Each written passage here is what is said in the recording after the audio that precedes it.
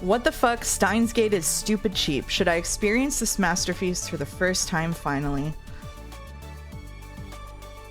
Hello. Hello, Double Jumper. Hello, everyone. Again. We're back again.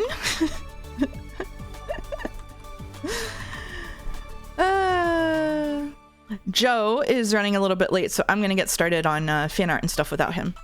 But first, we'll run some ads and then we'll get going. Latte streamer. We did spend the intervening hour discussing gender. Big day for us. Big day for us. Thank you, Talons5089, subbing for subbing with Prime right before I went live, and Outson. Now I can weeb gasp again. Welcome back. Welcome back, Outson. Yay, Sekimeiya hype. That's right. That's right. Okay, I'm gonna press play on the ads and I'll see everybody who isn't subbed in 3 minutes. Yay, Mouse Stream. It's been so long. I know. Didn't you miss me? Didn't you miss me? Hates non-subs. Hates pre-roll ads. Wants Joe to advertise on his server into no ads. I actually do it so that people don't get pre-roll ads. It's actually friendly. It's friendly to the non-subs. Sekimeiya barrels. First mouse stream today for Paquetto. First mouse stream for me too. Just curious, did you misspeak earlier in Jads, or was Kingdom Hearts Christmas pushed to November and I missed that? I just misspoke. I forgot what month Christmas is in.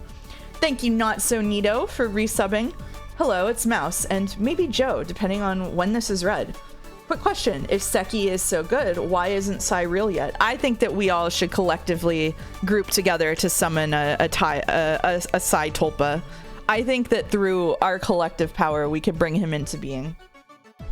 She won't play the new AI game because I said it was boring. That's true. I will not play the new AI game because Godot said it was boring, and because I read like the taglines on 2 streams, or I'm sorry, I read the taglines on 2 reviews, and they were both like, this is a filler game. And that was their takeaway. And I was like, well, I don't need one of those. Thank you to Holy Gordo for subbing with Hi Mouse. I needed the green name again. I felt naked without it. It does freak me out when people who have green names no longer have them, for sure.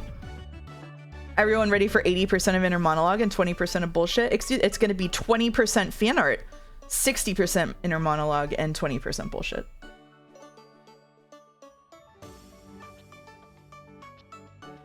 I see the date and my brain goes full monkey mode. Yeah, fair enough.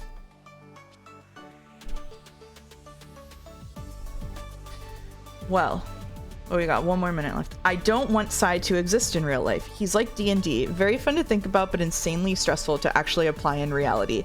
That's probably true, but I would love to talk to Sai for like 20 minutes at a party. For sure. For sure. I think this about you, Boulder? That's so mean. Wait a minute. We can squeeze in a 10% rant about the monthly newspaper. Don't give away the plot of the stream. Mouse, hey, can you summarize the plot so far, please? No. Oh, Dalmek has redeemed an emotional support Sai because Rodney shamed me last week. I automated this week, so I was actually going to ask if anybody was willing to test this out. So thank you, Dalmek. It did automatically put Sai on screen. Now we just have to see if he disappears in a timely fashion. Yippee! Insane tech. I know. Rodney shamed me. I spent the last 20 minutes learning how to do that before stream. It was kind of stressful, actually. All right. Ads are over. I'm going to put my advertisements out on Discord, and then we're going to get started.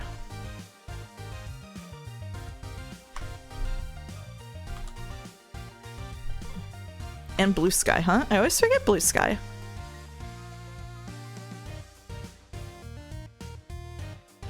Can't forget Blue Sky.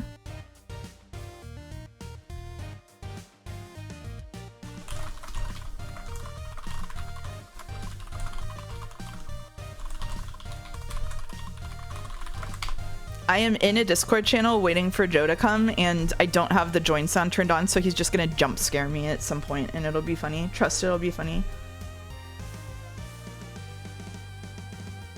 Announcements. Seki Sundays. Sekimeiya time fan art for a while first.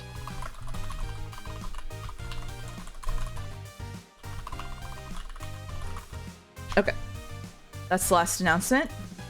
Now, actually, I don't know what happened. We were wondering if it would queue 2 in a row, so I guess we'll find out now. Since you've got automatic tech working now, are you going to host Homestuck Stream 2026? I've been working on an automatic OBS scene switcher for the unofficial reader. I already asked Joe to go on a vacation with me during Homestuck weekend next year so that we didn't have to do Homestuck weekend again. I'm sorry.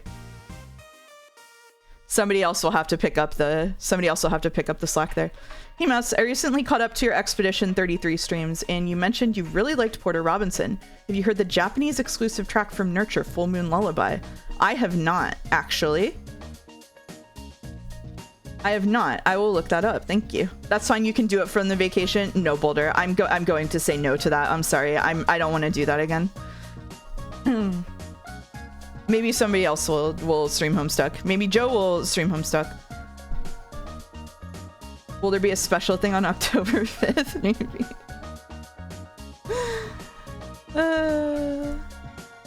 I'll definitely listen to Full Moon Lullaby. Thank you. I have to put a hard stop on that. I was very stressed out by the attention of Homestuck fans. I don't want to do that again. Once was fine. Twice is not fine. Okay.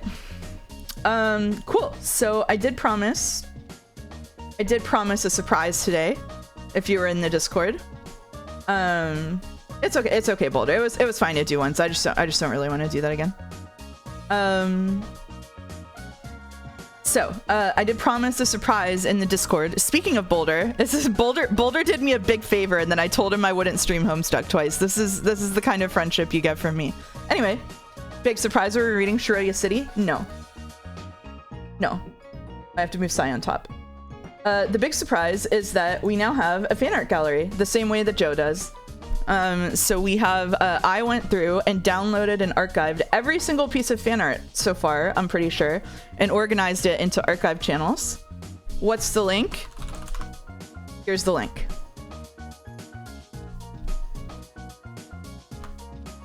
So, thank you, Boulder. Legitimately, thank you, Boulder. Boulder also came up with the Kingdom Hearts logo himself. So thank you, Boulder, for that. He also came up with the name Mouseum.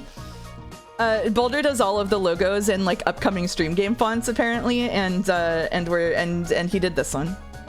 That's as much fan art as what Joe usually gets. Yeah. So this is all just the archive. We're gonna do weekly fan arts moving forward. Boulder stocks are up. We might have to reconsider the no Homestuck stream policy, but that's a problem for next year. It is beautiful. So we're gonna get into it. I moved all of the Sekimeiya fan art, I think, that I found to the end. So hopefully Joe is here to see it. We do have 2 videos, and I'd really like Joe to see the videos. So hopefully he'll be here soonish, and he'll be here to see it. Sai died. Okay, so it died because of Dalmek redeeming it. So we'll see. So I think that it doesn't queue them up. So I'll just have to do the next one. Manually. It's okay. Don't say that out loud. Don't bring up Homestuck. We were already talking about Homestuck. It's not my fault. I take so much blame for things that aren't my fault all of the time. And then also sometimes people blame me for things that are my fault, and I pretend they aren't and say that they're also not my fault. Okay, let's do fan art. Are you gonna have someone else manage it so it's a surprise for you like it is for Joe, or will nothing change? I'm still gonna do my own fan art. I think I'm not that big time. I like going in the fan art channel and thanking people directly. That was the duration running out. So yeah, this was tough. Yeah. So if you haven't seen Joe's fan art showcase, in all of the fan art we have the author tagged and then also like the subjects of the stuff tagged. So you do have 26 pieces. Yeah, you definitely have all the pieces. So this is from Tep. Akira Toriyama inspired mouse art in honor of Chrono Trigger. This is what I've been using on Discord as my icon because it is so cute. This does look like it could come straight from like the Chrono Trigger concept art. I think it's really cool when artists work outside of their like typical style. Thank you, Tup, also for coming up with the original idea to redo the piercings on the mouse avatar instead of the ear cuff. Very cool. I would never get an industrial in real life, so I'm not brave enough, but I do have my ears pierced twice, so there's that.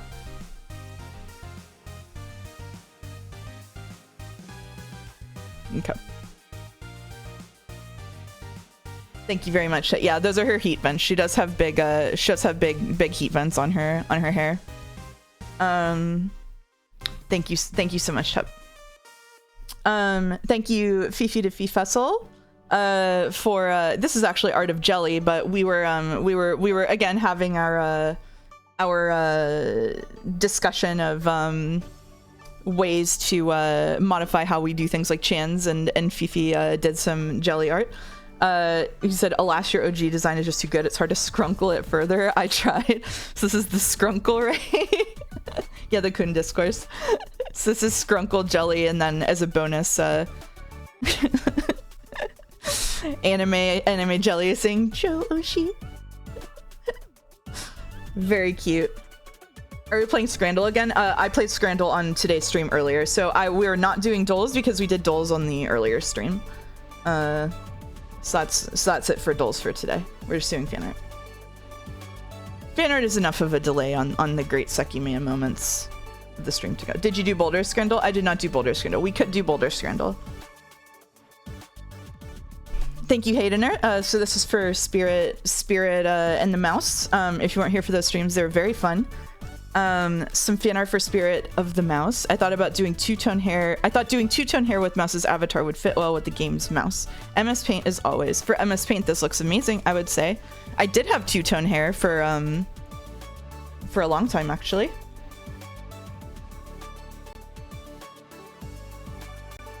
Very fashionable. Very fashionable. I love the beret. We got the beret. We're collecting the affection and gratitude of the villagers, and we've got our little guy Kiblins. They were called Kiblins. I think they were called Kiblins. That was a cute little game. I really enjoyed that. If you weren't here for these streams, it was from the Squeak Cross creators. It's really fun. Emmett Silk's hair. It is like Emmett Silk's hair. Thank you, Haydener, for this. And then we have the Kun section of the stream. Here's a Kun for you. He's really cool. OC do not steal. This is Sai's Watch Kun. Bangin' bod, but doesn't make a big deal of it. Travels a lot. Always there when you need him. Loves animals and children. Has a badass motorcycle not pictured. Sick leather jacket. Sai is like a little bro to him. He tries to keep Sai out of trouble. And also totally supports Sai's love of men. And of course it's a Casio watch. I love that he has a six-pack. The buff little why is this here? It was a joke. It was in the fan art channel, so it goes here. If you put it in the fan art channel, then it goes here. What can I like? I don't know what to tell you. That's a lot of fan art. It was 2 weeks worth of fan art. If you don't want it to go up here, don't put it in the fan art channel. That's about how it goes. I should have put real life Shiroya City in the fan art channel. Maybe. This was shown on Joe's stream, but we'll show it here too. This is also from Tup. Resubmit it because he misspelled characterization. Hold me, Sai. Hold me and you can do anything you want. The bag contains egg. Timeline. This is Seki-kun. Timeline hops so he can do the homework twice. His bench, squat, and deadlift and his SAT score are both 1600. Has no need for faff or drivel like characterization, themes, or friends. Only more logic puzzles and gains. Somehow, remarkably, 19 years old. And also wants to kiss Sai so badly. Egg. I like that he has egg form. And bag contains egg. I like to think that he transforms into the egg in like a magical girl sequence. And he has a twin. That's true. We know that he has a twin now. At least a twin. It could be triplets or maybe even quadruplets. Who knows? They've done a lot of characterization of Shiroya. It hasn't helped her character, but you know they did a lot of it. I mean, I would say it has helped her character. It just doesn't make her character feel like someone I want to read from the perspective of, you know? Like I already spend time in my own brain being like an anxious mess who can't decide anything. Having to live through it again is a is a little grueling. At least I can cook. I can make myself feel better with food. Tiny Sai in the egg, like tiny Cory in the package. Oh, Sai hatched out of the Sekimeiya. Did you know how scary it is that the theme of Seki might actually be the NEET struggle? I mean, like, we don't have evidence that anybody trapped in that tower has a job besides a security guard who's probably lying about it. It's gonna suck when you get 3 more hours of Shiroya today. It really is, yeah. It really is. She time travels out of the tower again? Okay. I was very interested in the voice assignments today. Lose Sai. Arena's house had work outfits in the closet. That's true. Oh man, listen, this is why you're the editor and I'm just a mere streamer. Thank you, Tup. Another kun we've got, possibly also meant as a joke, but still put on the stream anyway. This is what happens. We have men-loving kun who loves men and never recycles. A little, you got the funny assignments? I did. A little excerpt from the Discord on the side here. I said, dare I ask why he doesn't recycle? And Ravane said, of course, there won't be an answer, but feel free to ask. Ravane, in the chat, you were hoping I would put this up here. Would you care to clarify anything additional about men-loving kun while we're here? I only saw stream 1 of Sekimeiya. I wonder how it'll feel watching today. Confusing, Oko, confusing. You're welcome to say if you want, but you will be confused. Pride never ends on this channel. That's true. I did the bit of no further information, Ravane. Okay, that's fine. Pride never ends on this channel. That's true. I very cleverly did the bit of changing the Discord icon to a Pride one that I'm never going to change away from it. Very sneaky. No one picked up on that at all. Happy Pride. That's right.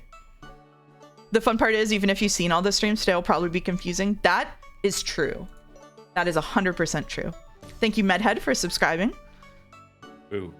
Ah! See, I told you he'd jump scare me. Hello. How you doing? Hello. I'm okay. How are you? I'm okay. Did you get dinner and everything? Yeah. Okay. I shared screen so you can see the art. Traumatized the guy at McDonald's.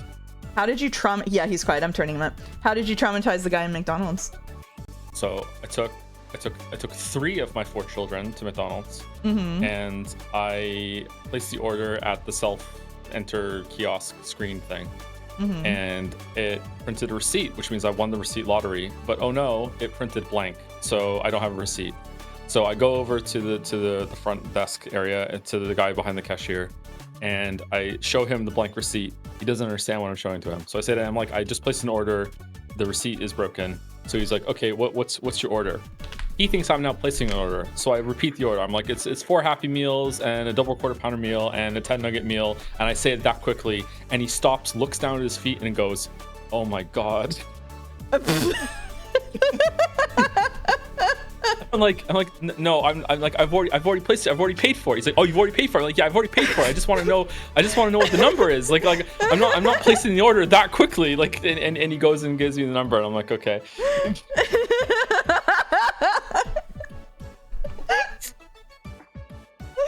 That's okay.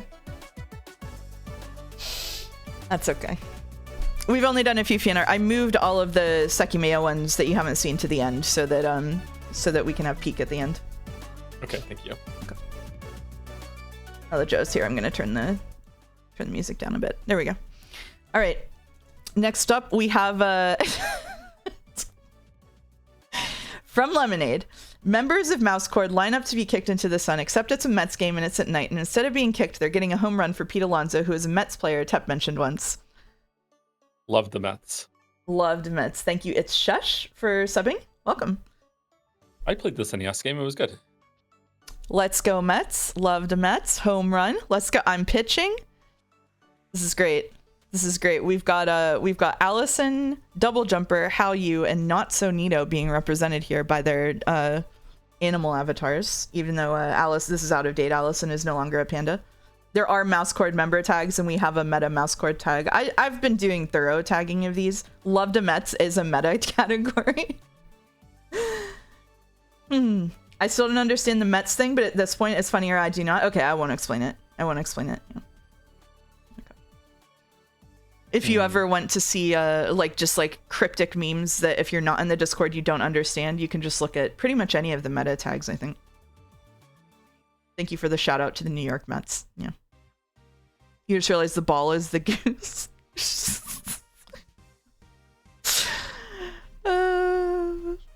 You're right. You're right. Thank you, Lemonade. From Oko, Mouse is that one Moomin screenshot. Mouse with a knife. Terrifying. Terrifying. No one should give me a switchblade, for sure. This is a cool mouse. This is a cool mouse, yeah. I love the bow on the tail detail. It's really pretty. Very cute. Can we have a points redeem to kick Mouse into the sun? You have to automate that one, Rodney. I'm not doing it. Joe, you weren't here. I explained that I made, right before stream, I made automated Psy technology. So if they redeem Psy on the screen, it now automatically puts them up there. Huh. The tech. The tech. Met's getting a sudden uptick in popularity and their marketing team being really confused. There he is. Yep. Juli Gordeau demonstrating for us. I can put a 5-minute cooldown on the redeem. That's true. Rodney also DM'd me a way to do it with the program. Yeah. Thank you, Oko. I think we have a great deal of Oko. Before I keep going, the next 4 pictures have spoilers for Umineko. So if you don't want, they're not like super spoilers, but it's like maybe episode 4 spoilers or so, just to be safe. So if you don't want spoilers for Umineko, I recommend dropping out of the stream for like the next 5 minutes or so. I haven't seen the Seki streams. I don't even know who Sai is. Well, thank you for the redeem anyway. The music is quiet on purpose because Joe came back. I just wanted to, I lowered it. Blame Joe. Blame Joe. Okay, with that said, this is some pieces from Oko. Spoilers up to Umi 7. Okay, Umi 7. This was in Jad's, but I wasn't sure if it was too off topic here. I've been gathering random works in progress throughout the read through. The timeline is maybe episode ? This is 3 into episode 4 into episode 7 into episode 1. Thank you, Mouse, for introducing me and many others to Umineko. It's pretty good. I may like it a little bit. Thank you, Joe, for introducing so many people to Umineko.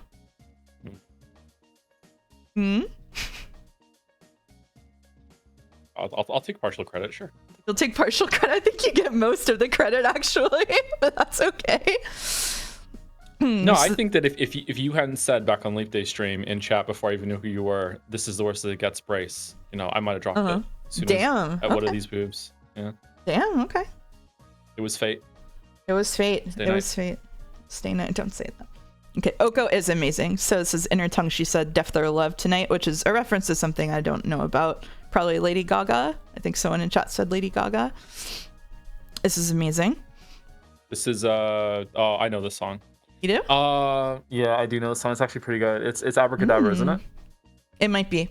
I'm not up to date on Lady Gaga. My mom loves Lady Gaga, interestingly. I love Lady Gaga too. We have Mouse to blame for the Umineko Renaissance era. Yeah, kind of, apparently, I guess. I was right. That was the worst it got. Thank you, Oko. Another one from Oko. I love this one. Beatrice getting blasted by the blue spears of the blue truth. Or Beatrice at a rave. Or Beatrice at a rave. Yeah. Yeah. She could be at a rave. Sayo would love a rave. Absolutely. Absolutely. Yeah, this is absolutely gorgeous. Yeah. It's gorgeous. Yeah. Oko's art of Beatrice is always amazing. Then we have this one of Shannon. My love is as a fever longing still for that which longer nurseth the disease. Or alternately, if you want to read like some subreddits do, my love for that is as which a fever longer longing nurseth still the disease. Don't dead open inside. This is gorgeous too. And then I think the last one is my favorite. Which is Beata with her butterflies. I have such a normal feelings about Beatrice. Yeah, me too. Yeah, this is absolutely beautiful. Oko, these are amazing. You continue to be just Thank you, Haydener, for gifting a sub to Oko. This is very nice of you. This is, yeah, it's just absolutely beautiful. I have normal feelings about her fangs here. Anyone else? Yeah, the fangs really get me, I think. It's just absolutely gorgeous. Really? I can't see them from this angle. Oh, okay. Yeah, sorry.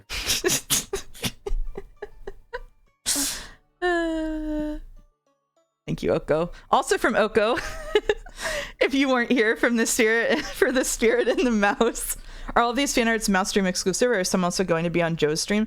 I mostly so usually Joe shows fan art before I do, and then I just don't show the ones that get cross posted. But now that they're being archived, we'll probably both show them. If they get posted in my Discord, they get shown here. If they get posted in Joe's Discord, they get shown there. If they get posted in both, it'll probably be on both. Does Oko have a blue sky? Oko does have a blue sky. They're Effie Oko on both. I have to thank you two for giving me the reread experience. Kyrie and Erica are the two most interesting characters to read again. I would say that's true, even though I don't like Erica. You just like Erica as a character, or do you just like her as just a person? Yeah, but as a character, do you find her interesting? Yeah, I think she serves an interesting function, especially like we were talking about on last week's stream. I don't want to, or yesterday's stream. I don't want to go too much into it because I don't want to spoil it for anyone. But yeah. I would say, interestingly, I feel like the only character in the story, and this is rare, that I actually dislike him as a character and as a person is actually Kinzo. I don't even think he's that successful as a character, to be honest. Interesting. But maybe he's just there, you know? Like, he's important, but he's still just there. Hello from Infernus. Hello, Irene. Nice to see you here. So if you weren't here when we were streaming The Spirit and the Mouse, which is what Haydener's art was from earlier, it was basically just a collectathon where you played a funny little mouse who collected light bulbs. And then the last 5 minutes of the game, God came down and talked to you and told you that they wanted to ascend you to be an angel or whatever. And it was... the last prompt in the game was press X to ascend. This is a perfect, and you have to say yes. I tried to say no 3 times and it wouldn't let me. I had to do it. Every game should end like this, so maybe.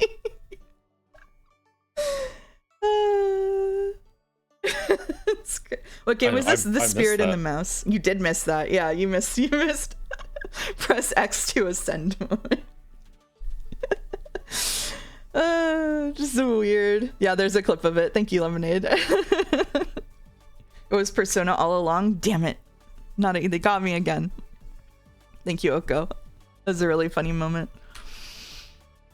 Marishina Noah joined the Discord just to post this. I learned a little animation because I wanted to draw mouse jumping. Worst mistake of my life, but I finished it because I got too far in. It's so cute. I love this art style. Which is based on like my stream art, and then the little mouse jumping is adorable. I stared at this for like 5 minutes when I saw it posted. Yeah, it's so cute. Yeah. I love Tiny Mouse.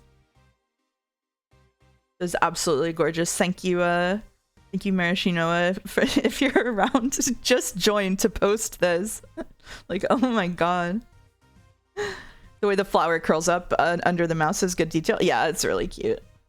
Welcome back, Hello Neighbor jumping on the fridge fan art. Yeah, this has so much in common with that. I agree. Oh god. The trauma in his voice. Just the worst stream. Just the worst stream. It's so bad I forget it happened sometimes. Like, legitimately blocked it out a little bit. Like, it was just the worst stream. Another one from Tep, Met's Mouse. I was trying to explain to a completely different community last night how weird our stream memes are. And it was because this was posted, and I was like, oh my God. Much hair. So much hair. This is goals, actually. I want my hair to be about that long in real life, which I know is so... Do you want to say it's so gross? Go ahead. So gross. Yeah, okay. Yeah. That would be terrible. That would be awful. So bad. Yeah. It would for me. It would get everywhere and shed like a full cat's worth of hair every week, but whatever. Oh, it's so gross. Baseball uniforms are underrated. I think they're pretty cool. I think this is awesome, like as an action shot. I think this is really cool. Tep turns out such cool stuff. I love Tep. She's so happy to be swinging. We've had both a mouse with a bat and a mouse with a knife in this fan art section. Impressive. Who would win? No, sorry. I'm sorry. I think probably this one, because the other one was like the small version of the mouse, and I think that this would the bat would just take care of it probably, unless small mouse slashed for the ankle tendons. That would give them maybe a chance if they were quick enough. We can't be doing this. No, I haven't. Okay. Has Mouse or Joe played off? No, I probably am going to stream it. I'm not going to say the meme phrase. Have you played off? I have not played off. No. You failed the D20. Okay. I've been played off, but I have not played off. There you go. Yeah, I really want to play it. I think that after playing Moon, it would be funny to play off. Probably the new one. Thank you, Tep, for the Mets mouse. We're not doing duels today because I did them all with Amos earlier, by the way. No dolls? No duels, except Boulder Scrindle. They do have a bet up for Boulder Scrindle, so we'll do Boulder Scrindle. I did Bandle myself today already, so that's good. Okay. I did not get it. I failed. we got it, but we had to get the clue for the name because I knew the song, but I didn't remember the name. Cool mouse. Cool mouse. Yeah, Clearer was doing some doodles in voice chat the other day, and came up with some good mouse outfits. Not a witch, just a totally normal mouse with not witch clothes. I love this. This is giving like private eye mouse, maybe, which would be realistic for me. We've got a few more. Detective. Mouse detective, yeah. Yeah, very mouse detective here. And that. Clearer just casually making 500 mouse concepts in like 30 minutes was wild. Yep. And then, of course, startled mouse. This is when Joe joins the Discord call when I have it set to silent. The tail is aesthetically pleasing. Yeah, I did. I didn't have join sounds on. I said before you joined that I turned join sounds off, and so you were gonna scare me. So yeah, you actually did spook me. And this is the cozy mouse, of course. The tail has a good curl. It's like a lot of feeling in the tail, even though it's just like a squiggle. Clear is just the goat for that. Thank you, Clear. Very cute. Next up, we have a couple from Luna Panda. I think we're going to get into Sekimeiya soon. Clear's design really inspired me, so I drew Mouse in Silent Hill. It's Disneyland. Experiencing unimaginable horrors. Cartoon mascots. So it's just got the fucking... We're in the detective outfit. We've got the fucking specter of Mickey Mouse. I don't know anything about Five Nights at Freddy's, but it's giving me Chuck E. Cheese, which I think is adjacent. And then just Chuck E. Cheese, definitely in that area. With the mouse in Disneyland with the lead pipe. Just there being 9 Kingdom Hearts pictures already is so funny. I know there's more Kingdom Hearts fan art than like most other stream games. It's so bad. I have to do it. I don't have a choice. Also, the fact that now we have Mickey Mouse and mouse tags is so funny. Oh yeah, you have to differentiate the mice. Yeah. The people yearn for Kingdom Hearts. Yeah. It's true. I seem like a Silent Hill protagonist to you. Maybe. I think I would kind of curl up in a ball in a corner, but maybe when put under pressure, I would actually turn into like a pro tag. Who knows? Chat says mouse with bat would win over mouse with knife, apparently. I wouldn't get scared if I was in Silent Hill. You wouldn't? You would just tank that? No, I wouldn't understand what's going on, so I would be fine. Boy, there's an awful lot of fog here. Yeah.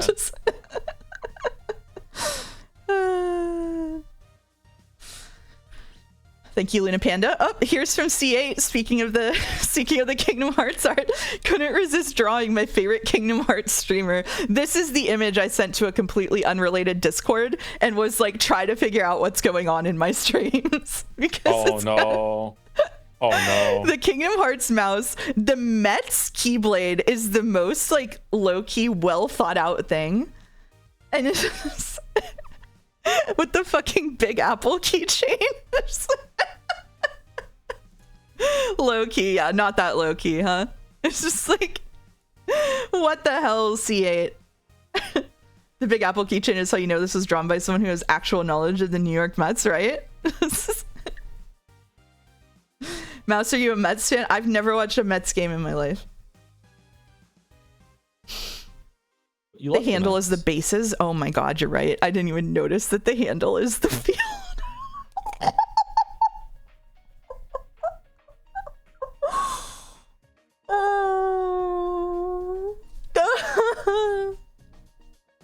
Didn't answer the question? Sure, I'll be a fan of the Mets. What am I going to be? A fan of the Yankees? No way.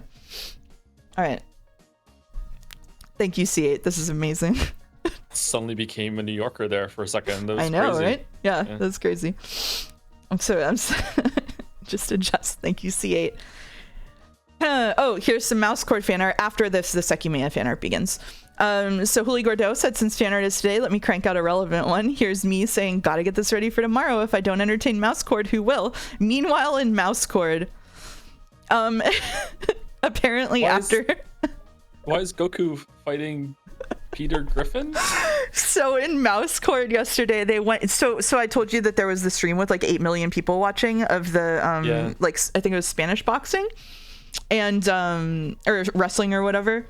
And it was La Velada, and there was someone who was like dressed like a Super Saiyan who fought, I think, like just like a completely normal guy and like kicked the shit out of him. It was boxing. Okay. Everybody really enjoyed it, I guess. Mouse left the babies with an iPad. Huge vibes of that. That's true, Oka. The Mets got Juan Soto and completely dunked on the Yankees by getting him. Awesome. August was told it got so many views because it was awful celebrities and streamers fighting each other, like Logan Paul type stuff, but in Spanish. Oh yeah, they said it was like a streamer fighting a Goku guy. That's right. Oh. That's right. Why watch that when you could watch Yumi Neko? Where was my invite? You were streaming, I think. That's true. I was too busy. Yeah. You have 4 fan art submitted and no stream art. So okay, I'll give it to you over break, Wooly. Sorry. All right. Now we have Sekimeiya fan art. So spoilers for Sekimeiya incoming, I guess, on the Sekimeiya stream. From Outsin. Sekimeiya streams have been really enjoying them, so I drew some art. Looking forward to the next one. This is fucking amazing. I think we can go clockwise. So this is Katsuki, Mia, and Shiroya's internal monologues. So Katsuki's over here with the egg chair. If A it's the egg chair. Okay. If A is B unless C and D, otherwise B and E. Less wrong. He's got Rocco's basilisk and Schrodinger's cat. Year of glad I am seated in an office surrounded by bodies. Harry Potter and the methods of rationality. Oh no. Oh my god, not the less wrong. I know. Just fucking just symbolic logic. Thinking about Big Shiroya squeezing him in shirtless sigh.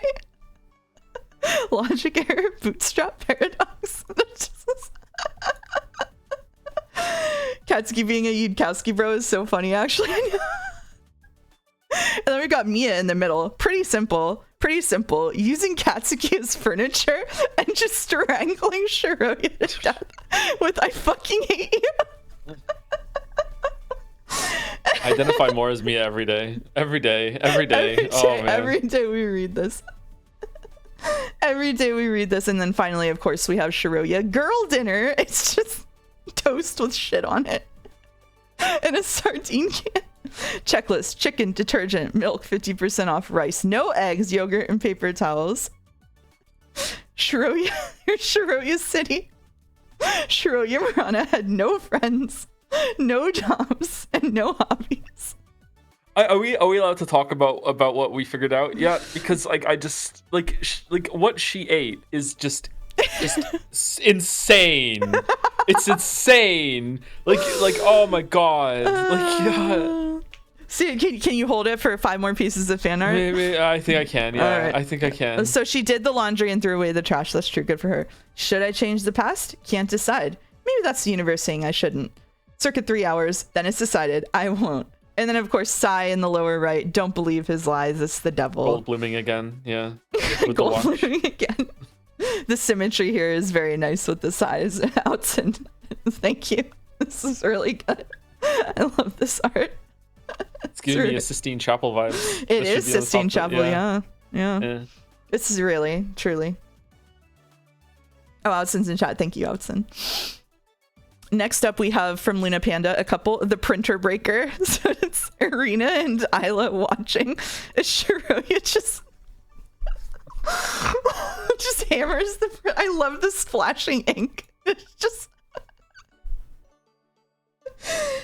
As you walk into your door and find someone smashing your printer, just the space is really good. I'm a time traveler. I came here to break your printer. And I had literally unlimited time to think about it, and I decided to come in with a hammer. That's what I decided. If you ever worked in IT support, you understand. True. Also from Luna Panda. We're opening the ramen, the mild ramen, of course. We're making the ramen. We're waiting for the ramen. 3 minutes, everyone. And then we're just fucking dead in our chairs.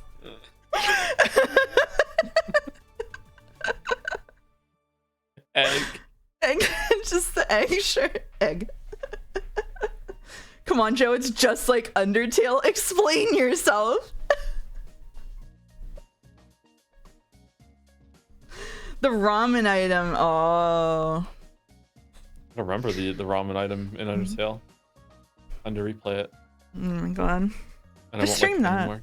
No, don't do that. All right. Thank you, Luna Panda. We have one more from Luna Panda at the end. Before that, we have a video from Ribko. Join the server to provide, who joined yesterday to post this. Join the server to provide a small animatic I did quickly because I laughed so hard at the ordering food with Katsuki and Shiroya bit so much at work.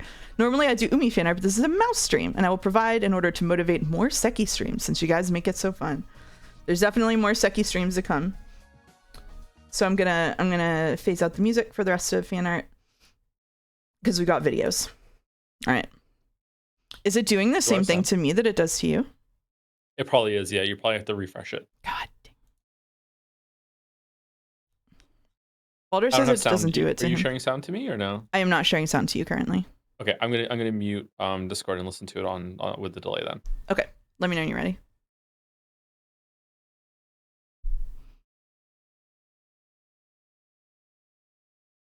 I'm ready. You got it. Okay, here we go. Okay, can you guys hear this? Does that sound okay? Oh, it's gonna do the thing again where it doesn't capture the fucking audio. Oh, it did this yesterday. It wouldn't work with Bandle either. Hold on. Let me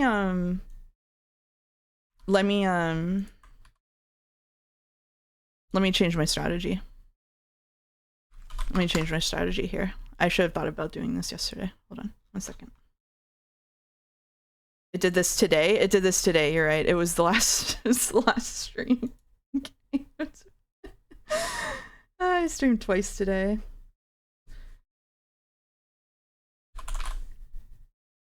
Okay. So let's try this. Could you imagine like Shiroya and Katsuki trying to decide what to order for dinner?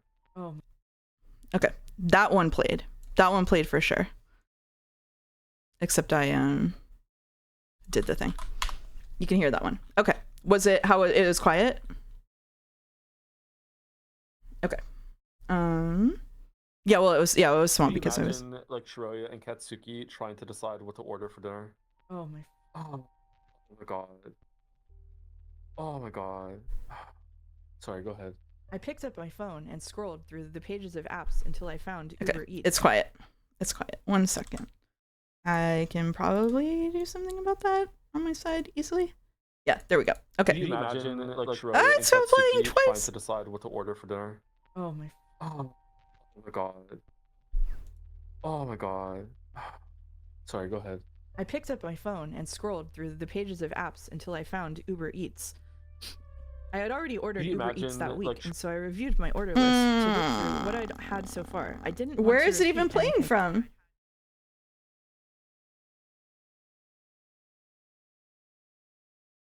You might have to play it without maximizing it. You might have to refresh it and then just play it in the window. I sometimes going window breaks it.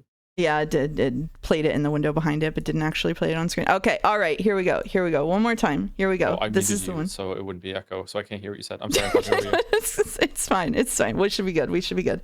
Here we go. Here we go. Here we go. Could you imagine like Shiroya and Katsuki trying to decide what to order for dinner? Nope, it's playing it. It's playing the small version, even though I have the version maximized. So we'll just have to play the small version. I see what you mean. Okay, here we go. Could you imagine like Shiroya and Katsuki trying to decide what to order for dinner? Oh my. Oh my god. Oh my god. Sorry, go ahead. I picked up my phone and scrolled through the pages of apps until I found Uber Eats. I had already ordered Uber Eats that week, and so I reviewed my order list to look through what I'd had so far. I didn't want to repeat anything that I'd had recently because then I wouldn't be able to enjoy my dinner as much. The local pizza shop had a sale, but I wasn't interested in getting buy one, get one because I don't like eating leftovers, and so it would have been a waste of food. I looked at Shiroya looking at the phone. I had an idea what I wanted for dinner, but I also wanted to see what she wanted to have for dinner first. Obviously, I was someone I wanted my top choice, but I would be happy with having her top choice if that was my second choice. So I had to decide what was my top choice and what her top choice was, and then we would settle on the second choice. But I also know that she also knows the same about me. So can I really trust that when she gives me her top choice, that it's actually not her guess of what my top choice is, because she wants me to be happy, but I want her to be happy too. Fucking Christ. Having traveled back in time, I watched from behind the door as the other me scrolled through Uber Eats. I knew very well that if Shiroya 1 ate food from the Indian place that she was considering, that she would get food poisoning. But would it be changing the path to warn her? This is fucking jeez. I didn't want to make contact with her, but I also didn't want to be suffering from the effects of food poisoning for weeks. I remembered when I was sitting on the toilet that I had agreed that I was going to change the past when I went back in time.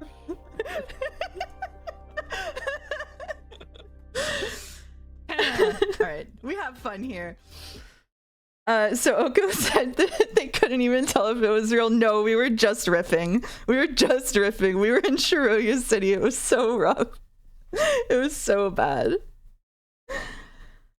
We have fun here on like Shiroya. That was really funny. It was really funny. We have one more video. I'll put the stream back so that you don't have to be silent. Hopefully. Nope. Nope. Not that. Here we go. I swear to God, I know how computers work. Mouse is lying. That actually happened. In a way, it actually happened. All right. Oh shit. Boulder might have found the reason why the videos break. That's good. So thank you, Ribco. Thank you, Ribco, for joining with that, because that was amazing. It's just so fucking funny. It was really close to what happened. They did not name drop Uber Eats. I don't think Uber Eats was around in 2011 when this started. And we do have one more video.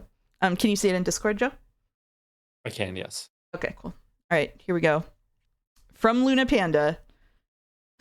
I marked this with absolutely no words in this one. Here we go.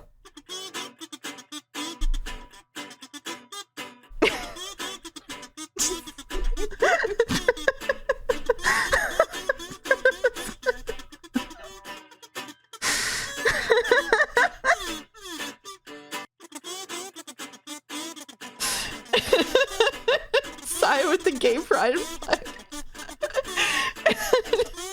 Being chased by Sai with a knife. Knife.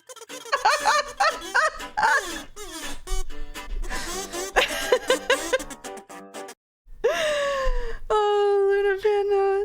No. It's how it feels. Just searching the building back and forth.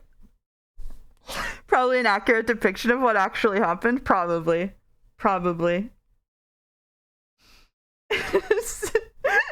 Oko with Gay Pride, what? You missed a lot, Oko. This could be the opening theme for Sekimeiya streams, that's true. I long for the building searching. I long for it. You miss it? You miss it? Better than Shiroya City? Better than Shiroya City, yeah. You'll love it on your reread. Sekimeiya 2. I was about to say you should have added Sai with a knife at the back and then he appeared. Flawless bit. That's so funny. Okay, well that's it for fan art. If you missed it, thank you, fan artists. Thank you, fan artists. All of this was on a website that we started this week. So thank you very much, Boulder, for setting it up, and fan artists for all the work that you do. That was amazing. So you can always go look, and all of the fan artists there in the Discord, I think, and you can come see their work. And now that you've held it in for 5 minutes, I think we can boot up the Sekimeiya and stare at this choice screen while we get mad. How about that? Sound good to you? Mm-hmm. Sounds good. Okay, here we go. We're booting it up. Oh no, not that one. Professional streamer. It kept Sai on the next screen. Oh, it's so good. The tech is so good. There it is. Love starting on a crash out. Boy, do I have news for you. We did stop on that choice. So, actually bought Sekimeiya this week because I wanted to figure out this choice so hard. Congrats, Bruce. I can't see it. Yeah, I'm gonna swap. Oh, that's just, I'm sorry. Okay, sorry. No, you're okay. I misunderstood. You're totally fine. There you go. It's up now. So, last week we ended on this choice, which is the question of, was Shiroya City in the past or the future? And Joe and I sat down and said, well, you know, like everything in the narrative so far has suggested it's in the past. Shiroya herself says that she traveled to the past. However, they wouldn't introduce this idea that they went to the future, that she went to the future, unless there was a good reason to do so, which is probably that she went to the future. So is there any justification to say that she went to the future? So we both had a list of moments that we wanted to re-examine in Shiroya City that had seemed kind of sus, and we went through a couple of them. And then let me just reproduce what happened here for you. So we're in chapter 3. We're in the searching, and we said she looked at the newspaper. She said a newspaper. A few seats away there was an open newspaper. It's Yushi News. We did go back to Shiroya City, yes, we did. Yep. We did go back to Shiroya City off stream. We looked at Yushi News, and Shiroya said, is this new? And Darfy said, the newspaper? Yes. And we were looking at it, and we were like, there's no way that this guy would say it was new unless it was really new. And I said, oh my god, what if it's a monthly newsletter? And then I went here, and Shiroya was a monthly newspaper. And that's where the crash out began. And also ended because you were like, that's it, pack it up, we don't need to read we were anymore. like, pack it in. We were like, pack it in. There's no fucking reason not to even keep going with this. There's no reason to look at the other stuff we were gonna go do. Like, this was the fucking fake out. Like, everything else falls into place. So then the other thing that we looked at was at the beginning, whenever she teleported, she looked at her phone, and since it's 2011, the date didn't display on the front of her phone. She had to go into the settings to look at her phone. And then at no point, at any point after that in Shiroya City, did she ever look at the date again. Somehow, not looking at forum posts, not looking at bank deposits that she got notifications for, not looking at nothing. So the phone ran out because her bill wasn't paid. Her parents are freaked out because she was calling at a time that she shouldn't have been. Caps had the same exact experience. Great. And just, she didn't look at the date for a full, like, 5 days.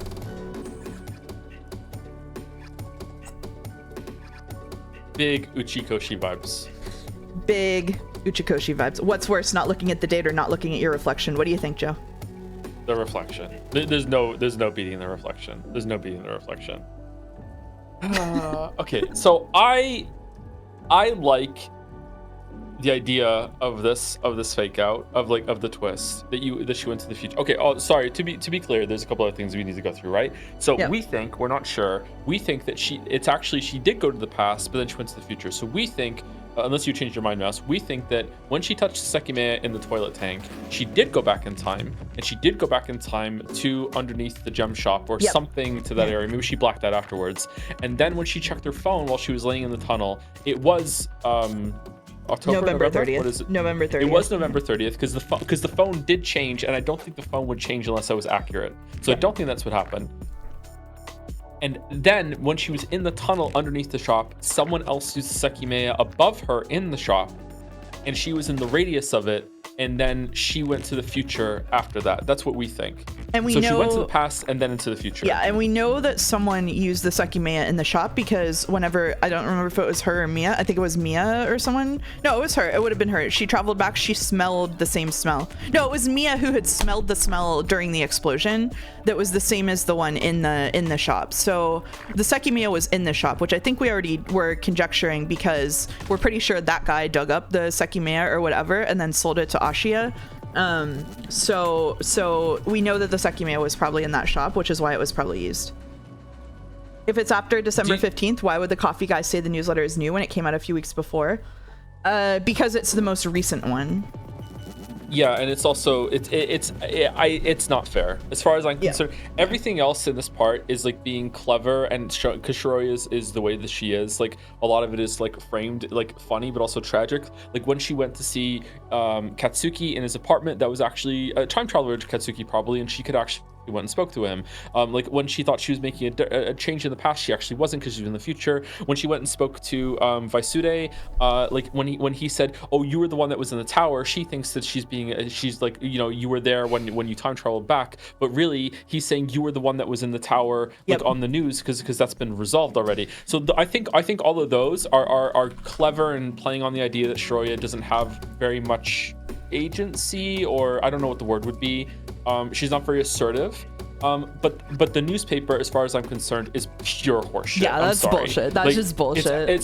There's no way someone would refer to a month-old newspaper as the new one because the next one hasn't come in yet. I'm sorry, it's pure bullshit. Yeah. The rest of the stuff that guy in the coffee shop said also makes sense because he's being gentle. He doesn't want to directly say like, hey, like you just like went through something traumatic. You know, like that's fine. Because Shiroya is not speaking very like this only works because Shiroya is the character that she is. I also think second biggest problem here is that she ate like month-old expired meat. Yeah. Like that's like I don't know if any of you have ever like had like cooked some meat in the fridge that's like a couple days expired.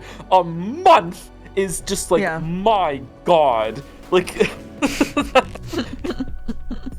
shit. That's pretty bad. How is she alive? God knows. So I did pull up the Vaisude conversation on screen because I did think this was clever when he's like, you were in Ashia Tower during the terrorist attack. Clever. Yeah. And she's like, what are you talking about? I do. Yeah, I was there. And he so I think that the other thing that supports her traveling back is the fact that he traveled back to the 24th of November. So not obviously they didn't at the same time, but it does lend credence to the idea that they could travel that far back in time. I like that word. I like credence. Do you still agree that she went back in time then went forward, or have you had different thoughts? I think she has to have. Yeah, I just can't. I don't think that the phone date should change unless she actually did go back in time. If that, I don't know how that can be explained other than she did go back in time at some point, or the phone mess. I don't understand how that could work. Maybe there's a reason for it. The only way that she didn't travel back in time first has to. So first of all, after she, I don't know if we mentioned this, but after she traveled back, I didn't remember this until we went back and looked. After she traveled, she had a weird fucking like dissociative experience where she just like hallucinated Katsuki or whatever. Like she had like a fucking like like maybe she was just tired, but she did a weird like shit. Like weird things happened, and then she left and never looked at the date again. So like there's a weird middle period where God knows what happened inside of. But the only way that she didn't travel back first there is something to do with the object bullshit, which we haven't figured out, and I don't even want to fucking get into, like with like the objects that appear and disappear, because it's possible that the Sekimeiya are synced somehow, the two of them, and that like what is happening to you in like when you use one Sekimeiya is related to the state of the other Sekimeiya. Like if you traveled with the other Sekimeiya, you would have this stuff, you know what I mean? So it's possible she did the future and then it gave her the stuff that she would have had X number of days in the past, you know what I mean? But like I don't like that. I don't like that. I remember talking to you about that on voice in the week, and I couldn't even explain it to you. It barely even makes sense in my head. It was tied to the idea that rooted in was because they had factored in that the Earth would be moving, and it also like they pointed that out. Like I feel like it's almost that like when you use the Sekimeiya to travel to the future or the past, it would like simulate what you would have done to get there, but that implies like a consciousness and a version of you that continued to do something even though that version didn't exist. So that version of you would have went through the checkpoint and lost your phone, but they wouldn't have taken the keys away from you, so you get to keep the keys but not your phone. Like I can't even begin to explain it. It's like, I think it could possibly be related if like the timelines are staggered. Like I mentioned, it could be, I said this early on, I think that it could be giving you stuff that is true in the other timeline. Right? Oh yeah, that's cleaner. I like that better. Yeah, actually. so if the timelines are staggered, right? Like it could be assigning you the stuff that is being held by you in another timeline at that point in like the infinity of existence, but like that timeline is happening at a different rate. Like I don't know. Boulder says good news. The thing I thought might have been the problem was not the problem. The bad news, it means I've got no idea what it could be, because oh, this is about fan art. Oh, sorry Boulder. Hope you can figure it out. If this is correct, it makes Shiroya an unreliable narrator. God knows what else she's not noticing. Shiroya is absolutely an unreliable narrator, but she is written as an unreliable narrator in a way where the things that she pays attention to are incredibly fucking boring, and the things that she doesn't pay attention to are the important ones, which makes the entire Shiroya City piece a sleight of hand, which is deeply annoying to me. It thematically fits. It thematically fits, and it's also deeply annoying. Shiroya is the kind of unreliable narrator that you can trust what she sees, but she would definitely fall for the gorilla on the basketball court mind experiment. Like she would not notice the gorilla at all. So she's that kind of unreliable, which is most people actually. But so yeah. I think that she's not unreliable in the sense that characters are unreliable in Umineko IMO. I'm not sure if you agree with me on that, Mouse. I think you did because you just you just said that. I did. Sure. I did. Yeah, I do agree with you. Somebody mentioned the lottery numbers in chat. The pièce de résistance of this whole fucking bullshit is the lottery number. If I can fucking find it.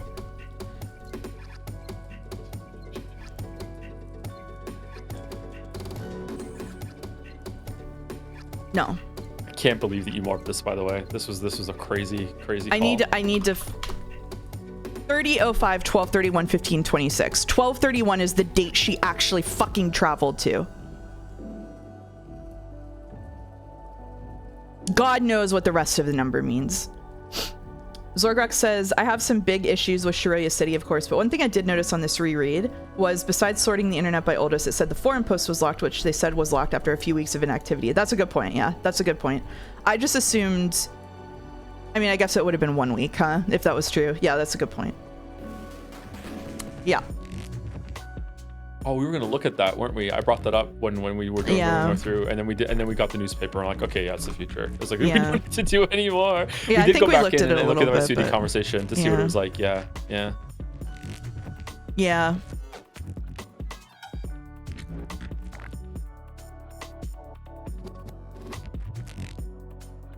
I wonder if those numbers match letters of the alphabet. 30 wouldn't be one, would it?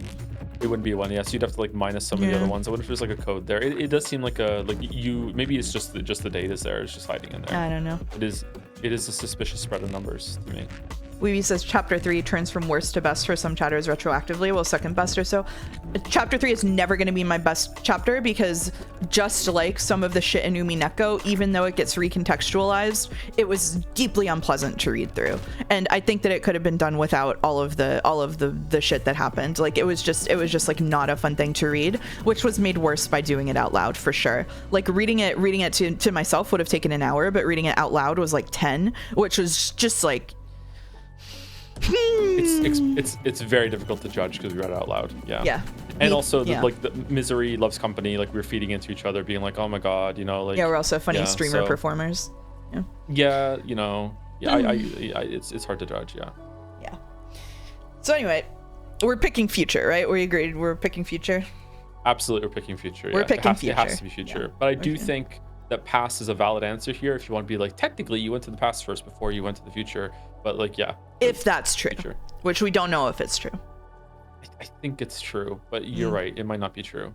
Picado says, I love chapter 3, I would never read again. Yeah, the people who have read this were in chat like, oh my god, it really does describe her taking out the garbage and making all that ramen, huh? Like I think people forgot just how tedious it was because they probably skipped through a lot of it mentally while reading, just kind of zoned out during it. So it weaponizes the boredom because you skip over all the clues. It kind of sucks. Yeah, that's what I meant by sleight of hand. Like they're hiding clues within the very boring slice of life stuff.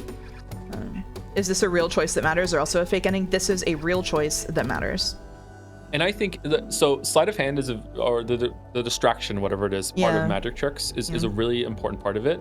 And it's really easy once you know to look for that, it's really easy to tell which part is the performance, the flourish that distracts you. So I gotta say that in terms of sleight of hand, this was a really effective and well done one because Shiroya is this type of character that you really do feel like, oh my god, what's going on? But that's still, even though it is well done, it was still, as Mel said, like deeply unpleasant to read.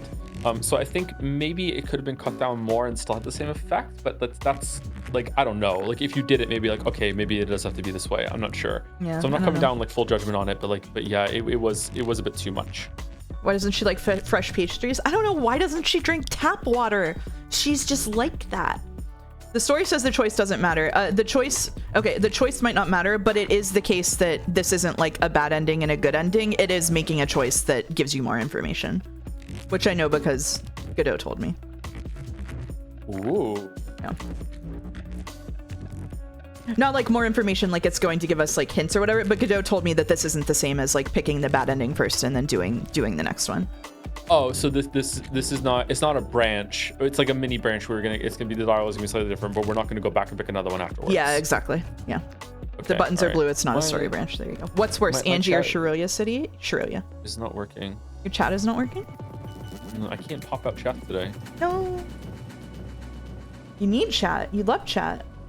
Yeah. Yeah, it's not working. It's not letting me pop out the chat. Shit. It sucks. I'm sorry. Do you want to try in a different browser or anything, or you just want to suffer? I just moved the window to a point where I can barely see the stream, and I can see the just chat. Okay. Because seeing the stuff twice is going to distract me. Okay, there we go. I'm good. All right. Shall we hit the future button? Oh my god, I forgot the voice assignments today. Yeah, the voice. Let me get my phone real quick. Be back. 1 second. Banger. Okay. All right.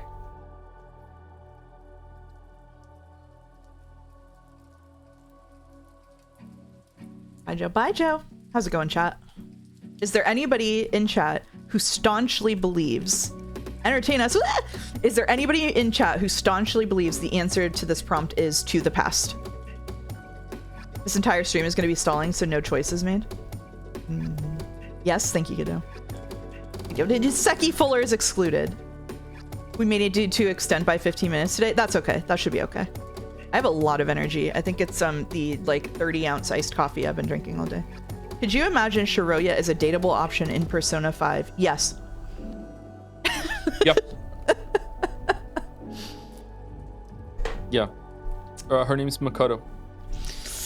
I don't believe past anymore, but does this choice even have a bad end? I don't think it has a bad end, no. I both believe and don't believe that she is this stupid. We don't want to believe it. Boulder says it's the 5-minute break you had during the escape sim stream that gave you all this energy. Probably, yeah. Probably. Well, shall we click it? I'm good to go. All right, we're clicking future. We're going future, chat. Oh, we were gonna do Boulder Scrandle. Is there still a bet up for Boulder Scrandle? Is there still a prediction up? There is. Oh, we have to do Boulder Scrandle. Oh, we have to do Boulder Scrandle. Do you want to do it now, or do you want to do it in the break? Yeah, we'll do it now. We'll do it now. We'll do it now. Yeah. Oh. Hey. Okay, let me put the Boulder. You almost voided all of a cheddar since it had a they don't do it option. Oh shit.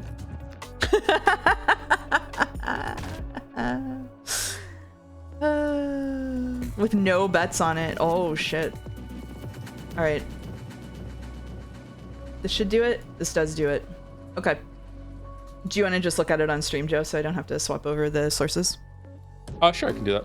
We're starting to see some repeats, so we're gonna need Boulder to add some more food. Boulder, can you eat more? All right. Easy left. Easy left. Oh, well, hold on. It's not easy left anymore because... Oh, did you already hit it? I already hit it. Okay. Was it right? It was right, yeah. Okay, good. I think this is easy, right? I can't see it yet. Okay. Do you? I don't know. People do not like shrimp on pizza.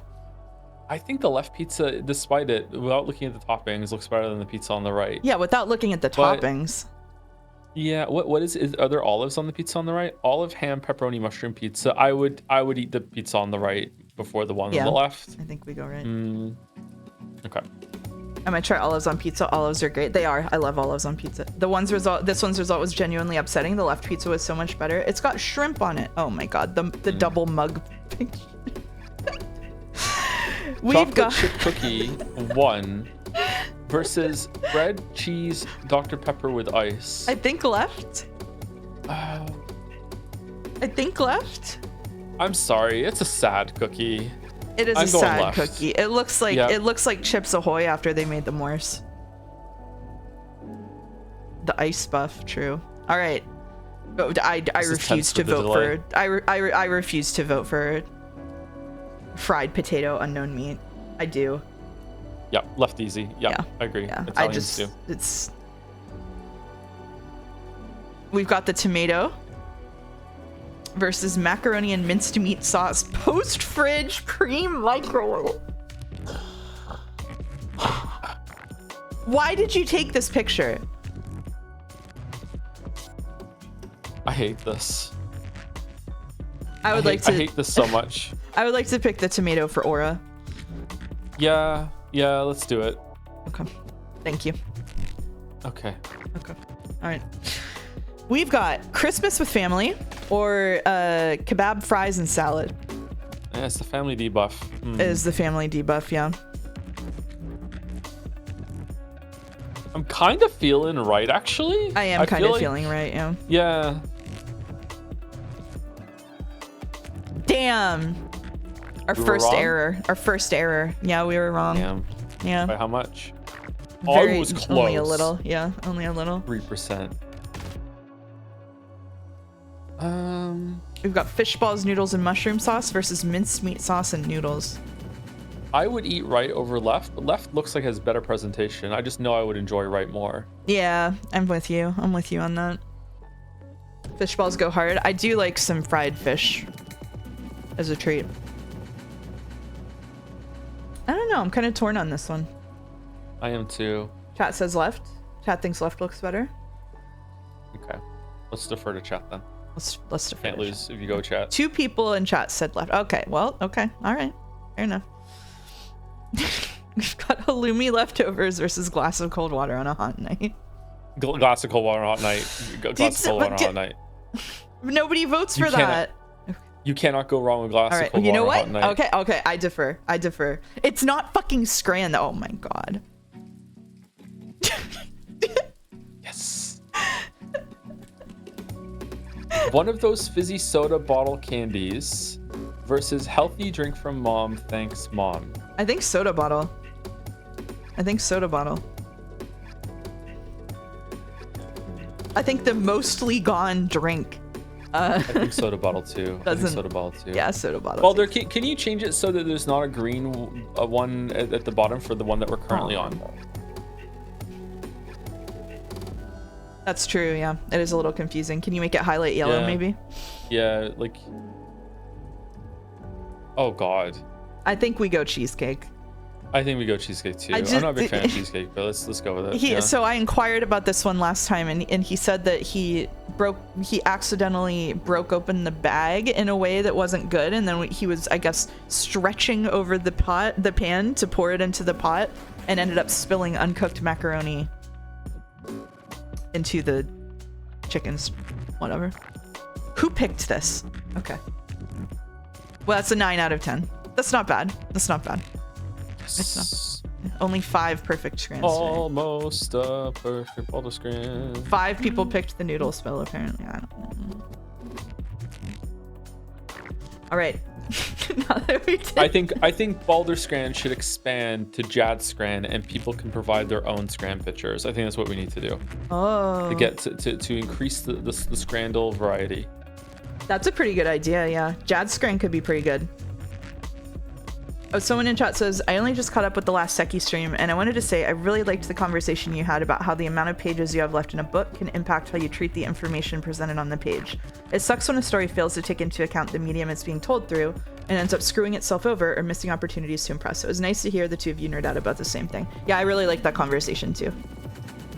Yep. The medium is the message. That's good. Oh, no McLuhan. No McLuhan.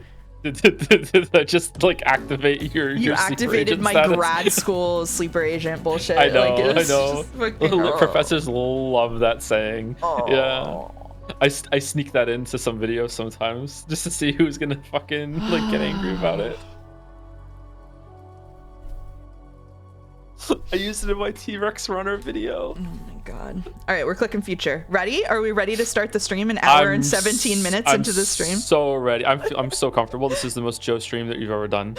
Is it really? I'm so comfy. Yeah, because we're starting so late into the runtime. Yeah. We've got fan art. We've got dulls. We've got delaying for channel bets. We've got it all. Yes, we scran. Yeah. Yes, we scran. All right. Hal Yu says we might have to go a little late, which I'm fine. I'm fine with that too. That's okay. All right, I'm clicking it. I don't have coffee today, so I'll have a coffee same. break. Here we go. Would you like me to start narrator, or would you like to? You were talking a lot, so I can start if you want to have a little break. All right, here we go. You want me to fluff the pillow first? Are you okay? I'm okay. I brought 2. I can swap them out. You're okay. Wow. So you read a story where Shiroya had traveled to the future. That was the truth. Yay. Everything around her pointed to it, yet she failed to notice it. She felt free after so long, which prevented her from realizing that she was still trapped. Boulder says this does have a bad end for the record. The bad end is getting condescended at. Well, we had all the pieces, so. That was due to her narrow field of view. Just like her, depending on the way things were looked at, you would have been told an entirely different story. Every mystery has been accompanied by the key to unlock it. Shiroya went to the future. That's why the days of the week didn't match December. Oh, for fuck's sake. Was a Thursday. Every mystery has been accompanied by the key to unlock it is already condescending at me anyway. Streamer, you had all the pieces. That's why it wasn't snowing when she stepped out of the drainage canal. That's why as soon as she got home, she heard fireworks celebrating the new year. That's why there was no people going to school, because it was a Sunday or whatever. But one time, Darfy told her she could drink alcohol. Given her birthday, that meant she was over 20 years old and legally allowed to drink. But, okay, whatever. There have been countless keys, but some of them have been much smaller than you might think. However, know that they're there and hunt for them. The time where your success will be measured will come, and now it is very close. They didn't even list any of the evidence we used to solve it in their little, oh, good job, head pat. Oh, auto scroll. We're auto scrolling. We gotta read fast. Okay. In the living room, Shiroya thought to herself, everything she'd experienced, how could it have happened in January? It seemed impossible at first, but she soon realized it wasn't. Even if that was the case, though, there were many questions to answer. So, what now? What will happen at 9? It'll be fine. We'll be able to leave. Finally, Shoya breathed a sigh of relief, but it was cut short by what she didn't expect. This isn't over yet, though. We have to do one more thing. Shoya peered at him, wondering what he meant. Just what he meant. We are going to save Mia. Oh, shit. That wasn't the end for them. But only the final step was left. What about the Samuel newspaper Jackson saying gonna December? appear from the bathroom? How could that goal be achieved? Shoya wondered that as she awaited Katsuki's next words. Mia, who had been seen in the tower, how would she be saved? Shoya had thought about it countless hours, but a way to save Mia had always meant her own death. She'd never believed it had been possible to truly decide between the two worlds. Did any of them die, or did they just get teleported forward in time so they don't find the body? Would Katsuki come with her?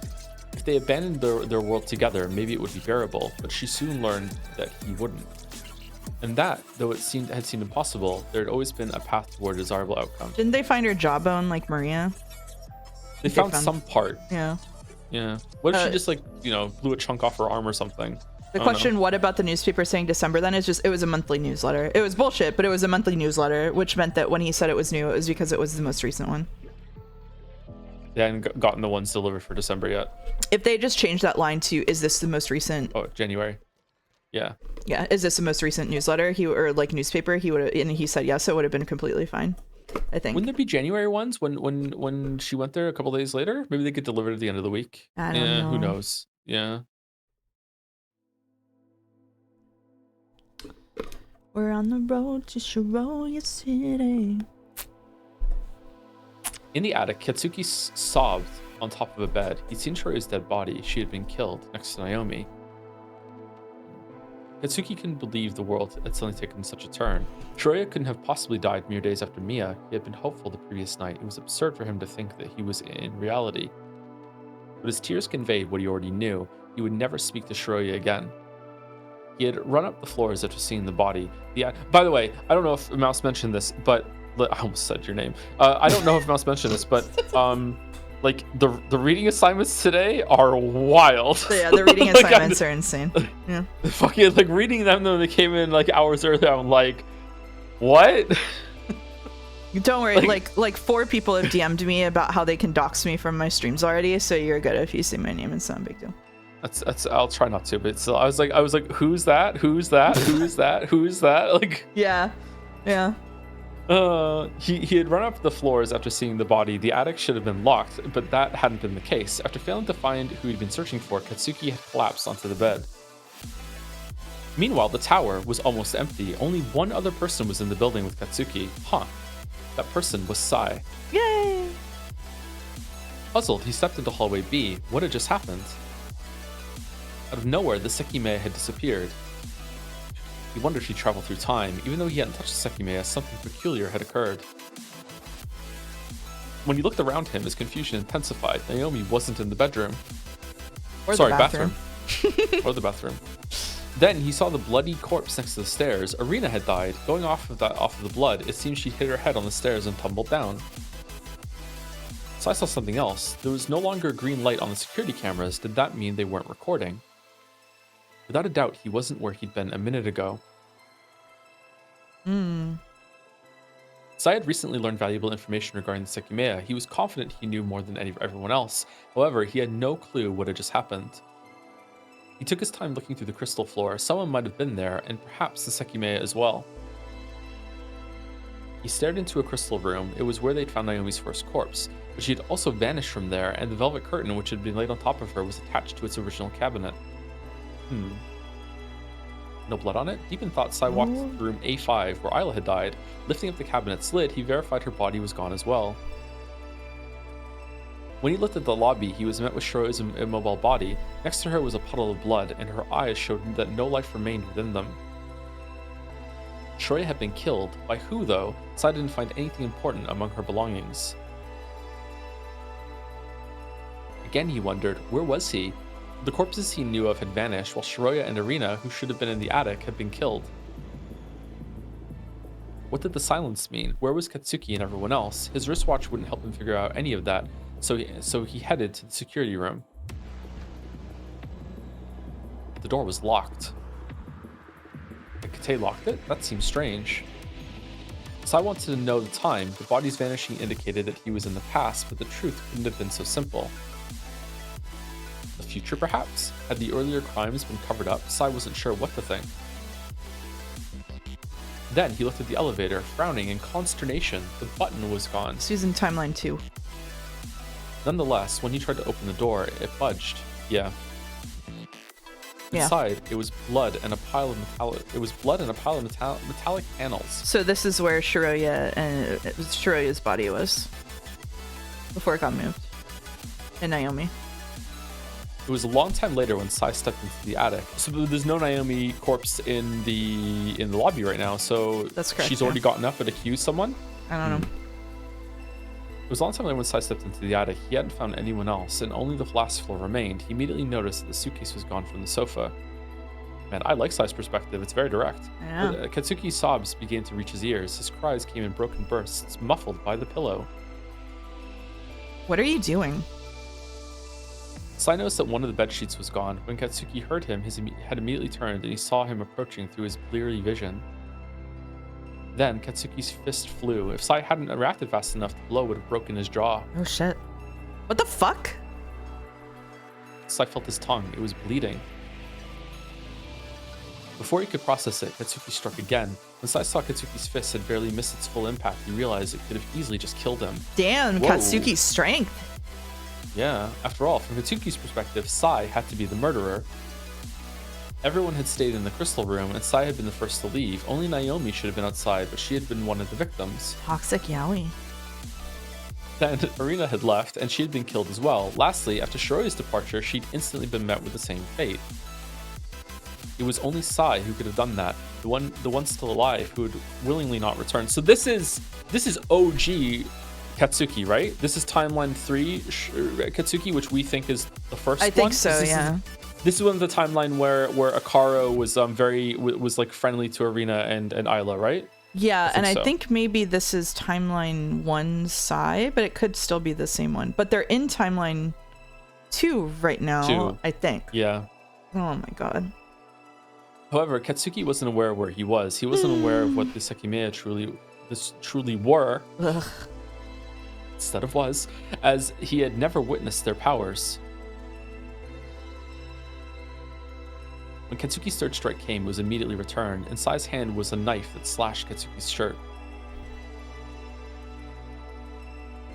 That confirmed it to him. Sai was the killer. He had just tried to make Katsuki his fourth victim. Bro, you just try to punch. So this is murder Sai. This is murder Sai right now. Right? Maybe it's murder Sai. So he has the knife, yeah. If he backs away right now, right? And runs away, then this is the Sai that goes through time, sees Katsuki coming, thinks Katsuki's going to attack him again. Yes. And he just tries to strike first. Yeah. Self-defense Sai. Yeah, I think so. He felt the chill up his spine. He couldn't die there, not to Shiroya's death, but he wasn't a match against Sai's knife. Before he could swing again, Katsuki ran out of the room. Okay, so Sai's going to chase him, and then he finds another Katsuki. Yeah. Yeah. You're not going to fucking run away. Sai wouldn't let him go, not after he tried to kill him out of nowhere. On top of that, he was aware of a few things. Sai did nothing wrong. Sai did nothing wrong.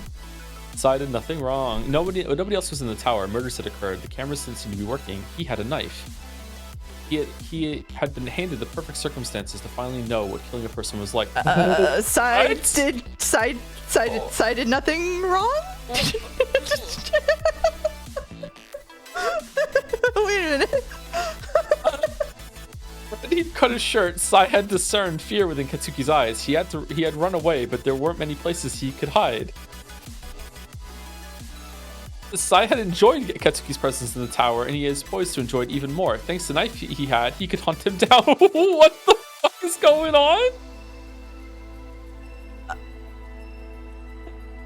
The emotional support Sai redeem is so good. He loves men to pieces, and at that same time, he felt enraged. Katsuki had almost killed him. He'd almost suffered a sudden, clueless, and pathetic death. Thank you, you bet your queer ass, for donating 300 bits to say Pride Month never ends. Sai did nothing wrong. We support Sai wrongs.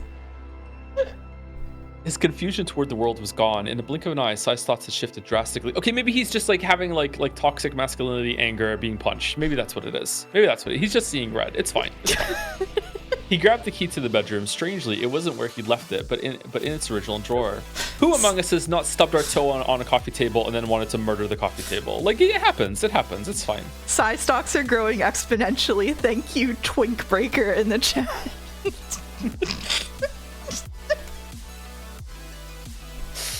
Then he grabbed the one in the other bedroom and removed his chain with a screwdriver. With that, Katsuki had very few places to hide. I forgot to tell you something, Joe.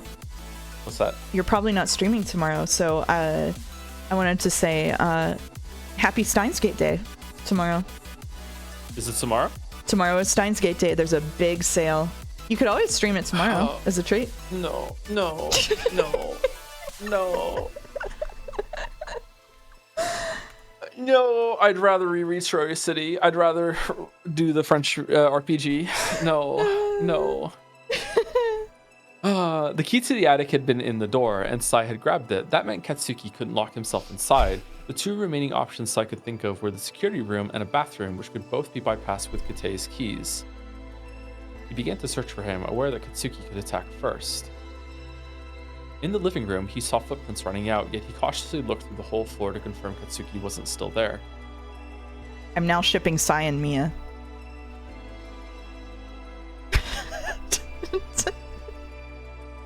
Gay erasure here? Wow, okay. He's Coming out of the bisexual.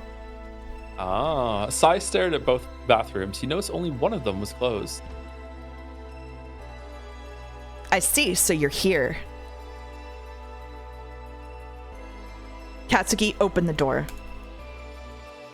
Katsuki, I bet you want to know what happened to Shiroya. Open, you stupid moron. Oh, I see. You're not answering because you're already dead. Sai grinned. In the storeroom on the crystal floor, he had found both Sekimeiya. Oh. He'd had a reason to hide one while leaving the other there, but what mattered was that he had access to both. That bathroom was where Katsuki had hidden. If Sai went to, oh my god, he's doing the Katsuki thing. He's doing the Katsuki thing. He's gonna go. He thinks he's talking to himself right now. Okay. If Sai went to the past, he could wait for him inside. Hence, on the other side of the door, Katsuki must have already been dead, and a future version of Sai must be waiting for his past self to leave. Briskly, happily, Sai ran all the way down. He didn't know which of the two Sekimeiya to activate, but it didn't matter. Oh, he's so happy! Happy behind the storeroom's wall, Sai hurried to the glowing gemstone, knowing it had been there a long time. This is the best VN in the world. They're all perfect for each other. This is a story about the development of the world's worst polycule. He actually was there, and he could have just gone in and killed him, but he psyched himself out. What the fuck?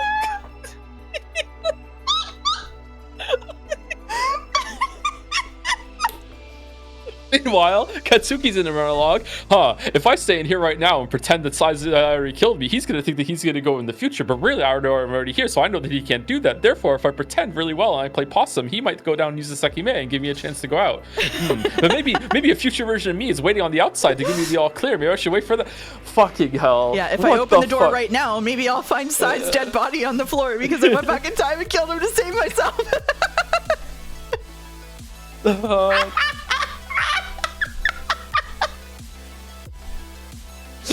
20 hours later, they're still standing at the outside of the door. Here I go. Katsuki had been in the bathroom on floor 6 since Sai had gone down. He had no idea how much time had passed, but the silence hadn't wavered once.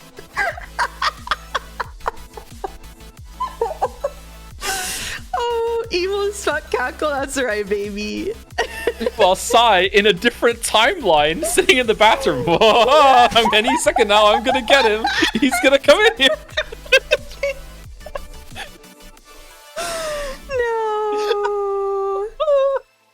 No. Imagine being in that situation and needing to pee. Oh my god. Like, do I have time to go? I don't want to ruin this moment. Oh my god. Fucking hell. Anyway, the silence hadn't wavered once. How long had it been? Perhaps 2 hours. 2 hours. No matter the time, for Katsuki, it felt like a still instant. Katsuki's mind had been consumed by the persistent image of Shiroya's corpse. Bro. Why had Sai not come back? Had he killed everyone else? Katsuki was incapable of shedding more tears. He'd been in the tower almost the entire day, and he didn't know if the exit would ever unlock. He wanted to leave the bathroom, putting a firm end to sigh. That desire spurred him onward. Oh my god, they would have killed. What if the police couldn't prove what he'd done? Exploring that thought for a second almost broke Katsuki. He had to find Sai before the police, but he was wielding a knife, and Katsuki didn't know where he was. Oh, behold the sweet fish toilet. Finally, Katsuki was able to reach the doorknob. He didn't think he had decided, but he couldn't stay there anymore. Katsuki flushing a fish down the toilet for Shiroya to get in the sewer so that she has something fresh to eat. Sai had been waiting for him outside. The floor was as desolate as it had sounded. Katsuki had heard him going down the stairs hours before. Okay, so Sai uses Sekimeiya, goes to a different timeline, goes up the stairs to hide in that bathroom, sees Katsuki and somehow Shiroya coming, and that's when he goes stabbing, right? That's what happened just now? Yep. Yeah. Okay, so that time, that causal loop or whatever the fuck you want to call it, that's closed now. I'm shocked that he backed off. I mean, I guess he realized that it was a different timeline, but I feel like once he went in stabbing mode, I'm very surprised that maybe he thought he couldn't fight both of them at the same time, but then why was he chasing them? I don't know. Yeah. I don't know. It does seem to come out of nowhere. I feel like maybe he is more of a psycho than we realize, but when you get attacked like that, there is a certain amount of rage that can overtake you that's very surprising. Yeah, maybe it kind of faded. Yeah. There's something that happens to a character in a very high profile game that that they calm down from that I think is impossible, actually. Maybe one day we'll talk about it. Really? I would love to know more about that. How can I say this if you know the scene, then you know it. A character gets one of their fingers bitten off and somehow de-escalates from killing the other person who just did it to them. Yeah. Interesting. Katsuki had heard him going down the stairs hours before. The red around his eyes had mostly faded, and they were otherwise empty. Slowly, he descended to the 5th floor. Here's the hint Joe wanted to give. Mickey Mouse was there.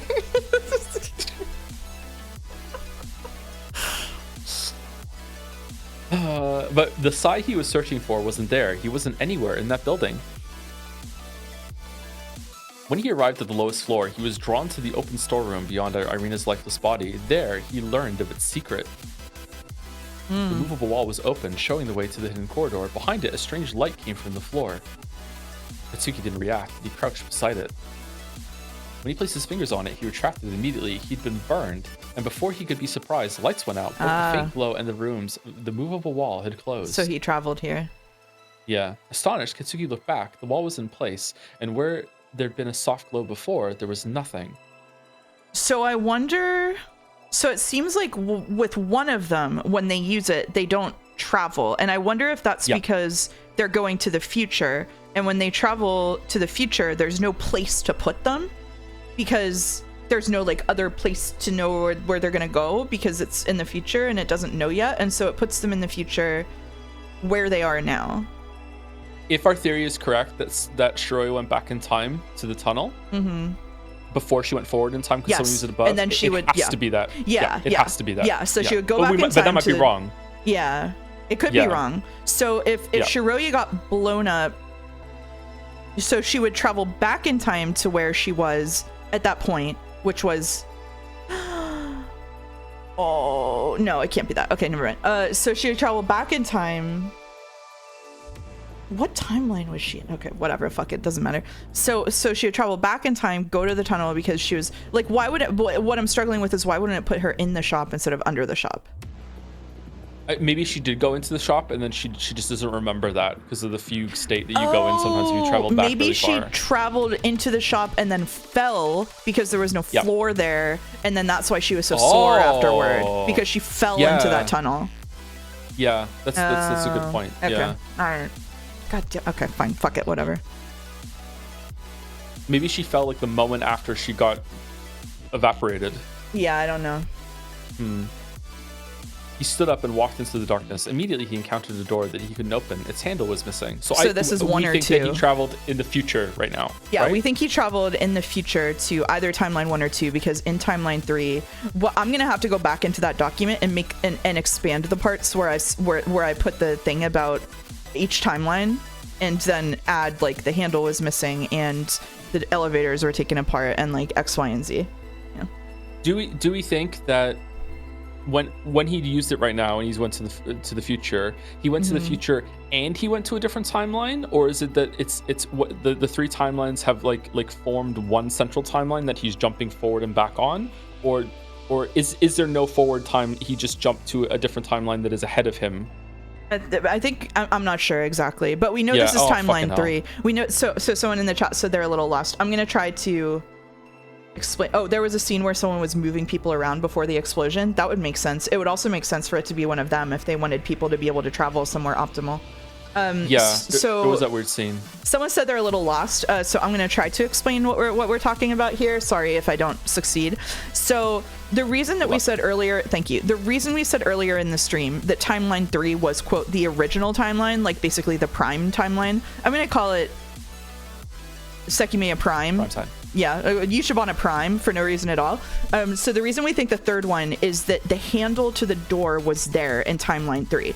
So what we were surmising was Kate left through that door, and the reason that timelines 2 and 1 were created was because somebody realized that they could do something by removing that handle, and so they removed that handle. The other like Joe did point out that like it could be the other way around. Like timeline 3 could be because they realized that if the handle was there, then it would happen differently. But it makes more sense to take the handle away. So if Yushabana Prime was like the handle was there and Kate was able to use it to leave, then timelines 1 and 2 somehow happened, possibly because timeline 3 is when they tried to save Mia, or timeline 2 was when they tried to save Mia. Like they did timeline 3 and then they did timeline 1 and Mia still died, and then timeline 2 happened when they did manage to save Mia. So it's possible what they're trying to do right now is produce timeline 4 where all of them survive, and we just haven't seen it yet. So what happened right now is we know there are 2 Sekimeiya. One goes into the future, one goes into the past. We don't know how the Sekimeiya chooses how you move, but we do know that sometimes it moves you and sometimes it doesn't. So basically what probably happens is when it moves you to the past, the past Sekimeiya moves you in a way that is based on your coordinates that have been that where you were at that point somehow, but it might move you to a different timeline so you're not there twice at the same time. That might be how the timelines are formed, and the future one doesn't know where you're going to be, and so it just puts you where you are now.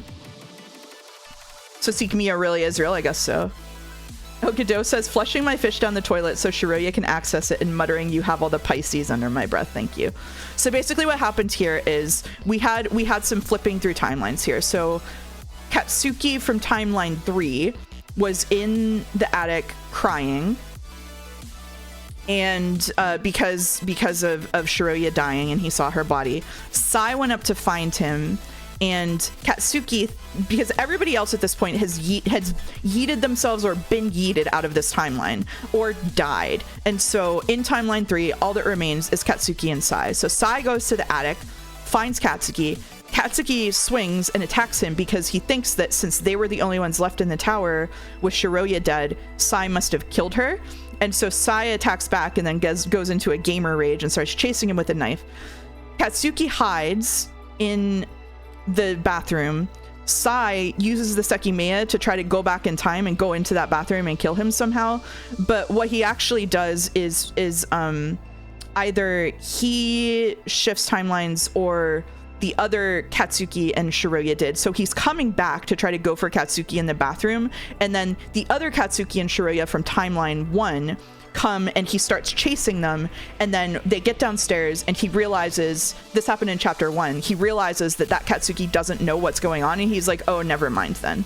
And so the Katsuki that he was chasing, that he thought he was chasing, then leaves the bathroom after all of that has happened and goes down to the storeroom, finds the future facing Sekimeiya, and then uses it and moves forward. We think it's the future facing Sekimeiya. I think it is, but we're just not sure yet. And that is the first time that we think this Katsuki is the first Katsuki that entered the tower. And so this is the first time the original Katsuki has ever time traveled, is just right now. I think so. According to my thing, the story. Yeah. Yeah, I think so. I'm viewing the time travel story as a thing that, if you went back and looked at it from the original, from their point of view, there would have been a version of events here that didn't have any intermingling of the timelines, because everything happened like sequentially for it to lay out. And now that there's a lot of crossover with people time traveling because you can change the past, it's reached some sort of, I'm not sure if it's reached some sort of equilibrium with like everything's in balance and we have to break that balance. The show Dark is like that, in my opinion. Or if it's just we're starting in like the middle of the time fuckery in order for it to be more interesting. So it's very chaotic at the moment. But if you did like rewind and unpeel all this, maybe there's been like who knows how many cycles there's been. If you rewound it, there would have been an original version here where like this happened differently. But now it's. So here's what I think happened. The change is happening. Here's what I think happened. Katsuki here finds the Sekimeiya, realizes that he can use it to try to save Shiroya. So in this timeline, Shiroya died.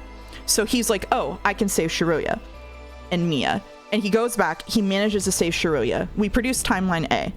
He can save Shiroya, but now he realizes he can't save, he hasn't saved Miya. So he tries to save Miya and it ends up with Shiroya dying instead. Yes. And then that produces the Katsuki we saw who like knew everything, that was everywhere all the time, because he was like, you have to go up here and then you do this and then you'll hear the elevator go twice. Like that guy, I think Katsuki is the mind behind all of this bullshit because he's trying to save both of his waifus. And so Katsuki has been behind a lot of the events that we've seen so far. He was probably in the shop, right? If he was using the Sekimeiya to go forward in the future, he might have been trying to save Shiroya and Miya in there. Like that might have just been another Katsuki. I think that Katsuki is the one producing all of this because he's trying to save both of them, and he's like producing alternate timelines or loops or whatever. They might actually be loops. Like I'm kind of coming around on loops. Like I don't know how to think about it really, but like I think that he's trying to save both of them and get the optimal outcome. He could be trying to kill them. I don't think so. That's exactly it. I think it's exactly it. The Katsuki trying to save one person has made another one of them die, or there's unforeseen consequences, and this is just about resolving that with everyone living, and he's having trouble doing that. Yeah. I think at some point he realized, like he started here, and at some point he realized, like, oh, I need to take the handle off the door so that like Sai can't escape or whatever, right? Like he's like, I need to take the handle off the door to make this happen. And so he got, like, at some point he realizes that there was a handle there and he needs to take it, like, you know what I mean? Like he is going back and systematically changing a couple of things at a time to try to make it happen, and it's just making like a bigger and bigger mess the further he goes on. Someone's got to kill Katsuki. I took the handle out. I took the handle out, but then oh whoops, now there's this Kate. Now there's Who the fuck is Kate? Who the fuck is Kate here? Yeah. And every time he does it, he introduces an unknown variable, and he doesn't know how to handle it. It's really funny you two are so in tune with the order of events, while at the same point I was still undecided whether to abandon my underground squid theory. Talk more about the underground squid. What's underground squid? And while we're waiting for that, thank you. This is Fish Show for resubbing with Timeline. Timeline, absolutely. Original Katsuki must have been so fucking confused. Who the fuck is Kate? Great question. Yeah, great question. You're just fucking like, this guy is now just here. Why the fuck did he go out that door? Like, so it's interesting because Sai was right that Kate is sus. But it's interesting we got in narration there. What we got in narration was that Sai did not come into the tower knowing how the Sekimeiya worked. I don't know if anybody did. If anybody did, it would have been Akaro. But I don't think Akaro did, because I do think that Akaro accidentally yeeted himself into the future. Yeah, Sai did not come in with a time travel plan. He found them and had to figure out what they were. We got that in narration instead of through his his perspective. It was your explanation for the smoke and the smell. How did you get to squid? How did you get to squid for smoke and smell? I would understand if it was ink. So Sai could still be working for Zen and just wasn't informed of what Sekimeiya does, but it's looking pretty unlikely that's the case. I think Akaro is the Zen agent. So I think Sai is just a little weirdo. Akaro is the Zen agent, and Kate is like maybe like just a thief who like got a job here to steal things. Like I think Kate is just a loser. The smoke is inky in the Vienna, it goes everywhere. Okay, fair enough. Fucking ink. All right, we've read like 10 minutes in 2 hours. Okay. Yep. Let's keep going. Do you want me to continue? Yeah, unless you want me to. Oh, I can. It's okay. I He stepped back to the wall that had closed. It didn't seem to have a handle either, and he couldn't get it to open. For an instant, Katsuki thought he'd been trapped, but he soon felt the area that allowed him to open the hidden wall. In the hallway, Katsuki stared at the stairs in fright. What was happening to him? Irina had just been there, hadn't she? Yet she no longer was, and the sea of blood there had been reduced to a single droplet. When he looked at the other side, the sensation persisted. The event room had been opened before he'd entered the storeroom, but it wasn't anymore. So big amounts of blood becoming drops in different timelines, kind of weird. Yeah. What's that about? I don't know. I think it was, I don't know yet. Maybe someone's marking it almost, like pricking their finger and being like, someone's dead in another timeline here or something like that. Like, no, that's dumb. What is that? Nobody was in it, but the same glow lay on the floor near the cabinet. That was when Katsuki understood what it had been, the Sekimeiya. What if Kate isn't sus, but he escapes his lockdown with the drive with the security footage on it? That's why the cameras aren't lit with the green light? Maybe. We don't think about the cameras at all. I don't know. We don't. We really don't. As he crouched next to it, he shivered slightly at both the temperature of the room and how odd everything was. Could the Sekimeiya really have disappeared when he touched it? And why had he been burned? He still felt it on his finger. Carefully, he reached out with it with his left hand. Again, as soon as he contacted it, the gemstone disappeared and he felt a painful burn. So he just went forward again? Yeah. Because he was lost. Was he delusional? He couldn't convince himself that it was impossible, but he'd seen it clearly. The gemstone had vanished. So, sorry, I keep delaying us. The other option here is that they think it goes forward in time, but what it actually does is swaps you to the different timeline and they're staggered. Yes. Yeah. Yes. Yeah. That's the other way it could work. Yeah. He looked around, almost beginning to cry again in desperation. Hopefully Shorya's corpse had also been a hallucination, but he couldn't bring himself to verify it. Last interruption here. Someone asked, is there a link to the thing with all characters and important events? I can give you a read-only link for that. Yeah.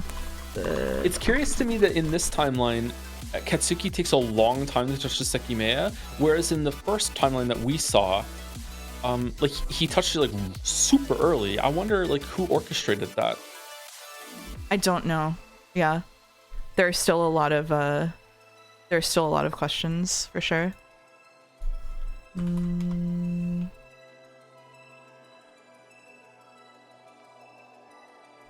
Okay, let me close that. We're good. Oh, the link doesn't work. Sorry, messed up. You gotta copy paste it.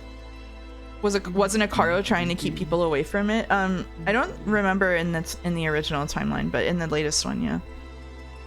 In timeline A, in timeline C, they have been.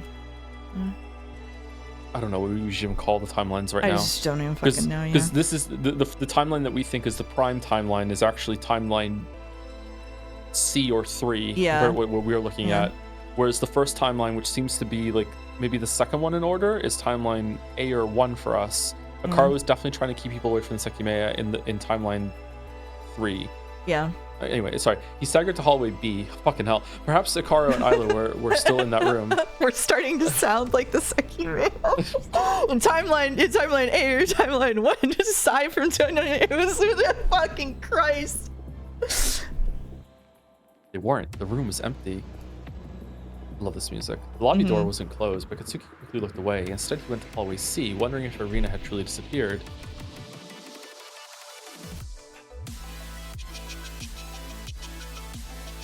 She had. She really wasn't there. Was the drop of blood there? I don't know. Katsuki had failed to notice another change earlier. The elevator button. It was attached where it should have been on the wall. He pressed it softly, causing the burn on his fingertip to prickle painfully.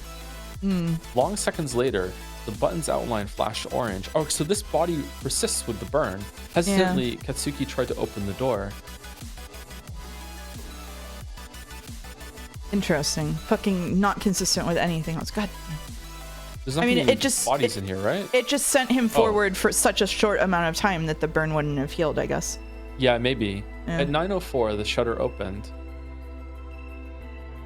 A group of policemen had been in front of it, awaiting that time. As soon as the glass came into view, they saw the figure of a young girl lying next to a puddle of blood, Shiroya. However, they couldn't rush in. An unknown gas was quickly detected inside the building. So is this what we saw at the end of chapter 1 again? Squid? When they were prepared, the team raided Ashiya Tower. No, there were a bunch of different oh, so when the shutter didn't open, even though the clock said that it should have, it was because they were at a completely different time. I see. Okay. Yeah, I think after this is done, they seal the building again. I think that's what happens because of the unknown gas. Yeah, that makes sense. Yeah. When they were prepared, the team raided Ashiya Tower. The girl in the lobby was young and had blue hair. She didn't have an open wound, so the blood next to her was strange. Naomi's. Sprites are canon? Sprites are canon. Uh-oh. On the other side of the door was another body, along with a much larger pool of blood. An older woman was found. She had hit her head on a step, dying instantly. This is Arena. Watched all 13 previous stream VODs in 3 days. Are you okay, first time chatter? Holy shit, are you okay? Yeah. What exactly had happened during the 12 hours when the tower had been sealed off? The officers are speechless as they stared at the corpses. However, that was nothing compared to what awaited in hallway B. Dimly lit, its entire floor was red. What? It took a moment for the first officer to realize that it was blood, not lighting. Then, when he saw its source, the wind was knocked out of him. He froze, knowing that it would be the most gruesome image he'd ever see, the sad remains of what had once been a human being. In the middle of the hallway, by the door of a crystal room in the right wall, was the origin of the blood. It wasn't a body, it was only half of one. Oh my god, time travel error splice. The other half was beyond the door, as it had split in two. Oh my god, did they travel into the door when it was closed because they traveled when they were going through a door? That's so unfortunate. That's so unfortunate. Do you know that's what happened? My idea was that they tried to touch both Sekimeiya with one hand at each time. Oh my god. Oh no, telefragged. Oh no. Oh, that would be really bad. Oh, that would be so bad. Skillishio wouldn't let that happen to me. Oh my god. That makes traveling to the future horrifying. What if like you traveled where someone's standing? That's why it doesn't put you anywhere. That's why it just lets you stay in the same place. Oh, the officer stared at it while his heart hammered. It looked like a young man. Behind every door could be one half of Sai. Oh no. They raised the curtain to the Sekimeiya cabinet. As Ashiya had feared, it was empty. Have we seen dead Katsuki at any point? He has died, but I don't think we found him. Okay. I don't think so. All right.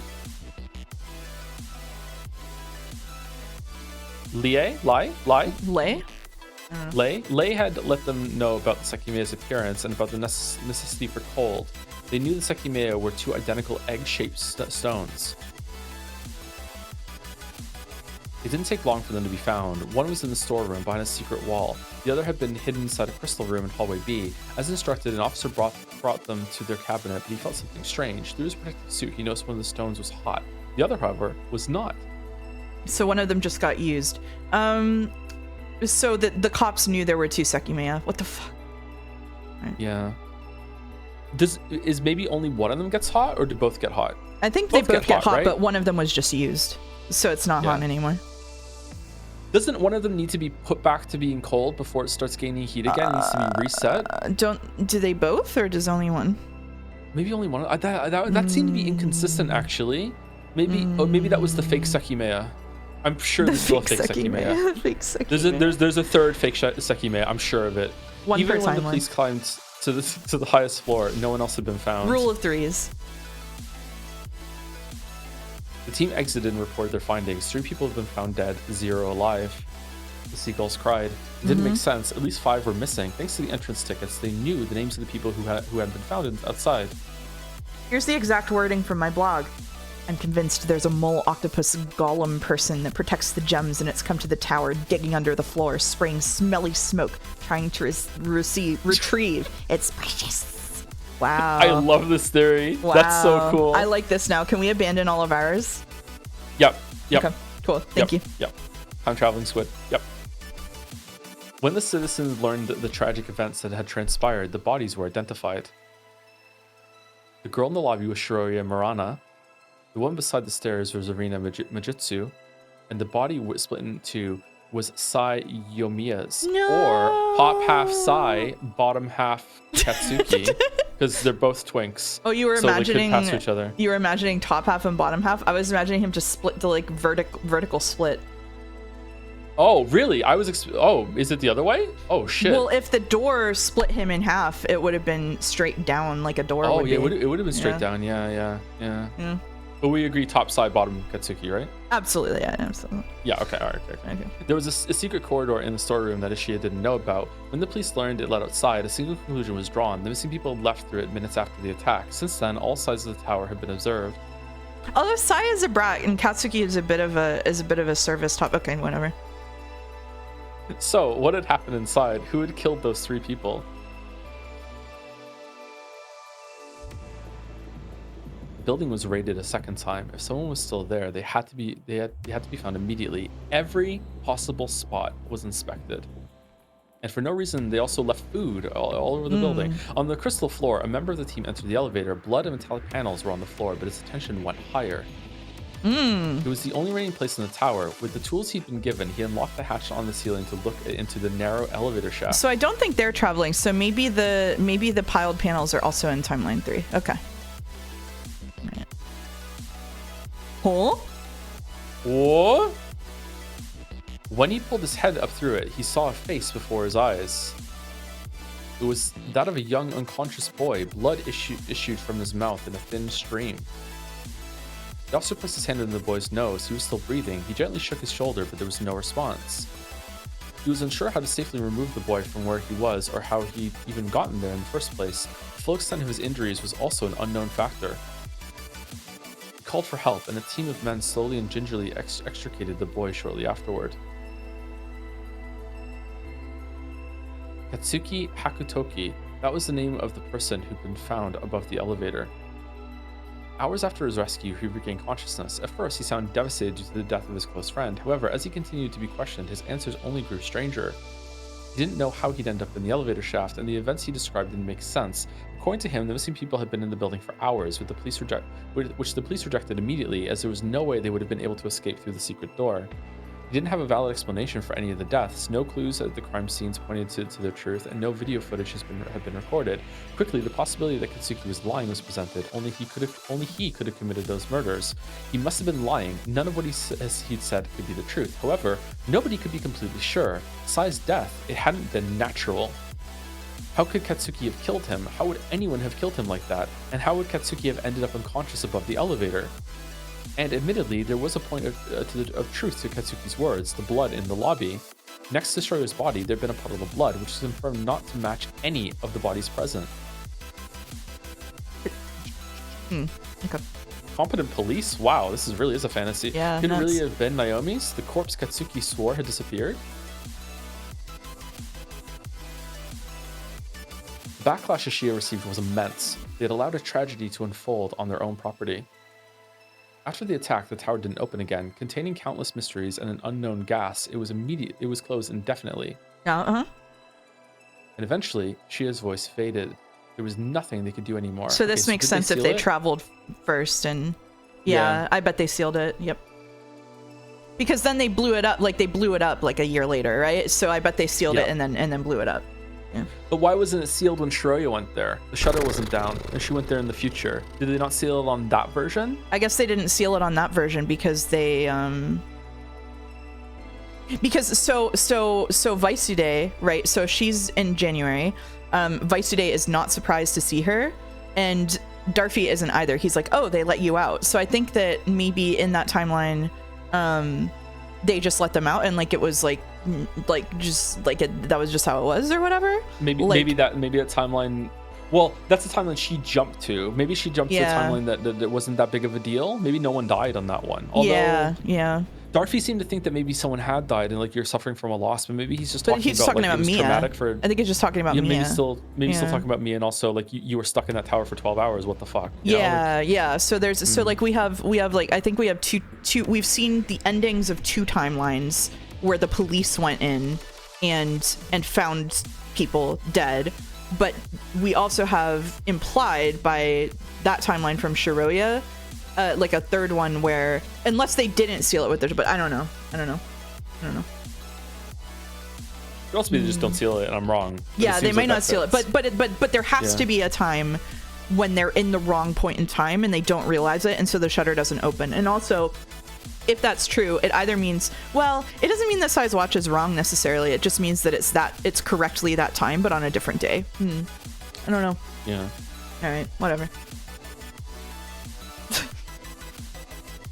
I mean, it could also be that one of them time traveling is the one that buys the building and just reseals it like months later for this to happen. Yeah, because they won the lottery. Yeah, they won the lottery. They really did. Many weeks had passed since December 15th. Lonely, Katsuki looked at the sky through the glass of a window. He could not yet believe what his life had become, and imagining the worst years ahead of him, he could only cry. The sky he saw, he wasn't happy he could still see it. He wanted it to disappear. Oh. And it did. Oh?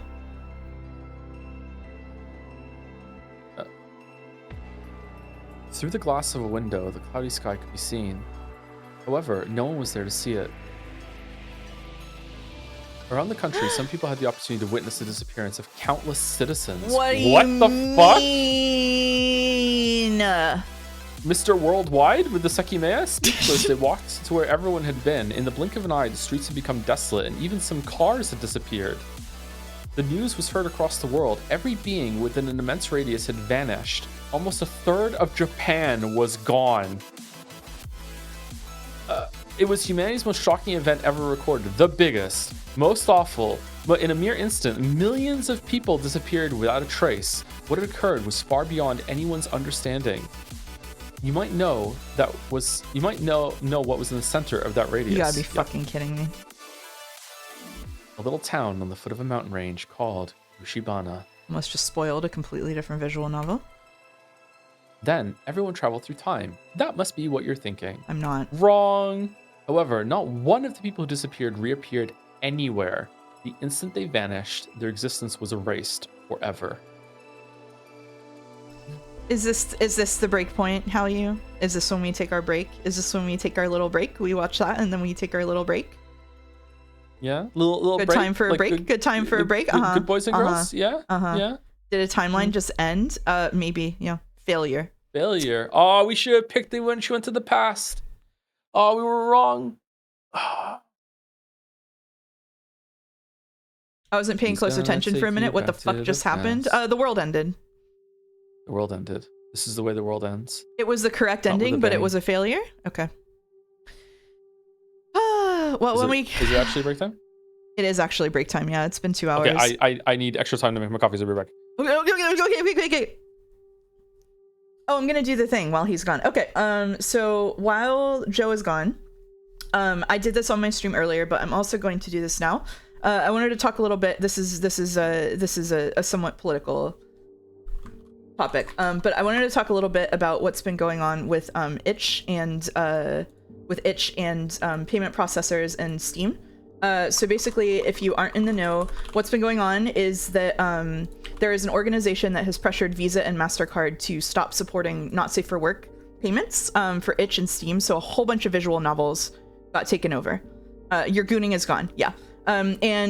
So you might be like, oh, well, this is just porn, so like whatever. But the group that has done this is a group from Australia that is funded by right-wing evangelicals. And there was an article about this recently on Vice that Vice's owners ended up taking down because it might have been too inflammatory. So someone did follow the money.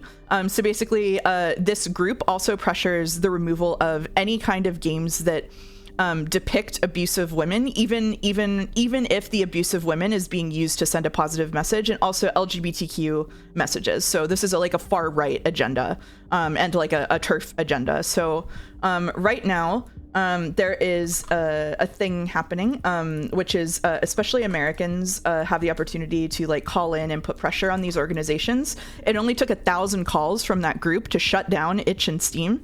And so we're hoping that like it'll make an actual difference if people put pressure on them. So I'm just going to link the website that has information about this, with petitions for like the ACLU and the numbers that you can call and like scripts you can use. So if you make like even one call, that would be awesome. If you can't, it's okay. But I just wanted to post that really quick before I go make my own tea. So thank you for listening. I don't normally like advocate for like political stuff on this stream. I do get a little bit political. I'm obviously a pretty far left myself, but I think this one is really important. Mouse says their first 2 fan art are missing from the archive. Okay, cool. Thank you. So here, I'll link this right here, and I'm going to pin it during break and play some ads. So I'll be back in like 5-10 minutes.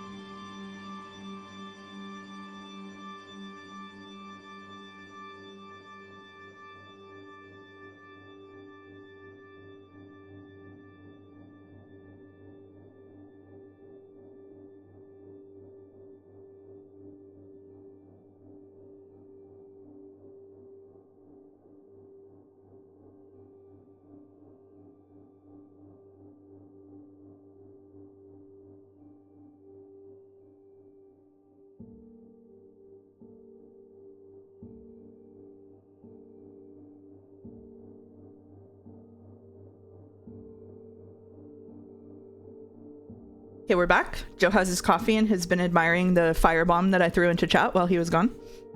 Mm-hmm.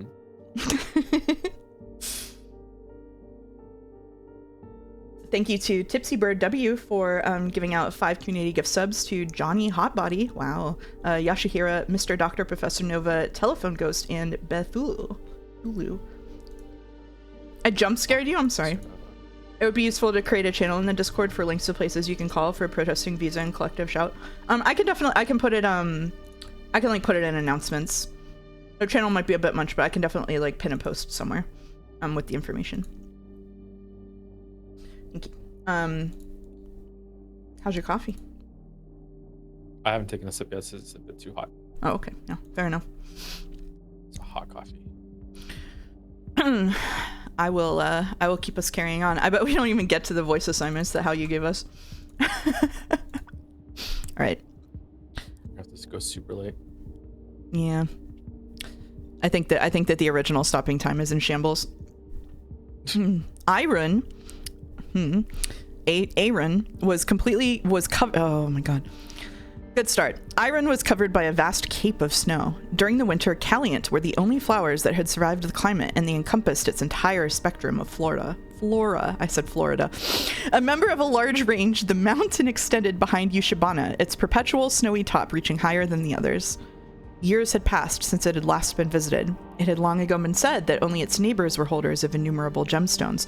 Is the Sekimeiya origin? Mm-hmm. On its base, different species of Did someone in chat just call me kitten?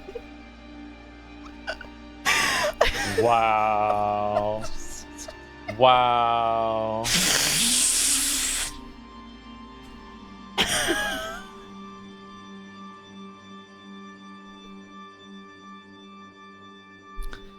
On its base, different species of Caliant peeked through the snow. After so long, however, they were accompanied by something else.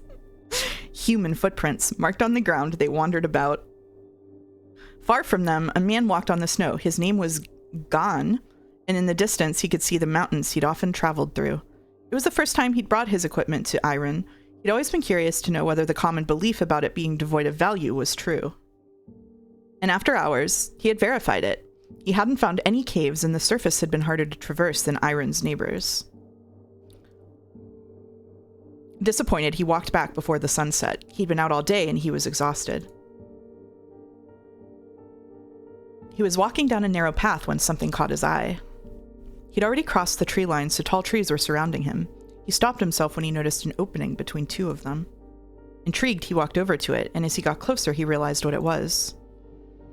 An entrance to a vast field of grass, enclosed by the trees that hid it from view. However, what truly stood out was farther ahead. I would like to pick up the knife. There was a wooden cabin. In the corner of the field, it lay covered in white. Speechless, he was drawn to it. The grass was tall, and it had almost been concealed by the snow. Slowly making his way inward, Gon didn't take his eyes off the cabin. He'd never heard about it, and it looked abandoned. Many questions came to him, but they all suddenly vanished. He looked at the ground. On top of the snow, he'd almost missed something that easily blended in. Was it an egg? No way. He crouched by its side and felt its surface. Strangely, no snow was on it. When he touched it, his face was one of amazement. It was incredibly smooth, but it was heavier than it looked. He'd never seen anything like it in his life. What was it, and why was it there? Gon didn't care and was eager to bring it home. It looked like a gemstone, but it hadn't been underground. Content to have found something, he kept walking toward the cabin. The door was open, so he took a look inside. A few spiders had set up shop there. Most of them had died out during the winter, but their webs still decorated the room. Gon didn't dare look down into the storeroom. The last thing he wanted was for some large spider still living down there to be disturbed by him. As he'd expected, it didn't seem like anyone had been there in a long time. The 27th of November was a Sunday. That was why Gon had chosen it to go to Iron. Late into the day, he arrived at home. With one hand, he unlocked his front door. Yep. Nailed it. He stepped into his shop, Musashi Gemstones. He left his discovery on a stand and hurried to turn on the heater. Then he grabbed the phone and dialed a number he had memorized. Lei, I'm sorry to call you so late. Is this a good time? What do you want? I just found something that will interest you. You have to see it. It's an egg. Is it about a gemstone? Yes, but it's not a normal one. I found it on a rune, and it's unlike any I've seen. Is that so? If you're not exaggerating, you might be in luck. I'm not certain this would fit perfectly in the tower. Is it all right if I come tomorrow? I want to speak with you about something. Yes, that's perfectly fine. I'll be there in the afternoon then. Thank you. I'll be waiting in my swimsuit. Good night. The call cut off.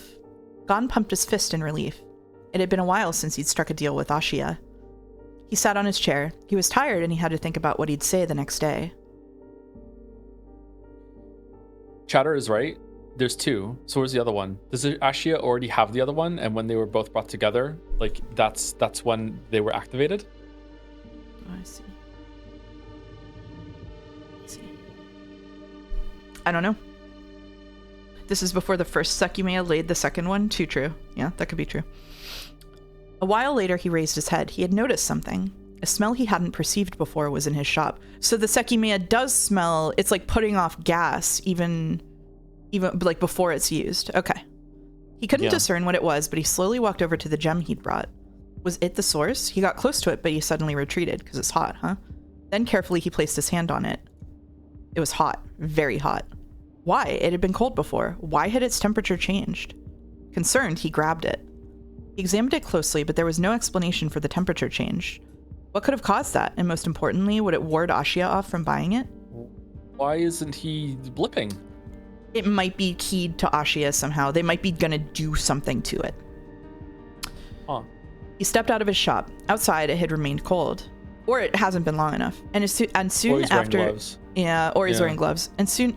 Did it say he was wearing gloves? He was definitely wearing gloves outside. It seems like he's in the snow and shit, right? So Yeah. Would he take his gloves off when he got back? You can't dial a number with your gloves on. And soon after he did, the gem cooled down. In the blink of an eye, the warmth around it had faded. Was it the surrounding temperature? No matter what, it hadn't seemed normal. In awe, Gon stepped back in, letting the heat make contact with the gem. Immediately, he noticed the change. The smooth surface began to heat up exponentially. What did he have in his hands exactly? How was such a rapid change in temperature occurring? And would Ashia be against taking such a thing? Gon began to worry. He remembered that a long time ago, Ashia had stolen him storage cabinets, and one of them had been equipped with temperature regulation. Biting his lip, he went to his storage room. One of the dusty cabinets had a wheel on its side. He dragged it close to an outlet and plugged it in. The temperature in Yushibana was around 0 degrees Celsius. Matching it, he rotated the wheel and brought the gemstone there. After leaving it inside, he waited for the temperature to stabilize. And when it had, he touched the gemstone one more time. All warmth was long gone, and the smell had also faded. We're still in chapter 3? Like, how is that not a chapter? Whatever. It was bizarre, but Gon's mind went again to Ashia. What would they say about something so peculiar? Tired, he went to his bedroom. He knew he would fall asleep instantly. He was still in his mountain equipment, jacket, hat, and gloves. Okay. So he hurried to take them off. You dodged so many bullets in this scene? You dodged so many bullets. The next day, I wonder if it's the past or the present one. That's Lei. We met her once before.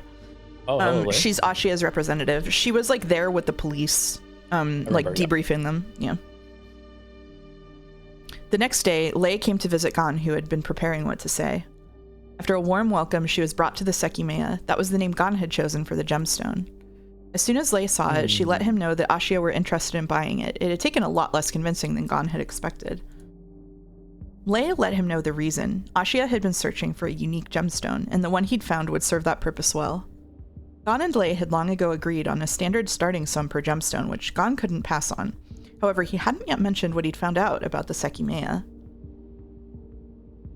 Yesterday I noticed the heater's temperature might have damaged it. That's why I've got it cold right now. Oh, it's cold in there? Yes, I advise you do the same. The lower temperature seemed to immediately alleviate the problem. It's currently set to 0 degrees C. That's fine, we can do that. Good. Just in case, I would suggest you not touch it while it's not refrigerated. It's delicate, so I wouldn't risk it. Dude's just riffing? Like, what? Like... Lei silently nodded. Gon took a deep breath. If Ashia did what he had instructed, there would be no problem. We'll deal with the paperwork then. You know the usual. We'll be here this Wednesday. Is 9 o'clock a good time? Sorry if it's too late. We're pretty overloaded. Yes, anytime is fine. I'm still open at that hour, so I'll have everything prepared. Perfect. Both of them bowed, and Lei calmly exited his shop. Lei is the one that was like, what the fuck? There's a back entrance into this tower, right? I didn't know about this. Yeah. Lei's the one who was like genuinely fucking stunned that there was another door on the side of the building. She was surprised by the smell. For the Sekimeiya in the cabinet.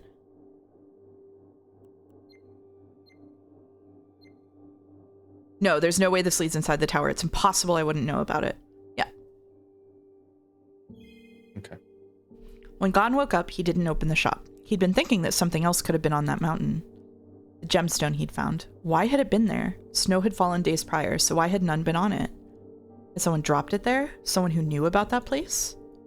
Ashiya paid well, so Gon hadn't stopped thinking about going back to that grassy field. Was it possible he had missed something? If there's just like another egg in the same place, this game is so... When he spotted the familiar opening between the trees, Gon deviated from the narrow path. Once more, he saw the short cabin. It was 2 days later, so his footprints had almost fully disappeared. He scanned the terrain, slowly stepping forward. He noticed something and hurried over to it. A section of white stood out, but it wasn't snow. He approached and slowly reached down. What? It was another gemstone, identical to the one he'd found. Huh. He found the Final Fantasy XIV botanist spot. Bro is watching the nodes respawn. Gon searched through the entire field this time, like he probably should have the first time, but he found nothing else. At home, he called Lei and told her about his latest discovery. When she heard it looked the same, she sounded interested. However, there was an issue. Ashiya had already revealed the Sekimeiya's existence. On that day, the primary announcements had been made. You know what? This might be great. You remember what I told you, don't you? We're keeping the details of the Sekimeiya a secret, and this could be something perfect to reveal on the day of the event. We'll buy both of them. There were many things Lei hadn't told Gon, but that was the truth. Shot put ball moment. Shot put ball moment. For sure, shot put ball moment. If Xin didn't make their move before the 15th, Ashiya could justify part of the buildup on the existence of two identical paired gemstones. That is why. I miss my wife tales. That is why, until that day, most people who uttered the word the Sekimeiya weren't aware they were referring to two gemstones at once, just like the streamers. Oh.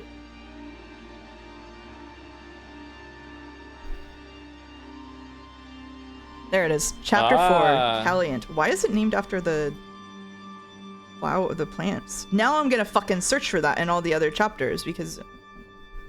Caliant. Okay. I thought there would be more of a setup to the Sekimeiya. It seemed like a big deal, and like, but no, it's just some gem that they found, and within 24 hours they've already set up the announcement. It's kind of weird, isn't it? It is. Huh. Sorry, we're just gonna...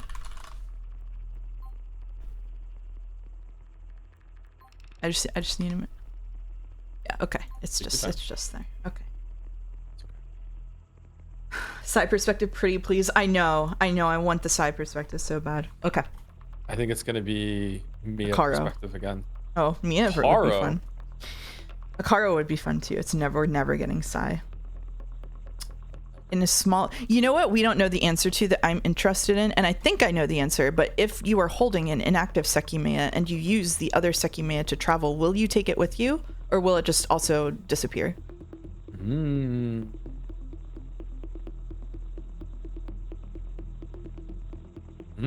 meant to ask that before, but I don't know. You're Katsuki maxing so hard right now? I know. Because maybe it would if you were going to the future, using past, holding inactive past, touching future. But if you had inactive future touching past, I think it would take it away from you.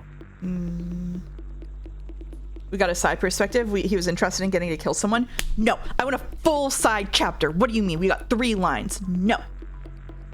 Is that how the second one appeared? That's what I was thinking. Yeah, that's what I was thinking. Maybe if you hold the Sekimeiya and you use the Sekimeiya, it reverses the polarity of the Sekimeiya from traveling because it wants to get back to where it was.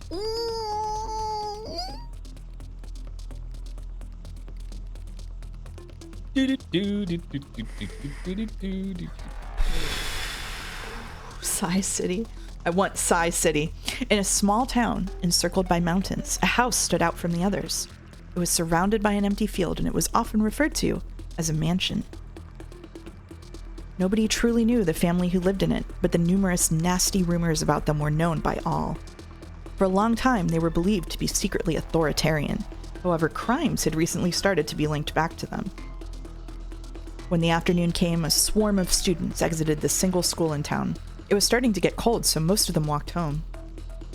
In the mansion's living room, a 13-year-old boy named Kyuka, what are we doing, sat on a large sofa. It was his favorite spot, the most comfortable place in his own world.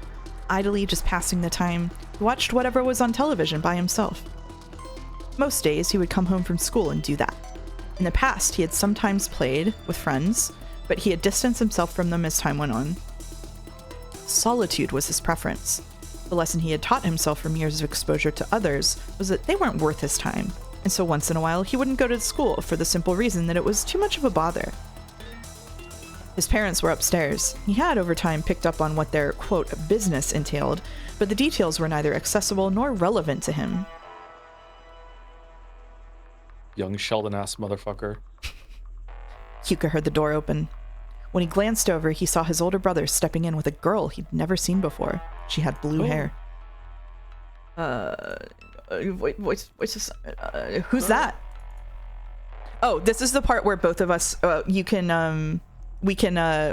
alternate. So you can be the big brother if you want. Okay. She's a friend of mine. I'm just gonna show her the house. Without saying a word, she was brought upstairs. Kyuka saw it as none of his concern at all. In his eyes, she was either somebody related to his parents' business or just another source of entertainment for his brother. Ugh. Ugh. Oh. When night had come, he hadn't seen anyone else. After making his own food, Kyuka walked to his bedroom. He couldn't easily fall asleep with things being so noisy, so he covered himself with the sheets. The next evening, watching television as usual, he saw a familiar face. A girl had disappeared in the town where he lived. Kyuka wasn't remotely surprised. They didn't operate in shadows. There was no need to do so. She was the daughter of someone with strong ties to the town's leadership. That made sense. His brother was just carrying out something that was both productive and fun for him. Oh, I don't like those implications. What the fuck is going on? Hours later, his older brother came down from upstairs. He looked cheerful and left after silently waving to Kyuka. He'd learned the girl's name, Anora. It made no difference. Regardless of her name, she was locked in the same room as always. Soon, he heard plaintive cries coming from above. Kyuka responded by turning up the volume. Eventually, his brother came back with some bags he hadn't left with. A day had passed with no minute full of silence. In the living room, Kyuka tried to ignore the muffled noise. Whenever those situations occurred, he went to school just to get away from it for a while, but he had to come home eventually.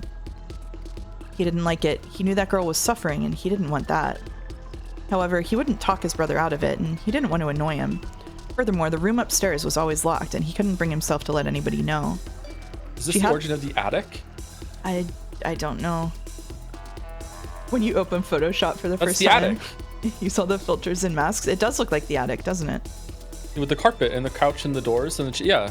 It is the attic. Yeah. But are they just reusing it, or is that on purpose? It's probably on purpose. It's always on purpose, right? Okay. It must be on purpose. She hadn't done anything to deserve it, presumably. Good catch, by the way. Thanks. Few of the people his brother brought home gave him that impression. He didn't think of himself as a bad person and would have helped her if he could, but that was a mere notion. It wasn't realistic enough for him to act on. That was why he'd always stayed aside, quietly sitting on that sofa. But his mind suddenly changed when he saw something he hadn't seen in a long time. It was a key. When his brother had gone up loaded with what he'd bought, he'd left his keys in the keyhole. Kyuka silently stood up and walked over. He looked back, confirming his brother wasn't coming. Then he detached one of the keys from the ring and stored it in his pocket. Beyond the wooden ceiling, she continued to yell. On some level, such barbarism disgusted Kyuka. He was getting tired of it. Sighing, he lay on his side to muffle the sound entering at least one of his ears. It endured louder and for longer. Part of him really did wish to take action for once, whether it was from the presence of the key or not. It had been ages since he'd had a conversation with his brother, but at some point, a part of him had come to revile his sibling. He asked himself a question. Oh boy. Was it worth doing something? Thank you for emotional support, Sai, in these trying times. Answering that was difficult for Kyuka. He didn't like people. They were rude, selfish, and just too much effort to deal with. If any of them had cared about him, he might have thought differently. On the other hand, he knew that he'd barely tried to speak to anyone in a long time, and his brother wasn't exactly deserving of anyone's attention, let alone approval. His parents and his brother, his whole family, was composed of deplorable individuals. He saw himself as different. It wasn't his choice to hurt people, and he would have actively stopped it if he could. So given the fact that he could, it only made sense to do so. When he thought about it like that, he came to a decision. Wow, bro decided in 4 lines instead of a full chapter?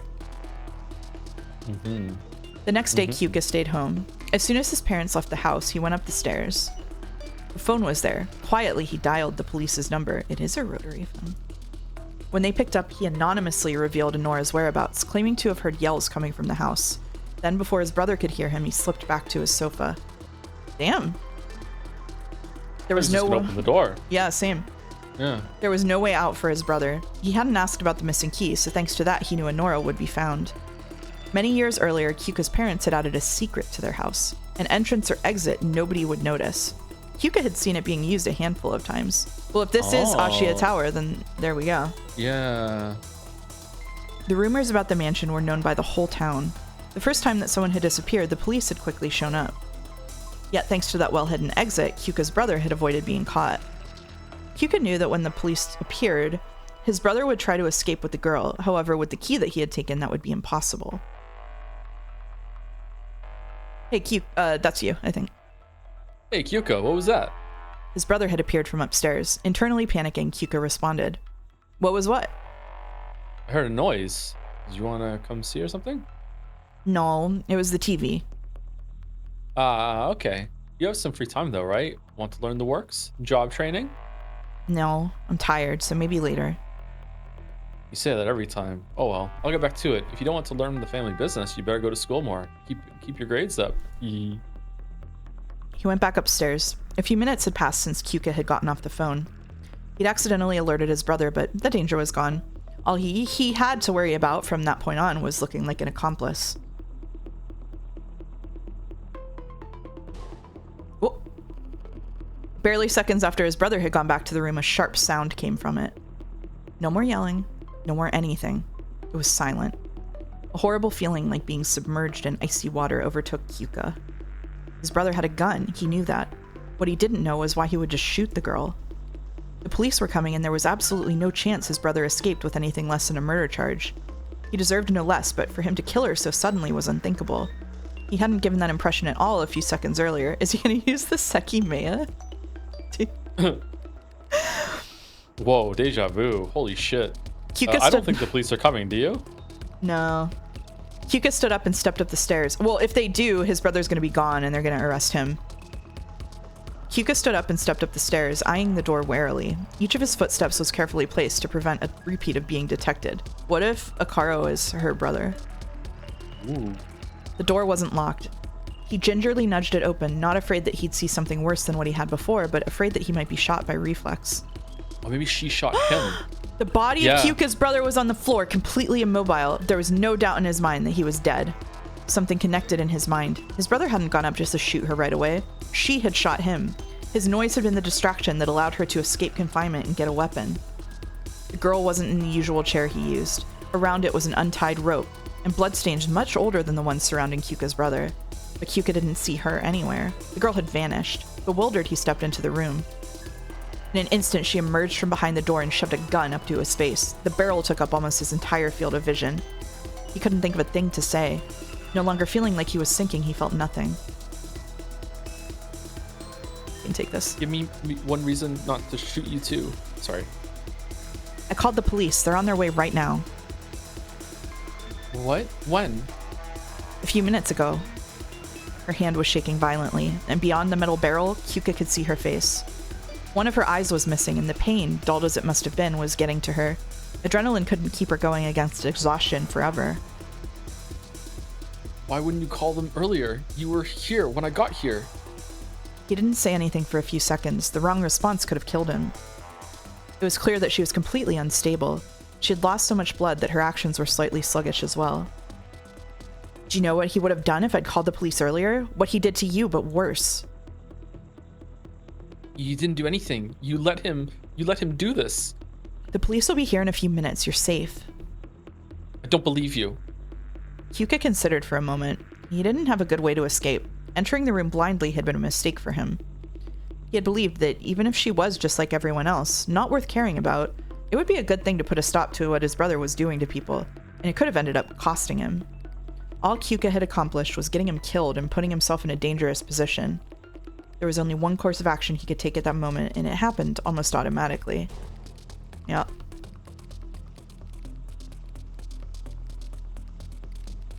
After repeatedly knocking, the police forced the door open. Drawn by the smell of blood and gunpowder, they immediately located the room where 2 corpses lay. A man and the kidnapped girl were on the floor. Immediately, the entire mansion was secured, but nobody else was found.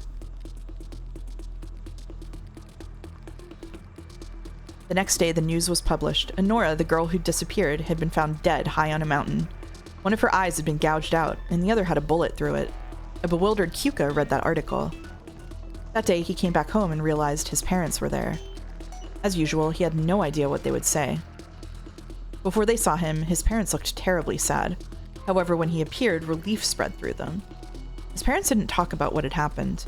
While he found it strange, Kyuka couldn't bring himself to utter a word about it either.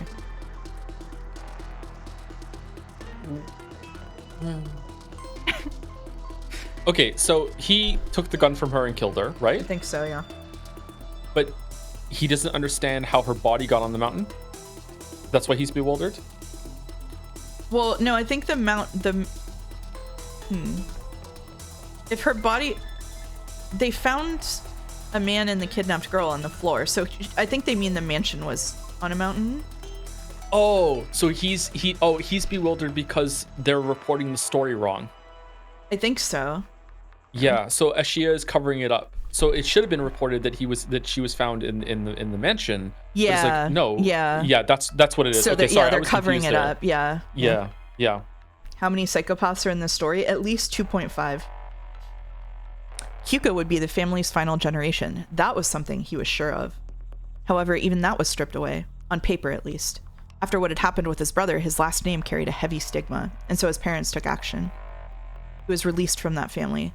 Then he kept secretly living in that mansion until he was given a new place in the center of the town. And that boy was Holy Katsuki. Shit.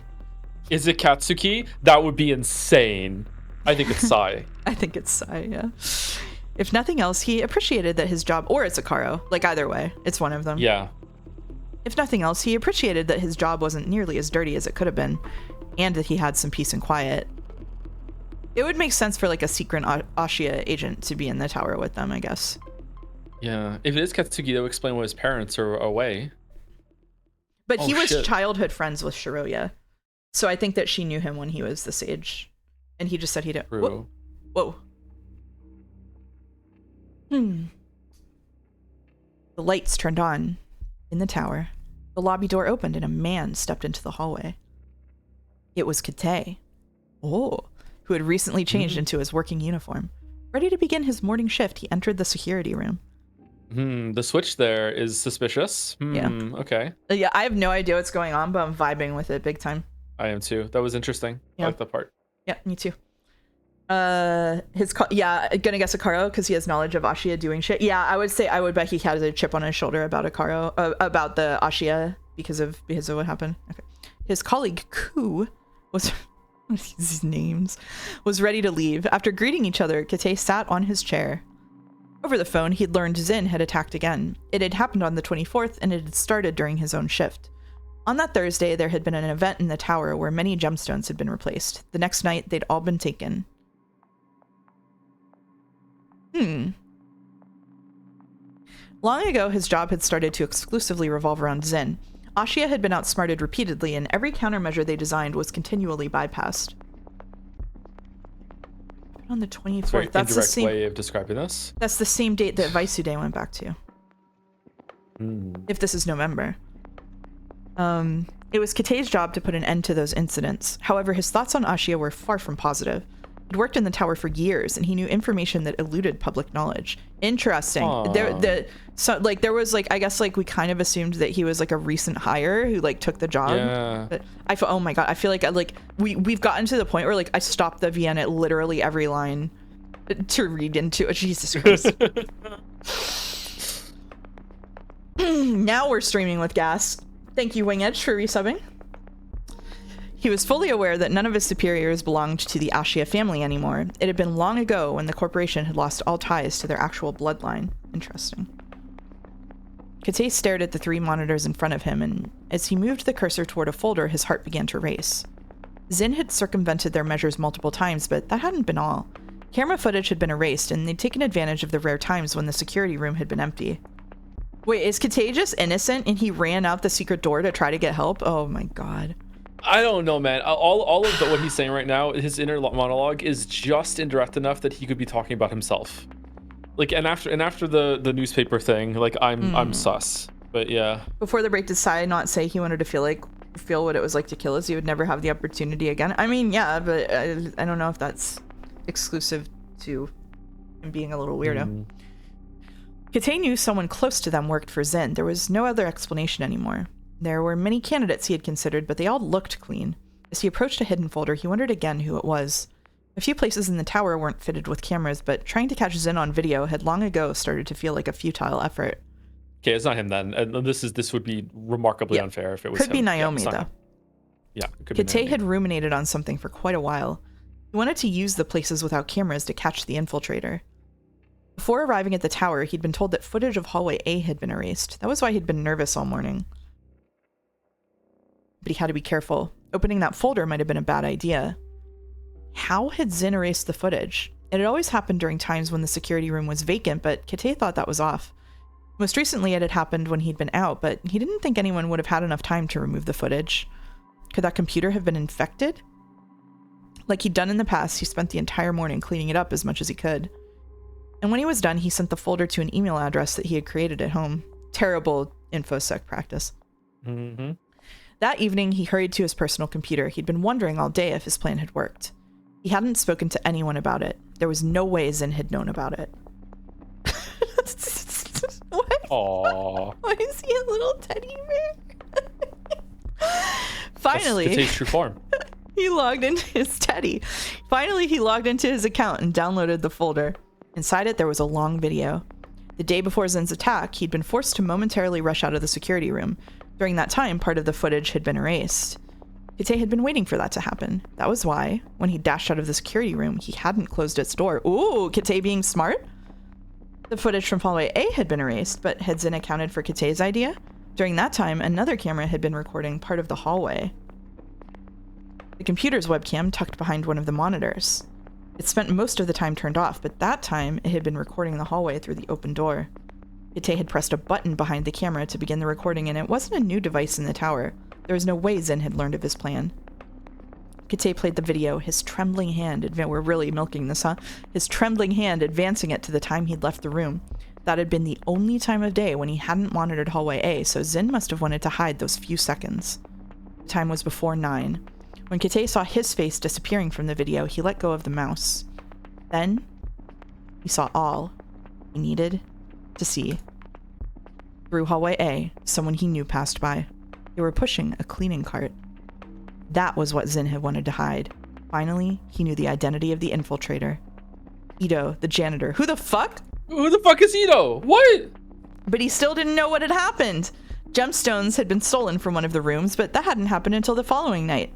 Yet when they'd gone through the available footage, nobody had entered that room at the time of the attack. Had they been moved? Kate stared at the cleaning cart, wondering if they'd been inside it. If that was the case, they could have immediately been taken out. However, during the time of the attack, Ito hadn't been in the... Are you kidding? He was in chapter 1? Are you fucking kidding me? Are you... No, this is...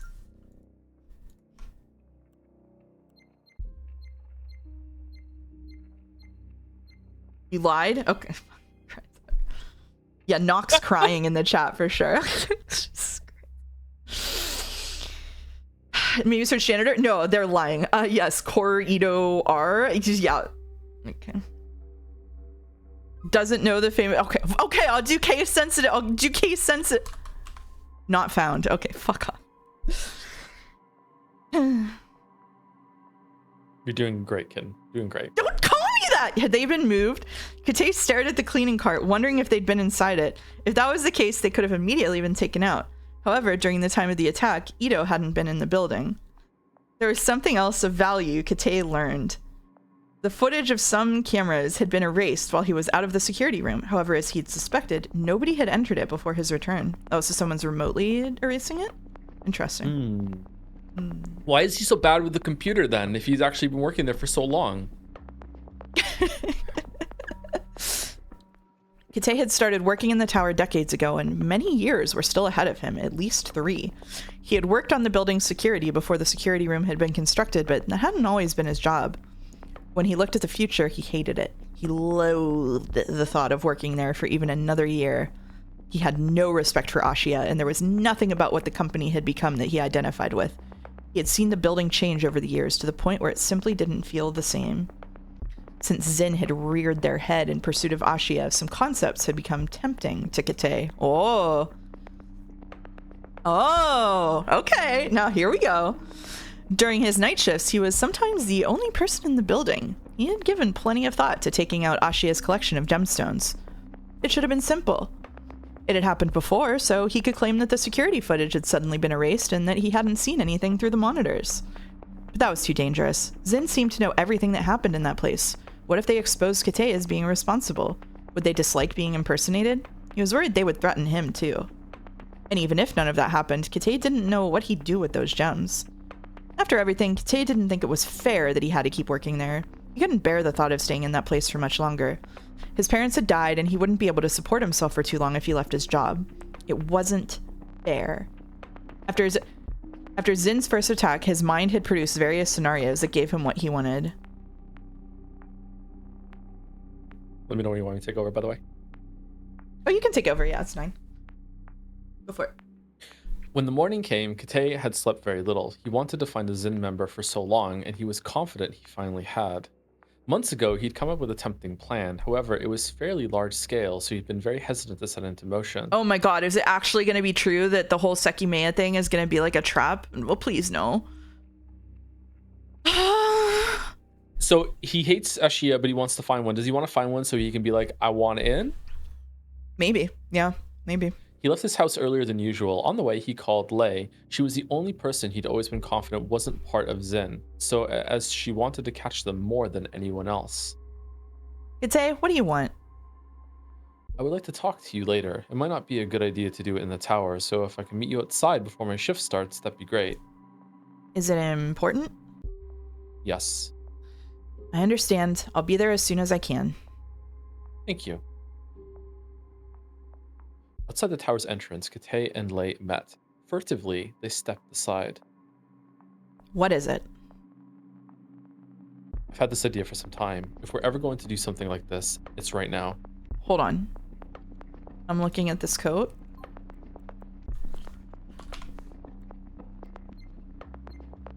I'm looking at this coat.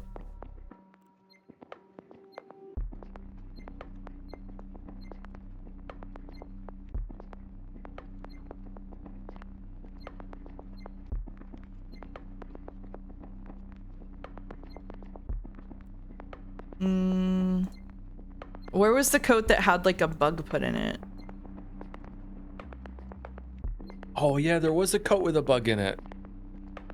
I think it was in Kate's locker.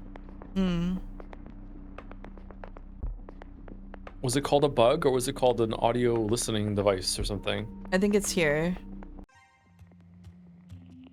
It doesn't show it. Okay. They did see Kate's jacket like separately, so I think that it's not his coat, but I was Damn, curious. good callback. I forgot about that completely. Holy shit. Everything happens in Sekimeiya. True. Did you read this line? Yes. Okay.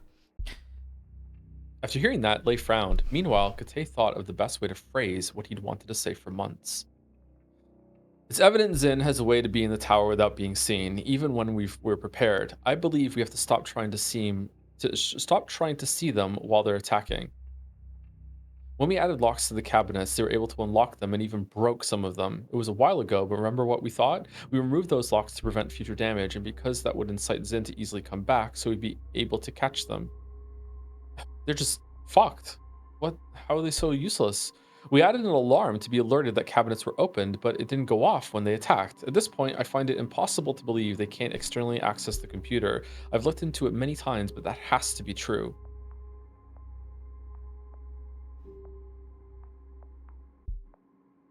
Do you think we should change out the computer entirely? He did come up with the fucking shutter plan. I swear to God. It's his fault, and he's supposed to rush out before it ends, and he doesn't when the fucking door handle's gone. No, access to our computer can't be all they have. If we change it, they'll immediately know they lost that information, which could be bad. I would also not be able to protect the new computer at all times. I have an idea. If I develop the mechanism behind a new alarm at home, it's possible they won't be able to bypass it. I think this is what we should do so that they don't think we're suspicious of anything involving our computer setup. Once I set up the software for this at home, I'll bring it to the tower's computer. If I do it well, it's unlikely they'll notice it. Fucking hacker man over here, but he couldn't turn on a computer? He couldn't turn on a computer.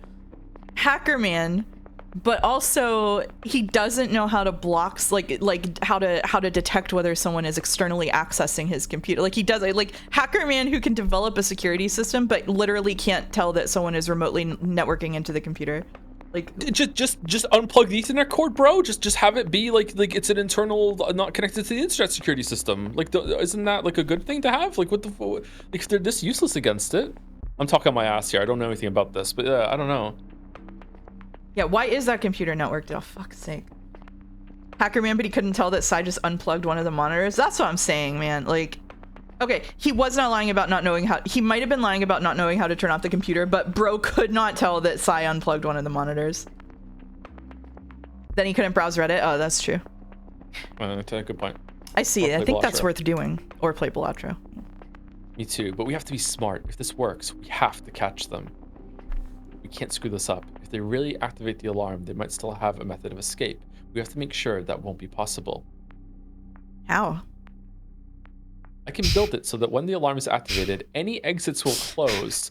As soon as they open a cabinet, they will be stuck in the tower. Also, I've obtained the special material metal from a meteorite that fell outside the tower that is unbreakable from any direction whatsoever, no matter how many police show up.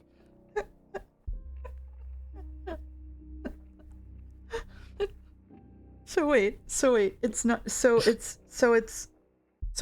the gas being released that caused the exits to close. It's someone opening the cabinet. So so if someone opens a cabinet, they'll be stuck in the tower. So that means that does he set up this entire system and then trigger the system himself to try to steal those gems, and then he gets to the room and then finds out that the door handle is missing, and he's like, oh, yep. Fuck. Yep. Is that what happened? Yep, that's what happens. No way. That is what happens. No way. Oh, fuck me. Oh. Okay. I've thought a lot about this. They have attacked during times I was in the security room, so we'll make sure one of us is always there. If the mechanism also locks that door, we will trap the attacker. Do you think this could work? It must. They have always attacked during the night, so I'm confident it will go smoothly. For the first time what seemed like forever, Lei thought that one of Kate's ideas had real promise. Bro is cooking nothing. How would the exits be locked, though? That's what I can't handle. If I use the old system, I can have the mechanism ready for tomorrow. The installation would have to be done during the night, though, when no one else is here.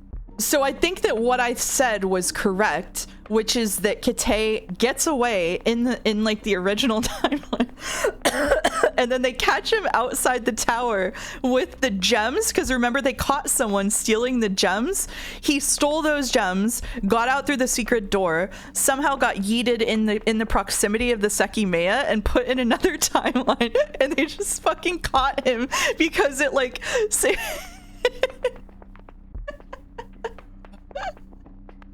or like it sent him to the future in the same timeline, and he just got no, it would be he got out in timeline 3, got caught in the proximity AoE of the Sekimeiya, got sent to the different timeline where all the police are lined up, and immediately got fucking caught. Because remember I said that the person who got caught stealing gems might have been Kate from timeline 3, and that's where he ended up. If that's what it is, that's so fucking funny. So Kate is talking to the police chief outside, who has also captured a person named Kate, and is like, 2 people named Kate. That's kind of weird. They can't see each other. They can't see each other. He's probably refusing to tell them any information about himself, and they can't see each other because there's no cameras. Yeah, he hasn't given his name, so they don't know who it is. Okay. Oh my fuck. Does that mean Kate killed Katsuki in that dead end timeline? Yeah, I think so, because he was going in there to get his coat, probably in the locker room. I'm pretty sure that's true. Okay, Jesus Christ. All right, keep going. It will be independent of the computer, so Zin should learn about it. I believe it's possible they're receiving the camera's feed, but the lobby isn't recorded, so they won't see it. But what about the windows? Shouldn't they be shut as well? Shit, you're right. That would be seen.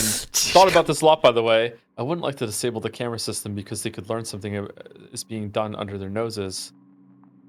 Nothing happens on the higher floors during the night. I can modify the system from home as well to disable those cameras and loop a still image of the floor. Then quickly install the modification on the tower's computer. I doubt Zin will look at that footage, but if they do, they shouldn't notice the cameras were stopped. Bro. Epstein type shit, sorry. Yes, I did watch Speed on the weekend. However, we can't do it like the last time. Altering every cabinet to trigger the alarm is something that could easily be noticed, and it would take a long time.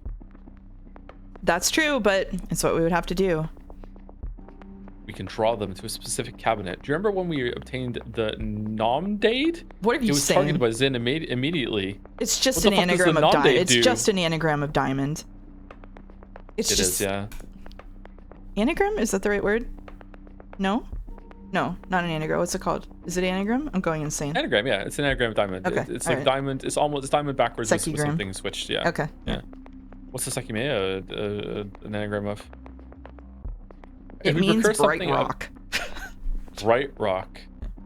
If we produce something of that caliber, Zin won't be able to resist a repeat. That will be the cabinet we'll need to alter, and since it won't be one currently displayed, we can modify it before they know it exists. Okay, so they just pounced on the Sekimeiya as a lure for Zin, and they had no idea it was a time travel stone? They just knew it had to be refrigerated because Gon was like, I think maybe we should do that? That's it. That's it. Yeah, and they just did that, and I think that the reason that the exhibit is like you can touch it, like you should touch it, is because literally so they open the cabinet, so the alarm goes off. No, fuck off. My god, no. What?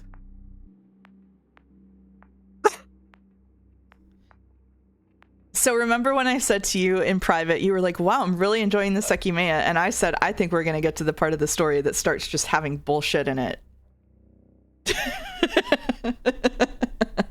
Why is the building set up like a weird fucking like cat box then with like only one window on every floor and so they can't tell the time of day. Yeah, but why would they just coincidentally they put the time travel stone into the building that's perfectly set up to make it so they can't see outside? I think we've hit the point where you're not going to get diegetic reasons, and it's going to be because of the construction. It's like how, for example, so you have to remember that the puzzle was figured out first, and then the plot was built around it, and so this is why. It takes place in 2011, so their dates just aren't shown on their phones all the time. It takes place somewhere snowy, so the Sekimeiya would incidentally be somewhere cold, so that it couldn't be used. Like, you know what I mean? Like, we're running into the part where like it's put in a building with no windows because that way they won't be able to tell what time of day it is. Like, you know what I mean? Like, it's just yeah. Sorry, I have a thing in my throat. Just put a lot of windows on the outside and just have it look like a normal building and just have multiple shutters for all those windows. What? Why is it like that? I don't know, man. I am actually like scratching my own face right now Like I'm drawing like my my hand, my God. fingers down my cheeks through my beard right now. Like, oh fucking hell. For the record, phones Oh. definitely did show the date back then, especially ones with WAP browsers. I had a flip phone back then that absolutely did not show the date anywhere but the settings. So it depends on what phone you had, and it is completely believable people would have phones that didn't. I had a phone like Shiroya's in that year. Like it's for sure realistic. You have a beard? I have a big beard right now. I need to shave actually. Uh-oh. Oh shit. He's gone feral. Yeah. We constructed the Gone cat feral. box and then put Kate in it until he assembled the rest of the Sekimeiya. You had an let's iPhone keep going, 4 let's keep in going. 2011. Skill issue. Rodney, what were you, like 6? All right.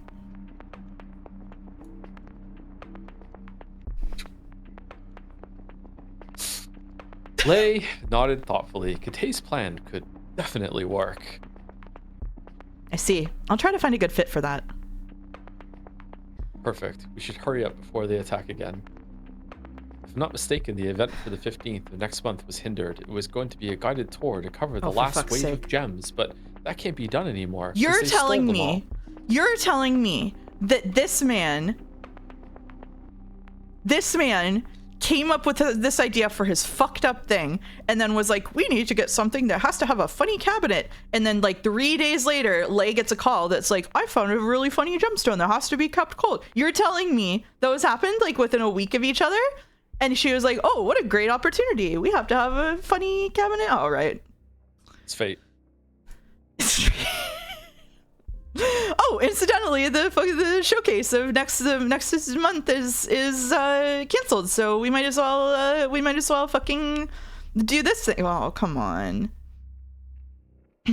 That's right. It normally just to be clear too, like just for Joe, like normally this kind of like setting stuff up for stories, I'm a lot more tolerant of it than you are, as far as I can tell. But this is too much for me, I have to say. I've infected you. I don't think so. Like, I don't think you've infected me. I think it's just too much even for me. Okay. All right. Okay. That's right. It's canceled as of now. Then. Yeah. Are you? Yeah, I'm being so well behaved. Are you good cop? Bad cop on these streams? That's I'm being a That's good fine. boy. That's why I'm being a good boy. Okay. When you find a suitable gemstone, announce it'll be shown on that Thursday. This way, if Zin doesn't attack beforehand, we'll still solve that problem. Oh fuck! Cap said fate stay 12 hours. God damn it. That's a very good idea. I'll do that. Yay! Oh, that's a perfect gemstone. Yippee! We are at like a quarter of a page a minute right now. Gate nodded slowly. That was what he needed the most. 15th was a Thursday, and also the middle point of the month. That meant it was the day his work shift would change. In the first half of the month, Kate worked during the night. In the second half, he worked during the morning. Up until the 15th, he'd be in the tower all night, ready for Zin's attack. However, he'd also learned Zin made daylight moves. So if the attack didn't happen before the 15th, Kate would be present during the event. I will do my best to find something appropriate. When it's ready, we'll put it in a prepared cabinet, and you will enable the system on the tower's computer. Yes. Why don't we do it differently? Why not make it so that opening the cabinet locks the room it's in as opposed to the entire building? No, that could go wrong. Altering those doors is much more likely to be noticed, and if someone inside the room was quick, they could get out before being trapped. Dave's voice was stern. He couldn't waver in initiating the plan. You think so? I was thinking about a mechanical lock, not a shutter. I also think we should release knockout gas to make sure that nothing can get out inside. That wouldn't work. They could keep the door open and put a hard object between it and what the fuck, bro? And the wall to prevent it from locking. I'm aware my idea is more complex, but we can't risk this. Bro, more Dude Psy is before meeting owned- Psy. Dude is owned by the lack of a fucking door handle in next week? Yeah. Yep. All right, we'll talk about it further. I will let Koo know about this when he leaves, and I'll speak to Wiz. Are these fucking? Is this wisdom? Like, are we doing a character sheet? Is that fine? Do you think Ku is going to try to take over? Kate nodded after a pause. Ku and Wiz were the first people he'd personally investigated, as they shared his job. He couldn't be completely certain, but he really didn't think they were part of Zin. Tay's shift was about to start, so he bowed and stepped into the tower. As he walked to the security room, he sighed, relieved Lay hadn't put more pressure on him. That would have prevented what he had in mind. It was something only he could do, and it was thanks to a key that to a key that had once saved him. Sorry, I didn't think you were. Wait, is Kate the Kyoku? Kyuku?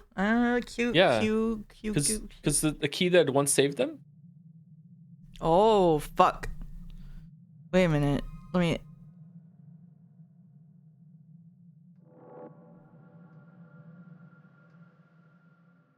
Is he? Fuck. Fuck. Maybe that's why he's protective of that room, because he doesn't want to go up there, because he doesn't want to relive those memories. Fuck.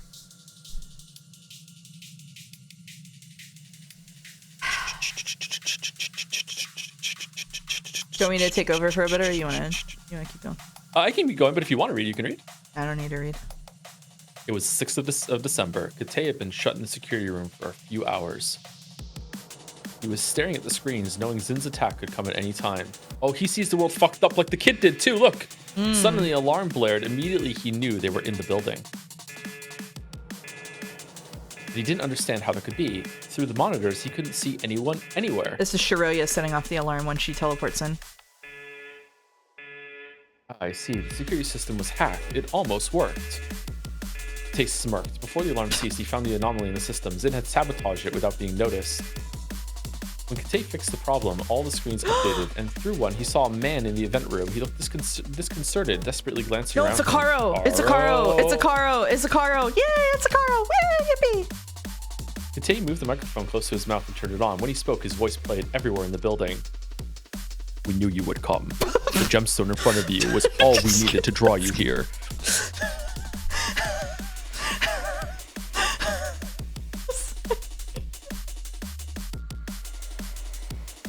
You okay?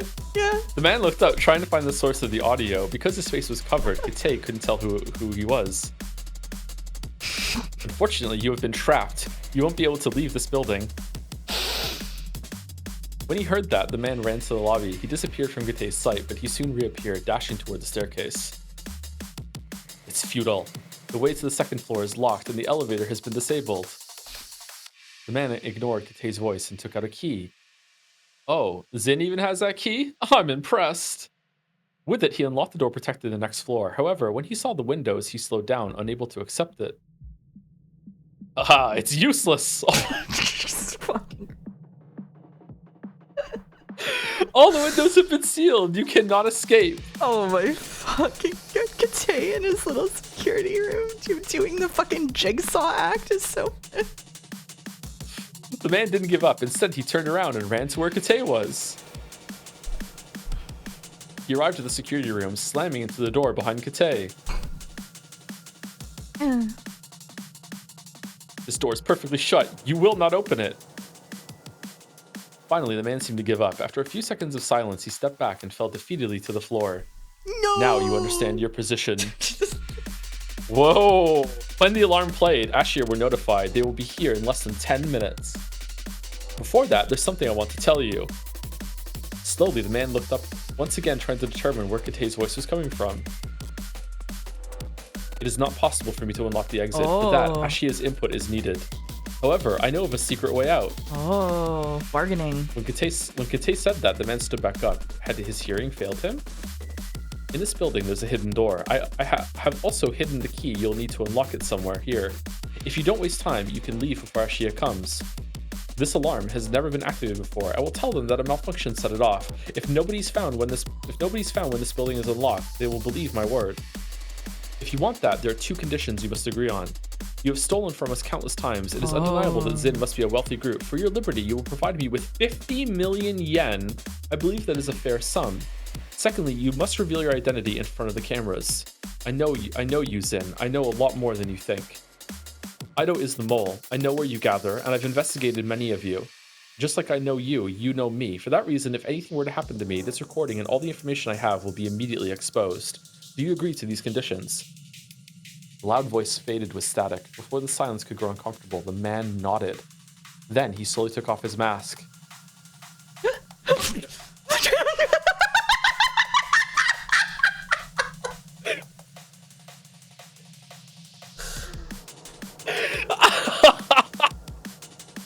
I'm going to lose my fucking mind.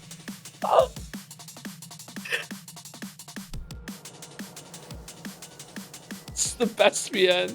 It's the best, man. Brother?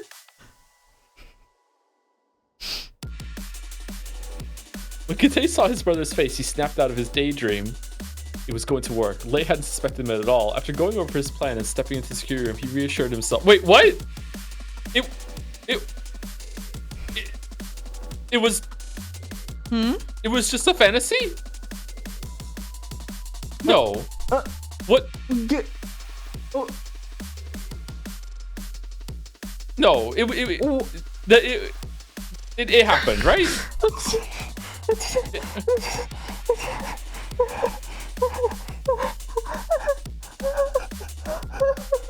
It was a dream? What do you mean it was something? It was a dream?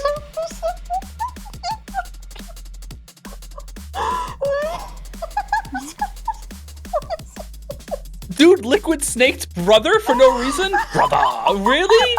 No fucking way!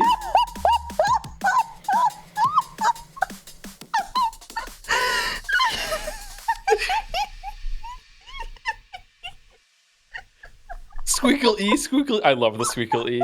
It was going to work. Lei hadn't suspected him at all. After going over his plan and stepping into the security room, he reassured himself. He also brought his comfort bear. Kite got home and took something out of a drawer. He finally had a use for it. I can't believe you couldn't tell with those warped ass CGs. We just had a whole section with someone who was, as far as we could tell, playing it on its face, and the CGs are fucking insane. Like, why wouldn't we believe that he's locked in or whatever, and just fucking like he's enacting his master jigsaw plan? Like, what the fuck?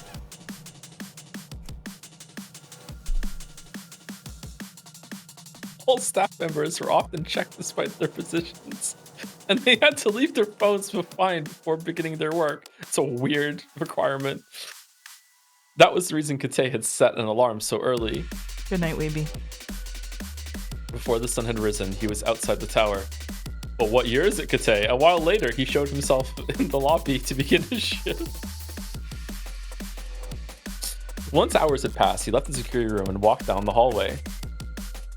He entered the storeroom, leaving it shortly after. He had seen Ido cleaning those hallways countless times. He knew Ido was given multiple keys, which he often had at the front of the cleaning cart.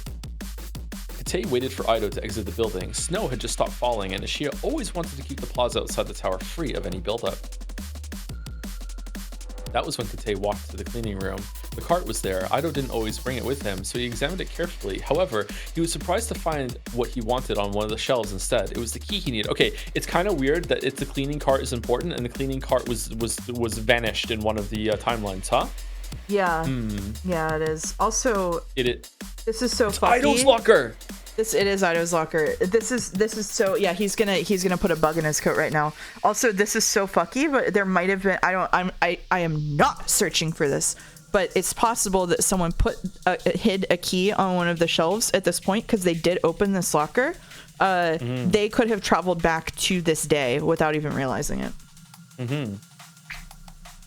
Yeah, if they use the Sekimeiya to travel, they could travel back to, as long as they don't go inside and check if the building's locked down. They could have been free and they didn't even know it, right? Yes, they could have been literally anytime, anywhere. Yeah. Search for it, like do it, mouse. I don't want to. Like that episode of Sliders when the gate didn't squeak because it had been oiled before they got there. Tragic. Is anyone gonna get that reference? Yeah, so he found a shelf. He found a key on a shelf.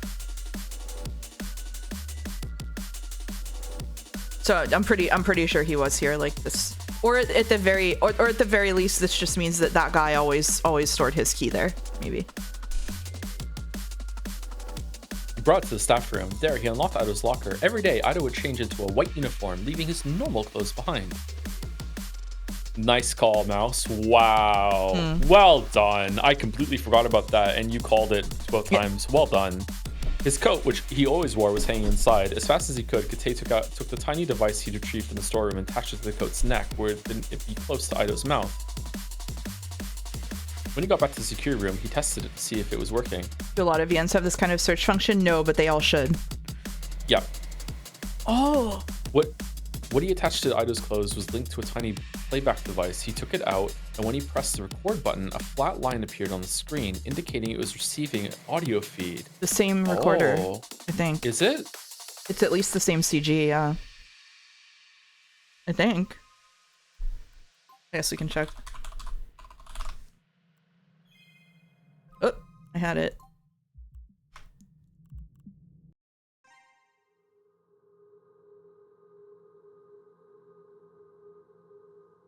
Yeah. Mmm. Yeah. Mm.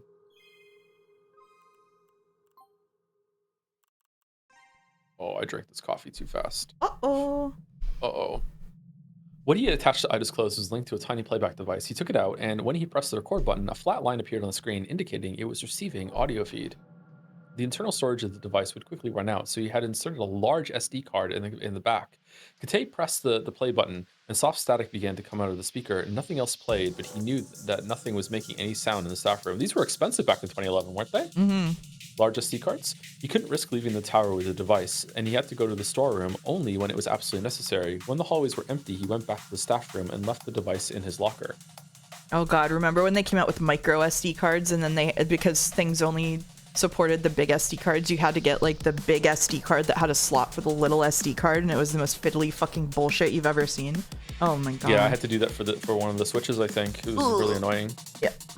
The next day, he listened to what had been recorded. The waveform highlighted the noisy moments, but after minutes of perusing, he realized nothing of importance was there. After Ido's job had ended, he walked home and hadn't left again until the next morning.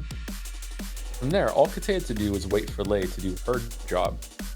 The following day was a Sunday. Even though the tower was closed, Kate still had to work in it. Alone on the crystal floor, Kate skimmed through the newest audio. Once again, it seemed nothing substantial had been recorded. On Monday the 28th, he stepped into the building. Very few days of his morning shift remained. He listened to what the bug had recorded, and yet again, he hadn't obtained anything valuable. It appeared Ido was always at home, or at least his coat was. Could he have been mistaken? What if Ido wasn't with Zin? Perhaps that wasn't it. Maybe they were too careful, and spying on them like that was never going to work. Kate was hesitant. He didn't have a lot of time, and his will was wavering. Magic is real, and Naomi is a witch who is disguising herself as Ida. True. That afternoon, he received Lei's call. Hello. I believe I found what we needed. You found a special gemstone? So special. Yes, I just went to see it, and I think it'll fit what we need. Apparently, Gon found it yesterday on Iron. It's a white egg-shaped stone, bright and smooth, that he called the Sekimeiya. Good. Anything should work as long as we advertise it like the last time. I have finished doing my part, by the way. The alarm system's done? Perfect. We'll have the Sekimeiya on the 30th, so we might want to install the alarm the night before. Yes. Tay began to get very worried. If Ido wasn't part of the group, he had to know. He wondered if he could do something with the information Lei had just given him. Tay's lone hunt had begun far in the past. He had looked into most employees and had conversed with all of them. Although he hadn't determined anything at the time, that might have ended up being useful, as Ido wouldn't find it strange if Tay suddenly talked to him. He had to make sure he wasn't mistaken, so he briefly exited the security room and walked to the lobby. Want me to take over for a bit? Sure, go for it. Hey, how's it going? Ito turned to Kate and bowed with a jolly expression. Is it me? It is me. Yes, this is you. Everything's been going good. Thank you for asking. How about you? Since it's what? I don't think I can say the same. Unfortunately, you know what happened on the 24th. We're doing our best to catch Zin, but we're as lost as ever.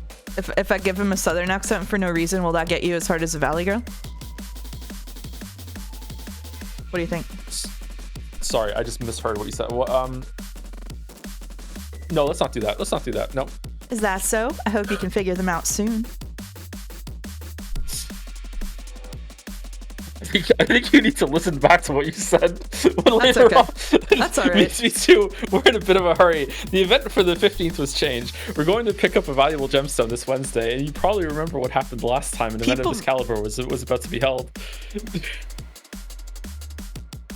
People assume I don't do these things on purpose. That comment about us being like secretly unhinged millennials at Toad Line or whatever, like lives on in my head all the time. Yeah. We have to catch them before that day. Oh really? I hadn't heard about that. Yeah, it's called the Sekimeiya apparently, but it was found yesterday. We're handling everything with utmost care, but we're worried Zin might attack at any moment. Keep an eye out for me and mention anything you think is suspicious. Oh, absolutely. I'm sorry to hear the situation is this bad, but I trust you'll catch them soon. Thank you. I have to go now. So My people need me. Ito bowed again as Kate walked to the reception desk. Performative playing along is fun. That's true. That's true. It's fun to see chat explode whenever I do something unhinged. Ooh. Who's X? You did a good job, Atase. Behind a short chair, Atase's boss congratulated him. As he did, however, Atase knew he must have been called there for a different reason. Thank you. I'm glad everything went well. Yes, me too. How was it? Ooh, I'm T. How? It was simple, of course. I had to spend a long time in the tower, but it went as we'd expected. Good. I verified that we received everything. It seemed nothing went wrong. Yes, it went smoothly. Atase's boss stared into his eyes. Why? Why was he being tested like that? Is that all you have to say? Yes. Am I missing something? If it's as you said, no. Is this why you called me? Yes, you can go now. All right, so Atatase is a man. So Akaro, Ido, not Kate. Sigh.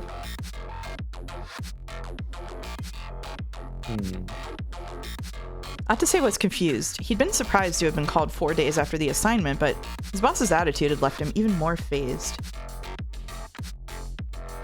I'll go then.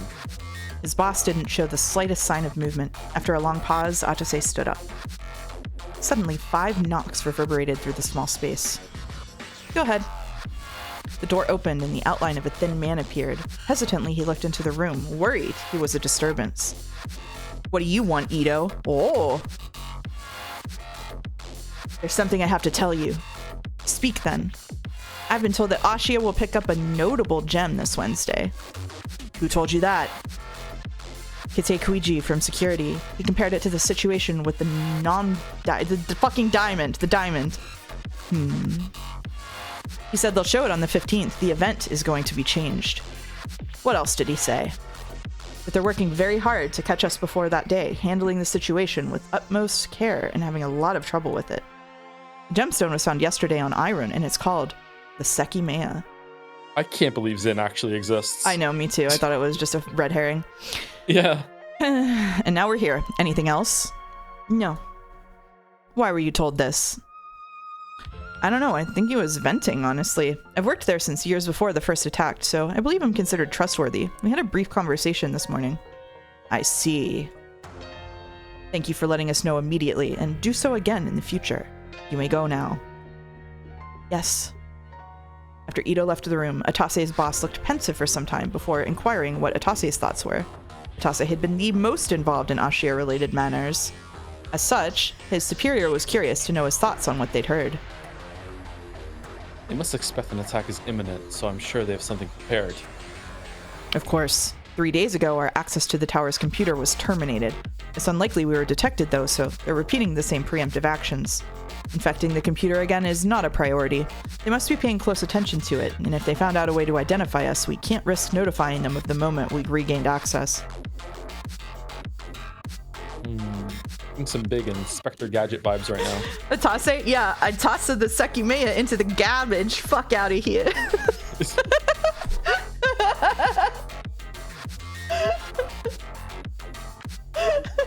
King Tallneck. I have a thought. The computer is clean, so they're evidently preparing something in the tower. However, we have very early information about the event they're preparing. If we want to make a move, it might be a good call to do it before they actually retrieve the gem on the 30th. What? That would be disastrous. Did you not listen to Ito? He was told they're handling the situation extremely carefully. And he was told about a few key details. Ashia are hunting for a spy. If we take advantage of the information Ito was giving, we're handing them his identity. This is where they send Akaro in. You're right. That's a bad idea. You can leave now. I'll think about this. Yes. Atase gave his boss a slow nod and walked out of the room. This is so funny. Why were you told this? I don't know. I think he was venting, honestly. I've worked there. Wow, deja vu. I've worked there since years before the first attack, so I believe I'm considered trustworthy. We had a brief conversation this morning. I see. Thank you for letting us know immediately, and do so again in the future. You may go now. Yes.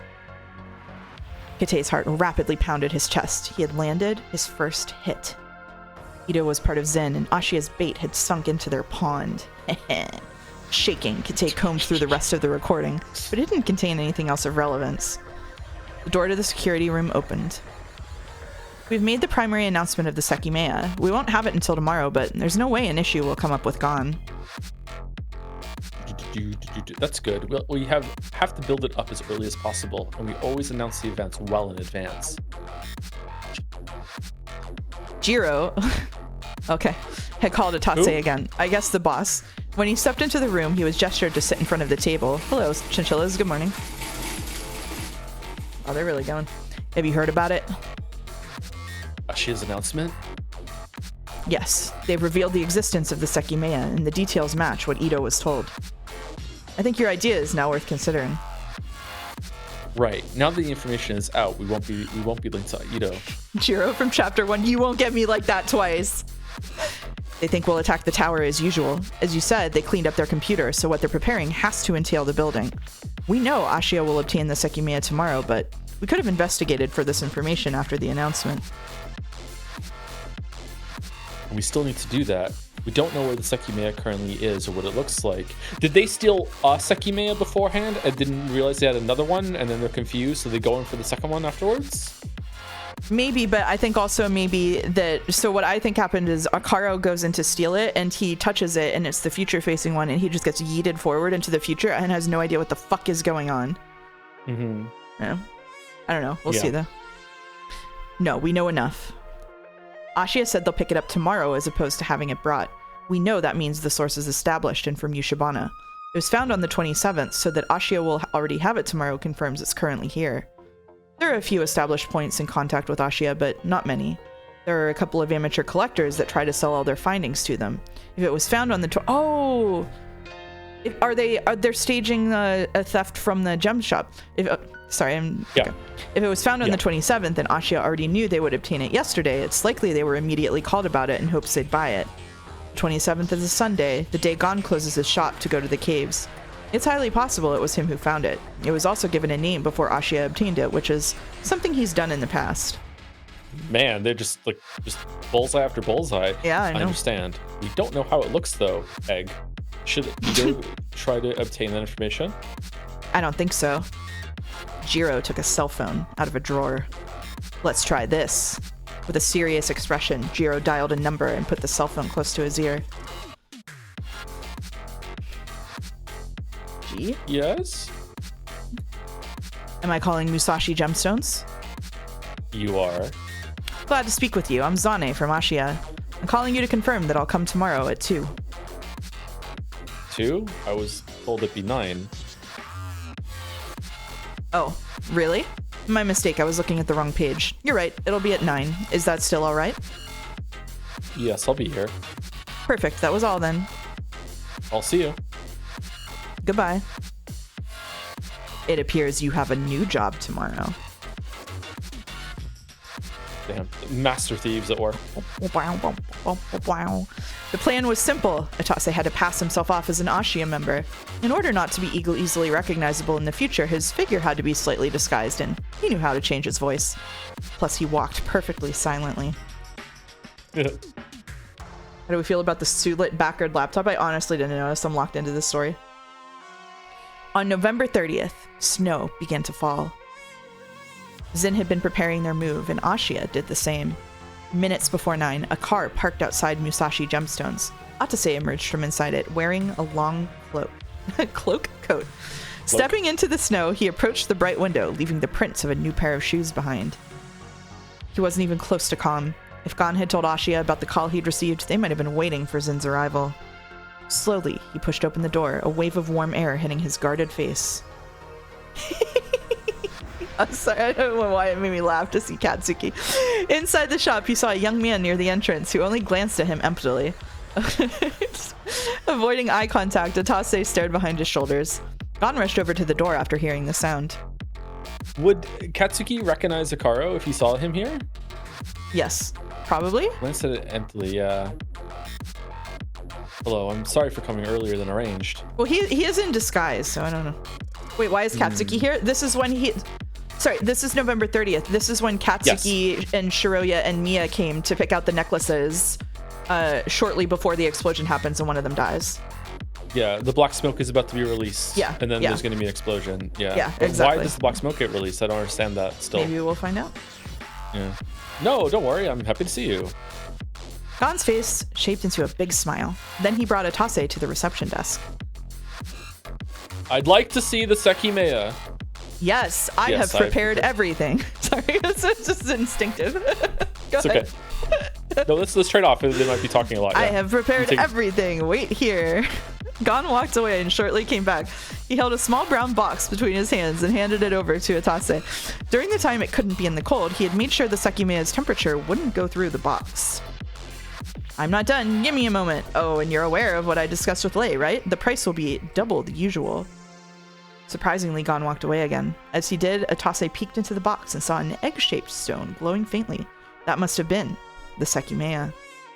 That was his time. He had it. As he discussed with his boss, Gon had to be paid before leaving, so Atase couldn't simply step out of the shop. If he ran away, Gon would try to chase him and would immediately call Ashiya and the police. And it was possible he'd see their car. Atase slowly took something out of his large pocket. Wait, hold on. They're paying for it. They're just buying it. No, what? No. A grenade that would rapidly disperse smoke through the shop, knocking out everyone who inhaled it. A grenade! So it's just a grenade? It's just a grenade. As soon as he activated it, he dashed to the door, colliding with the late falling snow. A curtain blocked the view through the window, so no one could see what had happened from outside. Without slowing down, Atase ran to the car. He'd seen the immense cloud of smoke appearing before his eyes, and Gon had been farther into the room. There was no way he'd avoided being knocked unconscious. Faiten, oh my god, the names. Another member of Zin had opened the car door. Atase, just name them like Clive. Atase rapidly stepped in and hurried to close it. Go, I'm pretty sure he was hit, but Ashiya could come at any time. Faiten accelerated as fast as he could. The vehicle took off at a speed far beyond the legal limit, almost running over an old man past the first turn. Kate? At the appointed time, Lei gripped the handle of the door, ahead of a notary from Ashiya. When she laid eyes inside the shop, a thin darkness hindered her sight. Confused, she placed a finger on the light switch next to the door, but that turned off all remaining light. Immediately, she flipped it back.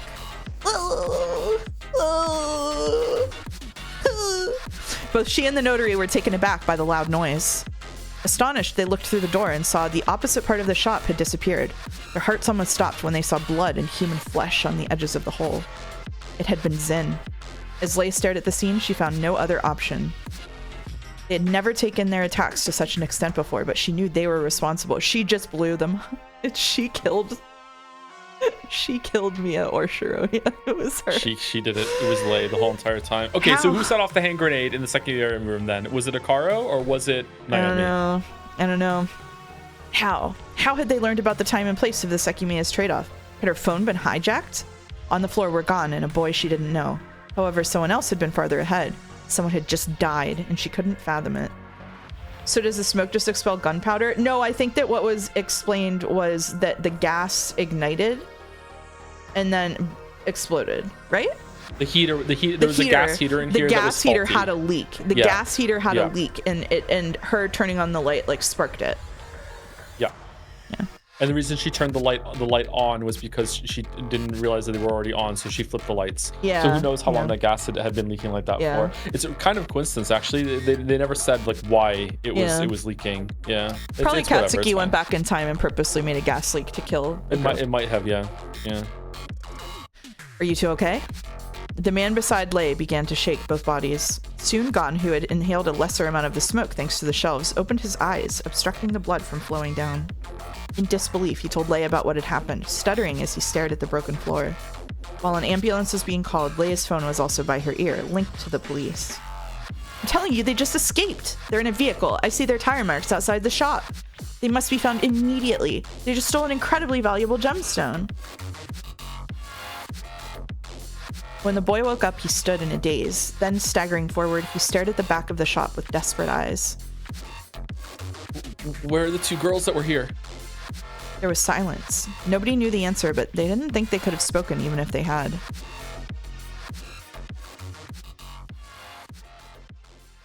Oh god, are they both dead?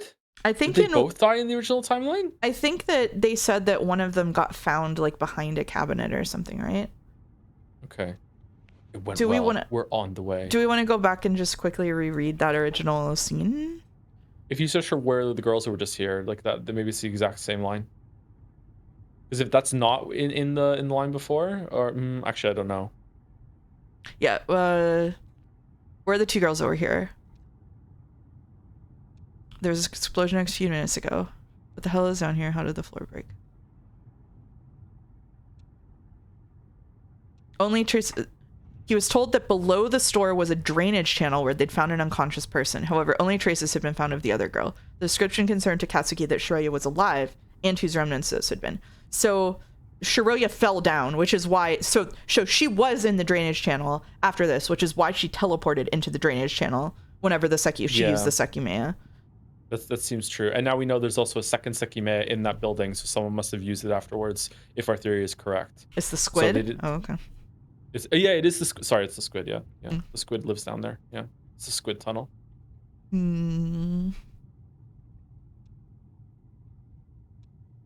What do you think the squid's end game is? The Sekimeiya are its eggs. And it's trying to get its children back. Yeah. Okay. Faiten and Atase were driving away, just in case they couldn't go straight to their boss. The dim streets of Yushibana were empty, but the snow prevented them from going as fast as they wanted to. They had to be careful not to let the wheel marks show their destination. When he had calmed down, Atase lifted the box's lid. He saw one of the Sekimeiya. It had to be what Ashia had announced, as Atase had never seen a gemstone like it. Gon's side business is an aquarium. It's a combo aquarium and jewelry store. It makes perfect sense. Out of the blue, they heard a siren behind them. Through the rearview mirror, they could see a police car approaching. Why? Stop. Don't keep going.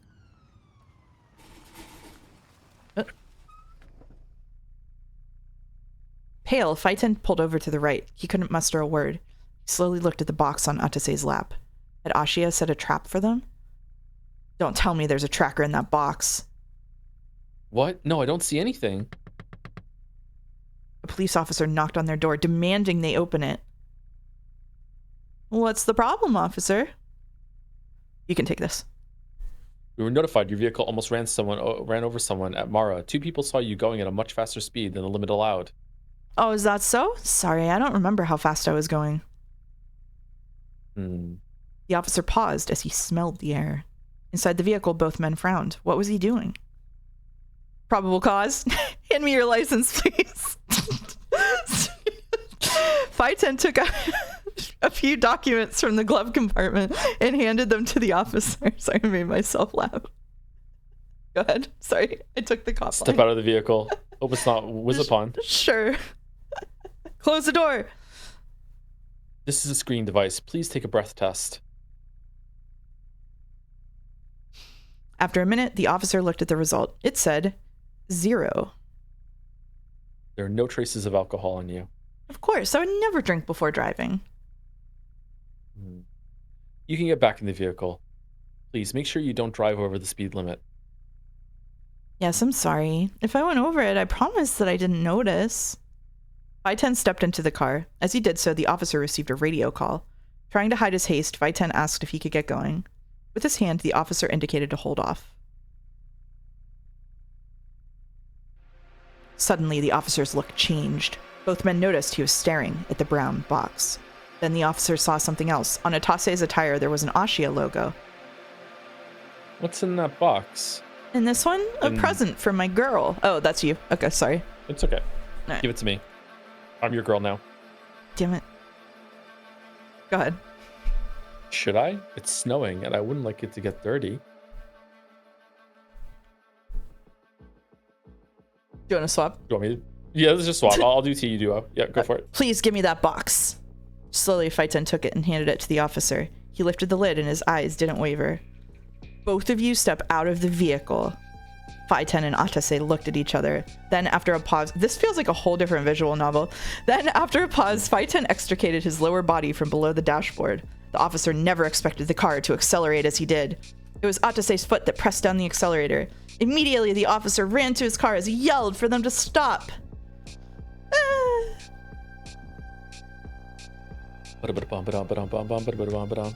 Later into the night, a handful of men were in Musashi Gemstones. Everyone had been ordered to leave, and the scene had been preserved as well as possible.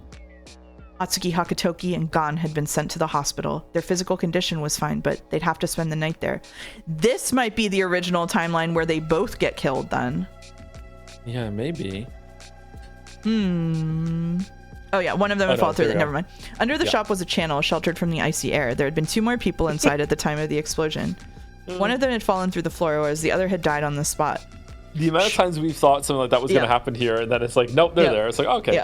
Yeah. Just read the next line. Shiroya Murana. Okay, this is timeline C probably. Shiroya Murana had hit her head after falling from high up and entered a coma. As soon as the paramedics had reached that place, she had been taken to the hospital too.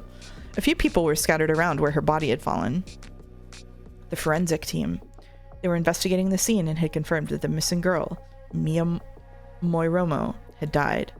Something else had fallen with the rubble, an open box, identical to the one Atase had received. Its lid had burst open on impact and its contents had rolled away.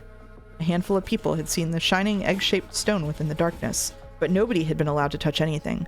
Its faint shine highlighted the drop of blood that had arced across its surface. Oh. Did it roll into her then, and she touched it accidentally and traveled forward? Or are we just wrong about the double travel? I don't know.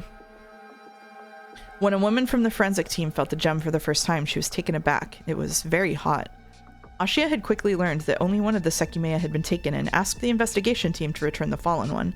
However, as it was related to the incident, it had to be inspected by them first. The woman grabbed the box and shut it inside. Then, gripping a flashlight with her tight latex gloves, she kept searching around the place. Yeah, she would have them as a forensic team. Yeah, that's true. Yeah, it's. I guess it's nice that they include it. It's just funny. Yeah. When midnight hit, it was December. Kate's night shift had begun. Before entering the security room, he had spoken to Lei.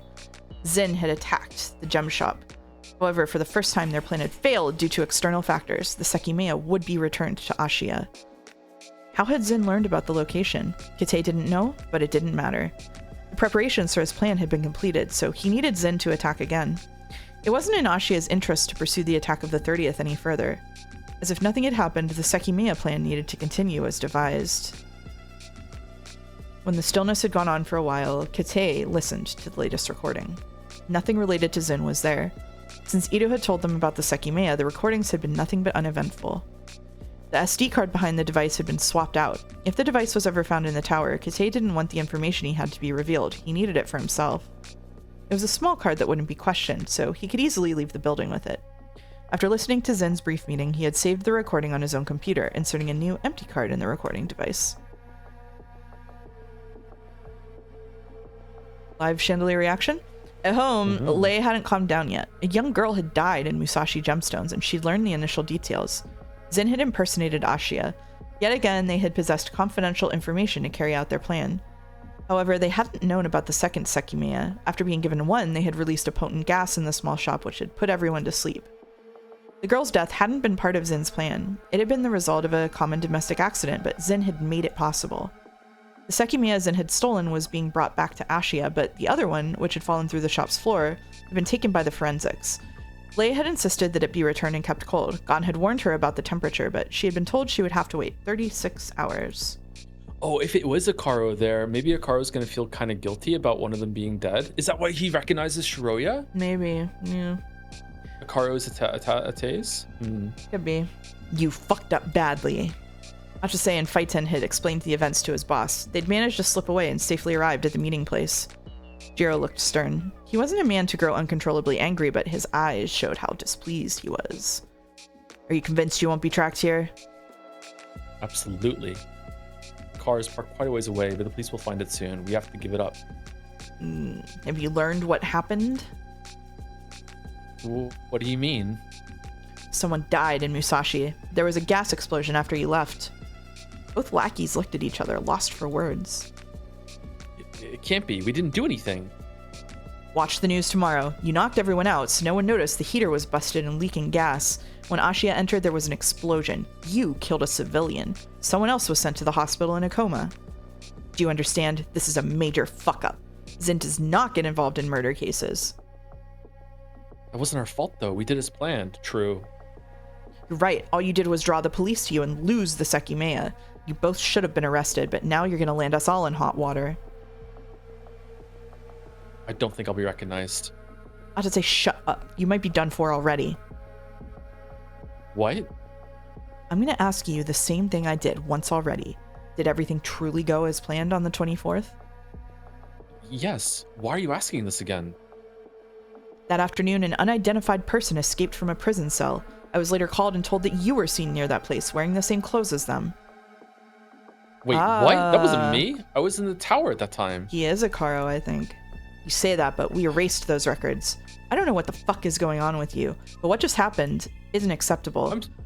I'm sorry, I'm confused. What do you mean I was in the tower at that time? I'm sorry, did I miss something? When was he in the tower? Because he said that he was in the tower at the very beginning of these scenes. He said he was in the tower for a long time setting things up. Like at the very beginning of these scenes. Okay. On the 24th. Remember when we said it was the 24th? It was the same day that Vaisude traveled back to? Right. Yeah. Okay, alright, okay. Now you're being hunted for causing a death, and the police pulled you over. Both of you are basically sacrificial lambs at this point. That's the janitor, not the other guy? Yeah. No, it was this guy. He did. I remember Atase saying something like that with like I've been playing this for a long time, but there's two that are in the tower.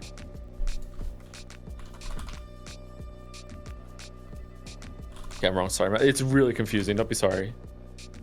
You're wrong? Okay. All right. Atase couldn't believe what he was hearing. He'd been part of Zen for many years, and he'd never been told something like that. Then what should we do? You have to be quiet. Wait, and when you're arrested, you stay quiet. Come on, we won't say anything, but isn't there something you can do? And also, so they lost the cop actually did recover the Sekimeiya? Yeah, he said they lost the Sekimeiya. I just realized an implication of this though. If he was in the tower on the 24th and seen in that prison cell on the same day, that eliminates the possibility that when you travel back, you go to the place that you were during that time, at least in that same timeline. Yeah. You have to be going to a different timeline. Because otherwise they would have been in the same place at the same time, right? So like it could be staggered in some way, but you can't be like teleporting to the exact same place you were. Decent stopping point in 10 minutes, a really good one in 30. I can go for 30. What about you, Joe? I can go for 30, sure, yeah. Okay. Thank you. Yeah, I don't know.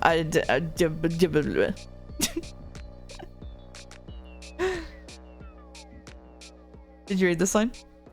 Yes. Okay. Something I can do? What do you want? To go live in a different country? Yes. Why would I help you two? You allowed our first failure against Ashiya. I'm not sticking my neck out here. Anything involving you from now on will be exceptionally problematic. There is no way someone in chat timed how long it took us to start reading. That's crazy. Okay, so Akaro goes rogue into the tower to redeem himself by stealing the Sekimeiyas for Zin. Could do. Is what could happens, do. I think, yeah. What about the Sekimeiya? What about it? Are we gonna do anything else about it? Jiro didn't have an immediate answer for that question. Did you see it?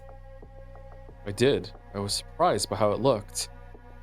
It honestly looks like an egg made of marble, and I think it was shining a little.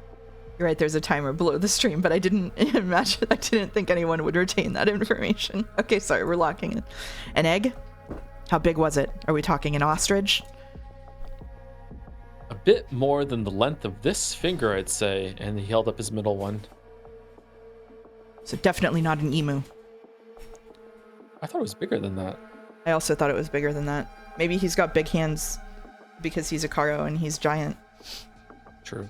Jiro was pensive for a while. His plan had been so close to working, but he couldn't blindly throw out a new move. Go home for now. Atase, I want you here tomorrow at 2 o'clock. Okay, I'll be here. Both men knew not to push the issue, so they slowly stepped out of the room.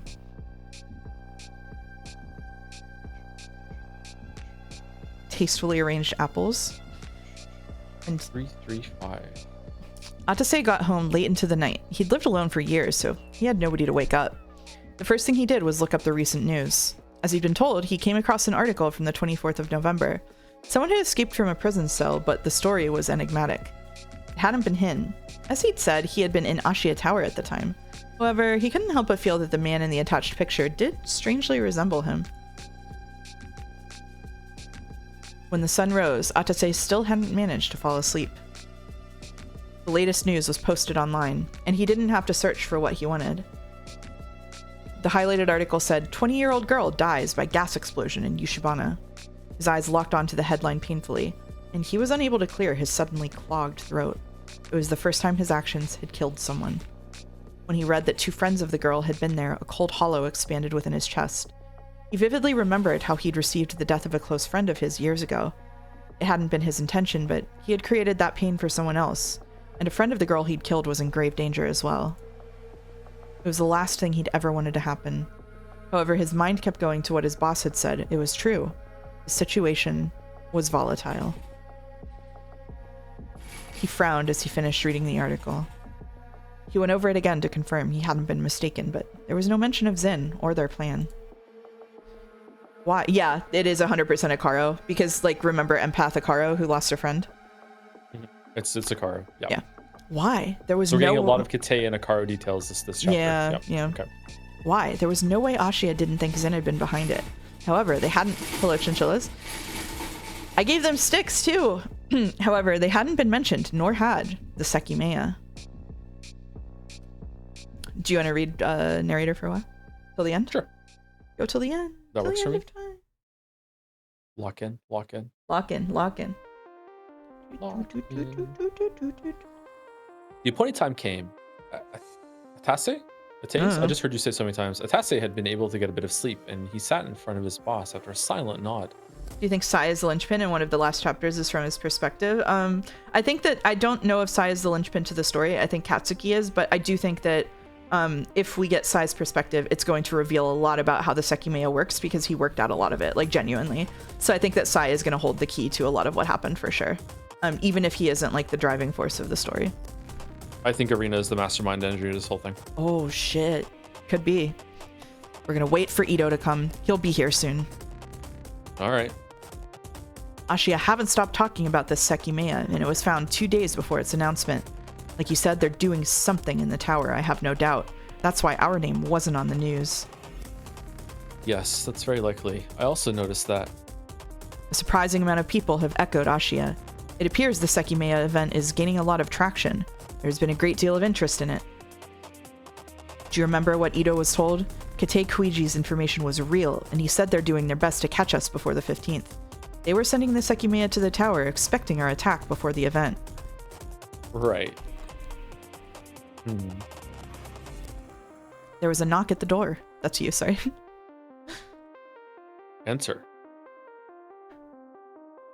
Ito stepped in, sensing the tense atmosphere. I almost Picarded there. Then he sat beside Atase. Did you get it? Yes. I didn't think I would, but I have what you asked for. That's you, isn't it? The tower Chandra put his hand in his pocket and slowly took out a rectangular I was streamed for like 9 hours today at this point. It's okay. It was a photograph. He handed it to his boss, who stared at it intensely. You're saying his name is Sai? He's so handsome. You were right. It looks like an egg made of marble. When he showed it to Ataze, he saw the same gemstone that had been inside the box. It was shut behind glass, and the wall in the background was from inside the tower. You took a picture of it? Isn't that risky as hell? That's what I thought too, but it went well.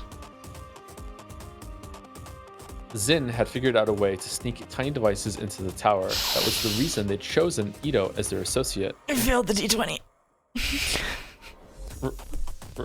Oh god, staff, I didn't even think of that. What's the matter with you? Staff members were frequently inspected upon arrival, especially after Zin's first attacks.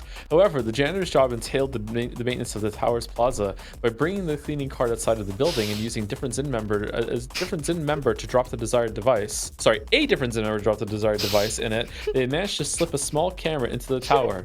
Inside there. How did you do it though? I play chess a lot. The Sekimeiya. The Sekimeiya was brought to the event room and it was inside a cabinet. I hoped it would be out of all the security cameras' sight at some point, but that wasn't the case.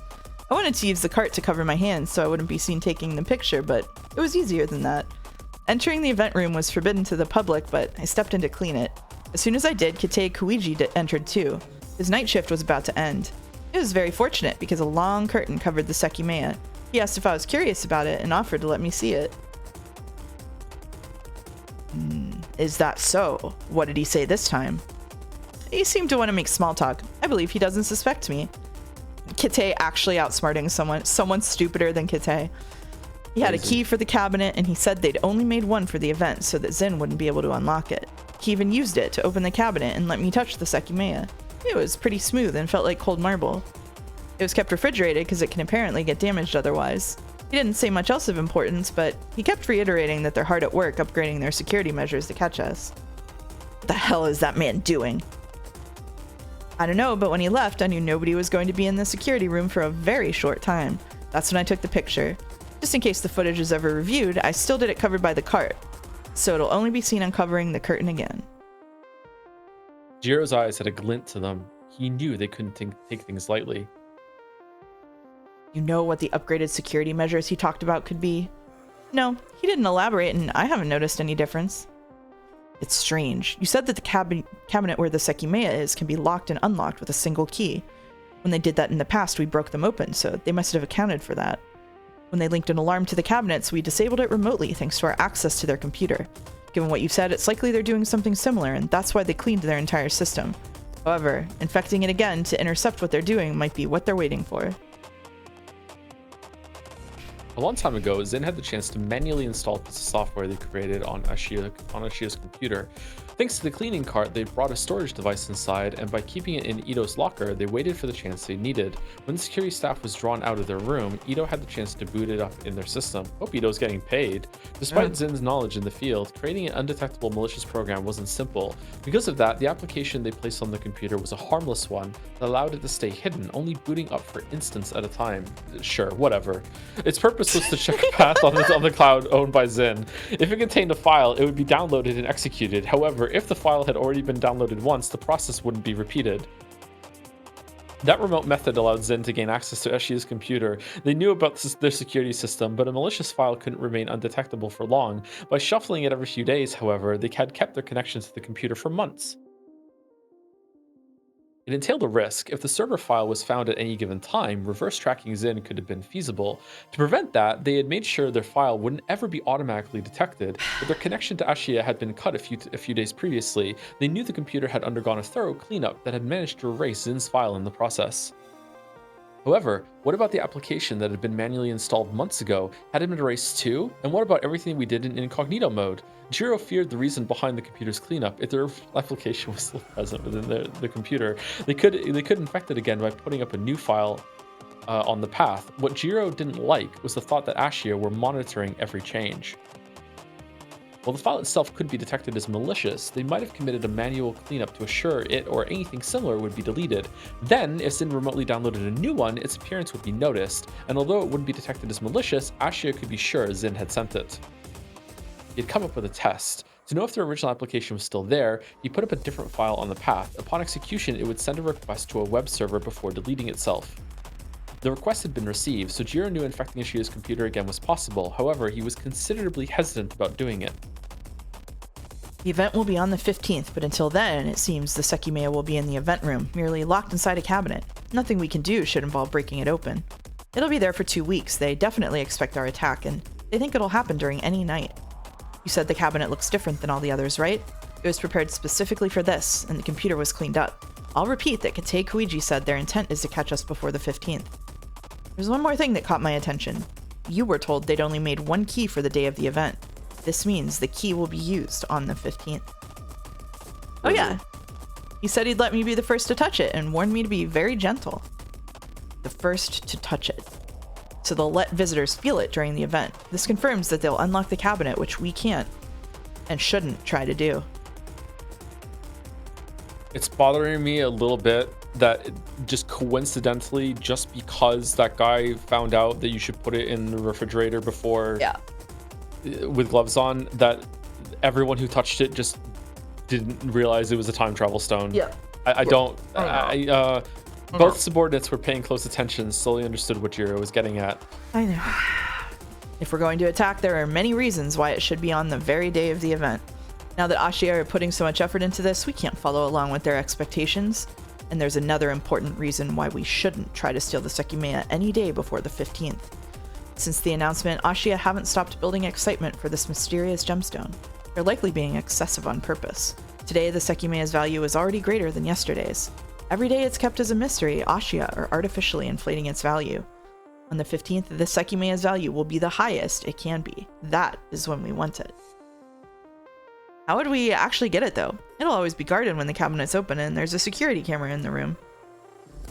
Ashiya are supposedly raising the scale of their measures, so should we. You're right. When the cabinet is unlocked, we won't easily be able to access the Sekimeiya, but when it's locked, there's no way we will. It is possible we could acquire the single key they have, but that's not exactly likely, and it would pretty much reveal Ito. This is why I'm willing to prioritize my first idea. I asked you to bring a picture of the Sekimeiya because I found Atase's description of it interesting. It was supposedly found on Irun, that derelict mountain. I find that very hard to believe. Where did Gon find it? There are no caves there, and like Ashiya is saying, this is far from a typical gemstone. Doesn't it look too good to you? Its shape isn't natural, it's supposed to be a stone formed over the years. There's something about this story that is off. True. It was found right after our latest attack and right as the computer was cleaned up. What I believe is that the emergence of this gemstone is directly related to us. Both of you compared it to marble and it glows faintly. Added to its shape, vague origin, and the lack of details Ashiya are providing, I can't help but feel this was deliberately organized, as if the Sekimeiya was handcrafted to draw us to the focus of their upgraded security. Do you mean that they made the Sekimeiya? That is irrelevant. However, if they did, it would have been simple. They crafted a material of a single color into a simple shape. There are some that glow like this, and luminous paint would achieve the same effect. It doesn't matter if the gemstone in this picture was fabricated, Ashiya are giving it real value. However, what I've said could be of immense use to us. Ito, it felt like marble, right? We can have its dimensions, and the color and form aren't an issue. Do you know that molding marble is fairly simple? Fake Sekimeiya is back! Fake Sekimeiya. What are you saying? That we could replicate the Sekimeiya? We easily could. See. So we could sell it as the real Sekimeiya. Of course not. That would eliminate all our credibility. Yeah, dumbass, of course not, yeah. I said this is a solution to Ito's question, how to obtain the real Sekimeiya. They really are going to do some like Indiana Jones shit. On the 15th, if we take it while the cabinet's unlocked, it will be noticed immediately. The real problem is taking it out of the building. We replace it with ours, and Ito takes it out with the cleaning cart. Wait, so it really had already been replaced when they just didn't check under the curtain. It was the fake one.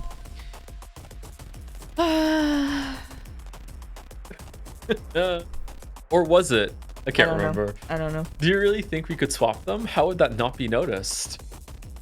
Also, doesn't this create the same problem? If we manage to replace it with a similar looking stone, how would we demonstrate we have the real one? If we sold it, Ashiya would claim to still have it. We could easily demonstrate it, just because, Lamau.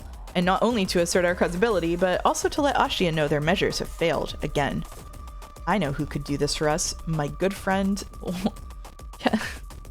What are these names? Kevin Naneko.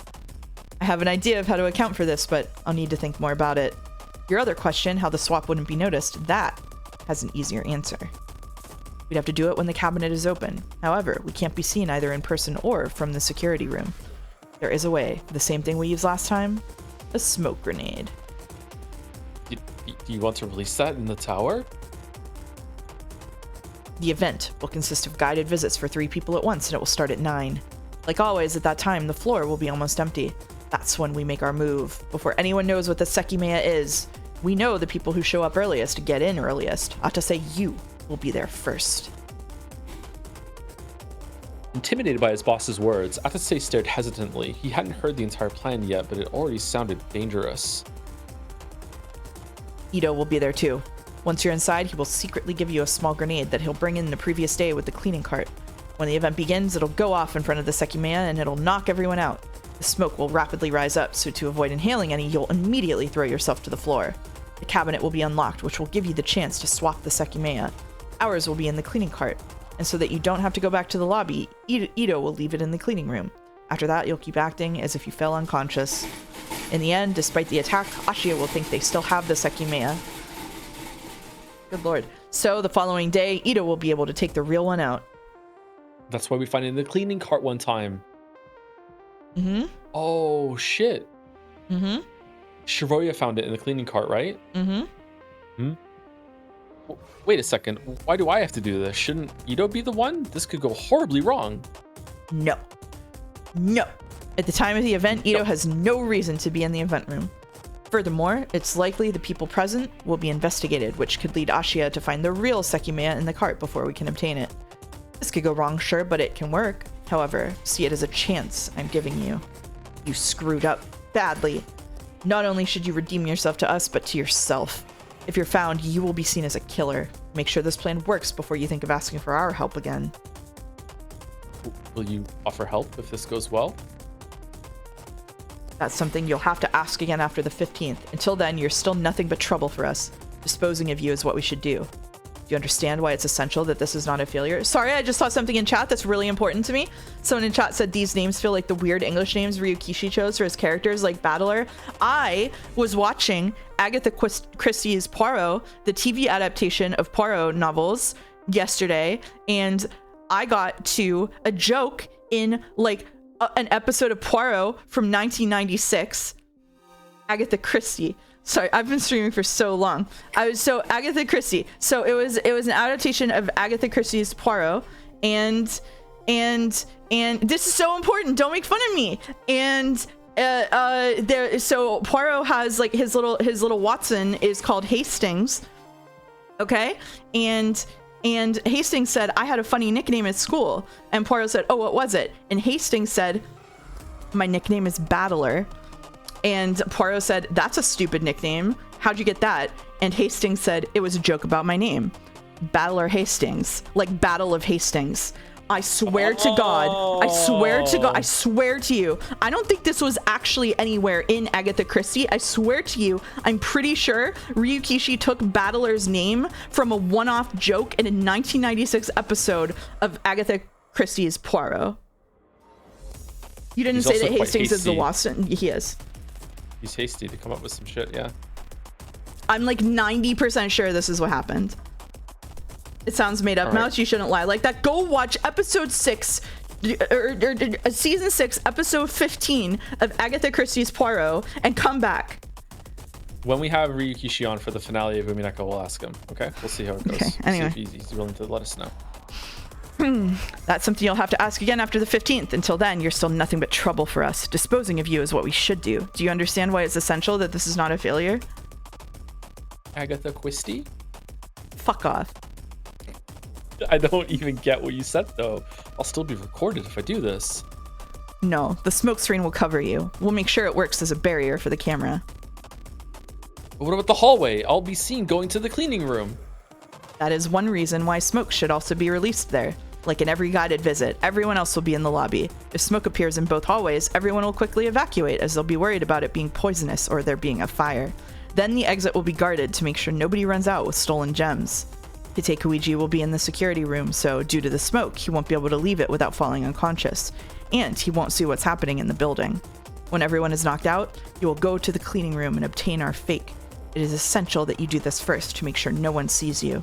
You will leave your smoke grenade in the cart and subsequently go back to swap the gemstones. Then why does Naomi steal them then? Is Naomi working for a different group? It seems like Naomi takes them upstairs in a briefcase, right? We may be about to receive the answer to that question. Okay. Who will set off the smoke outside the event room, though? Nobody will. Okay, never mind. Setting up a timer is the easiest thing in the world. We know when they have to go off at 9:04.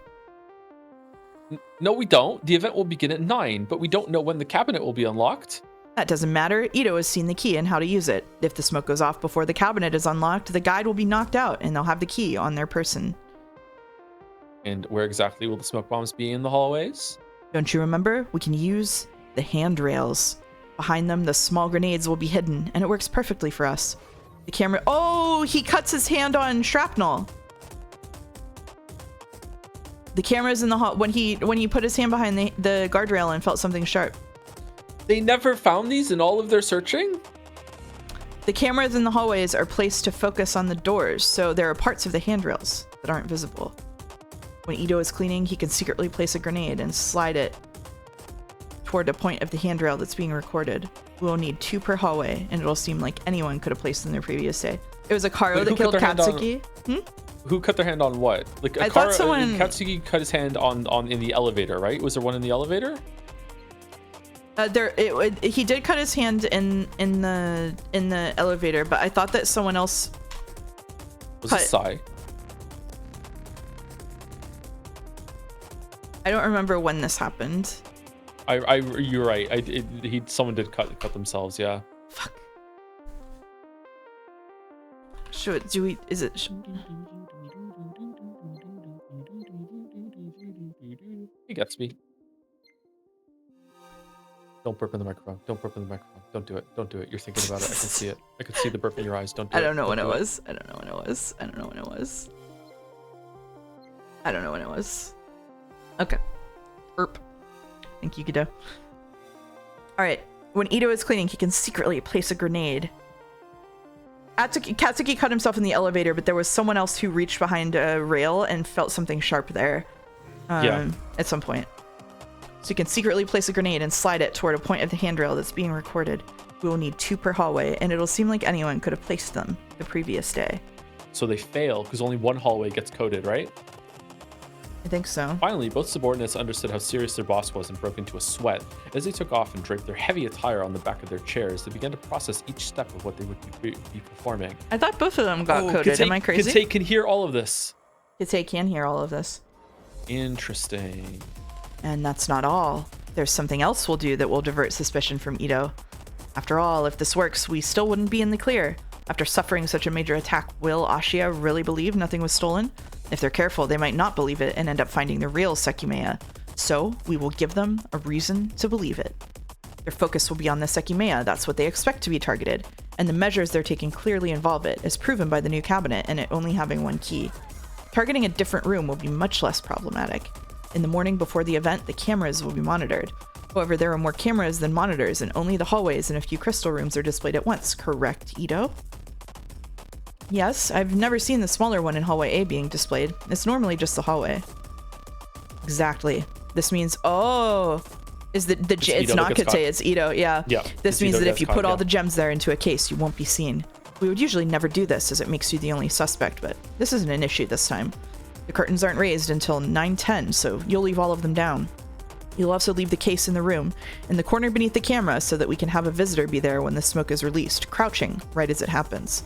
If they keep their head near the floor as they exit the tower with the case, they won't fall unconscious. Oh, so it's someone else. Just like a rando? Damn, yeah. It's disappointing if it's just a rando. 2 minutes after the smoke has been released, he will attempt to flee. This will make Ashiya think their expectations were subverted. Oh no! And that the failed attack had that room as its final target. I doubt Phi-10 will be willing to take this job under any circumstances, but I'll find the right person without telling them the full extent of the plan. Since the reason behind doing this is passing off that room as the target, the smoke will need to be released there as well. So that's where Ito will leave the last grenade. But what? I'm very confused. All of this will be recorded. Yes. Before, I said that infecting the computer again could be risky. While that is true, it won't be an issue if we take the proper measures. When the smoke is released, I will infect the computer remotely. While Kate is overwhelmed by the attack, it'll take me a few seconds to erase the saved footage of the previous 24 hours. Then I will immediately disconnect our access so that we can't be tracked. This will work in 4 different ways. It will remove the footage that incriminates Ito. It will remove the footage showing the source of the smoke in the event room. It will make them think we had to remove the hallway's footage to hide who placed their grenades there when that's not actually needed. And lastly, it will hide that we can access the computer at any time because they might think we were able to erase the footage thanks to the commotion of the attack. Nice. This is it. This is what we'll do and how we'll nab the Sekimeiya. What do you think, everyone? Once the plan is a success, we'll get it out of the building with the cart. However, how do we let Ashia know their Sekimeiya is fake? Whatever the best answer is, it relies on the crafting process. You said the Sekimeiya is kept pretty cold. There aren't many chemical reactions that occur at low temperatures, but perhaps we could make use of one to damage the Sekimeiya after a couple of days of exposure. If not, then a mere timed reaction would suffice. One that would break our Sekimeiya and leave behind a card with our name. Oh my god, what supervillain shit is this? If it gets cold enough, it cracks and leaves behind a fucking Joker card? What do you mean? I love it. I love it. I love it so much. I love it. It hatches. It hatches. When Kate saw the busy waveform, he knew his bait had been effective. Since Zin had attacked the gem shop, Ito hadn't spoken to his boss. Kate had wanted to know Zin's position after their failure, so he had given Ito information about the Sekimeiya to report to his group. At a low volume, he listened to the audio in his dim office. The second time, the conversation was a lot more substantial. There's no way this chapter is not the cliff. No. Shiroya City was the cliff. Right now, we're fucking riding the roller coaster. This is fucking sick. This is like, it's like a whole new visual novel. It's like the bonus chapter. It's like we just fucking took off into outer space. Like, this is peak. Like, this is just like by having like basically zero character growth or close attention paid to any kind of like sensitive topic, really, they've paved the way for it to go full fucking action movie. Like, it's fine. Sorry, do you agree? I'm enjoying this, yeah. All right, cool. I'm having fun. Sorry. I'm strapped in. Yeah, I'm strapped in for sure. Kate thrilled internally. An overwhelming amount of details were being revealed to him. He finally knew many of Zin's secrets that had tormented him for so long. Us too. He heard Zin design their plan, even though the end sounded muffled. Ashia's lure wouldn't work. There'd be no attack before the 15th, and most importantly, Kate could no longer follow through with the scheme. Do you know what I realized? There's such a beautiful parallel, because in like literally the first or second Sekimeiya stream, we were in this room, and the fucking bullshit with the computer happened where the monitor got unplugged, and it gave you like 10 seconds to figure it out yourself, and then like explained at extreme unnecessary lengths what happened and how Sai tricked him by unplugging the monitor. And then we're back here having the bad guys explain at extreme unnecessary lengths their funny bad guy plan. It's just full circle. Didn't we see a card with Zin, or I'm misremembering? That's a good question. We did. We when did. Shiraya touched it. Yeah. So did the Sekimeiya time travel back into the cabinet and break open the fake Sekimeiya? Where was that? Was it in this chapter? It was in chapter 3, yeah. Yeah. So was it a card? What the hell is this? A card? Oh yeah, the tiny pieces with a rocky texture scattered across the cushion. It's a card. On a single word was written in Zin. That's right. Yeah, the Sekimeiya exploded the fake Sekimeiya. You're right. Oh my god, you're so right. You're so right. Do you really think that's what happened? Really? I don't know. I don't think so. I don't think the Sekimeiya... I think they put the Sekimeiya back in the cabinet, maybe, and on top of the remains of the fake Sekimeiya, maybe. I don't know. It's so fucking funny.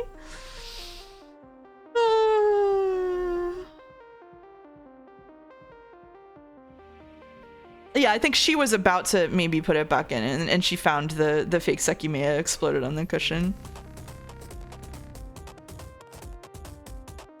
Wait a minute. No, the Sekimeiya was in there. It was really hot. Yeah. Wait a minute.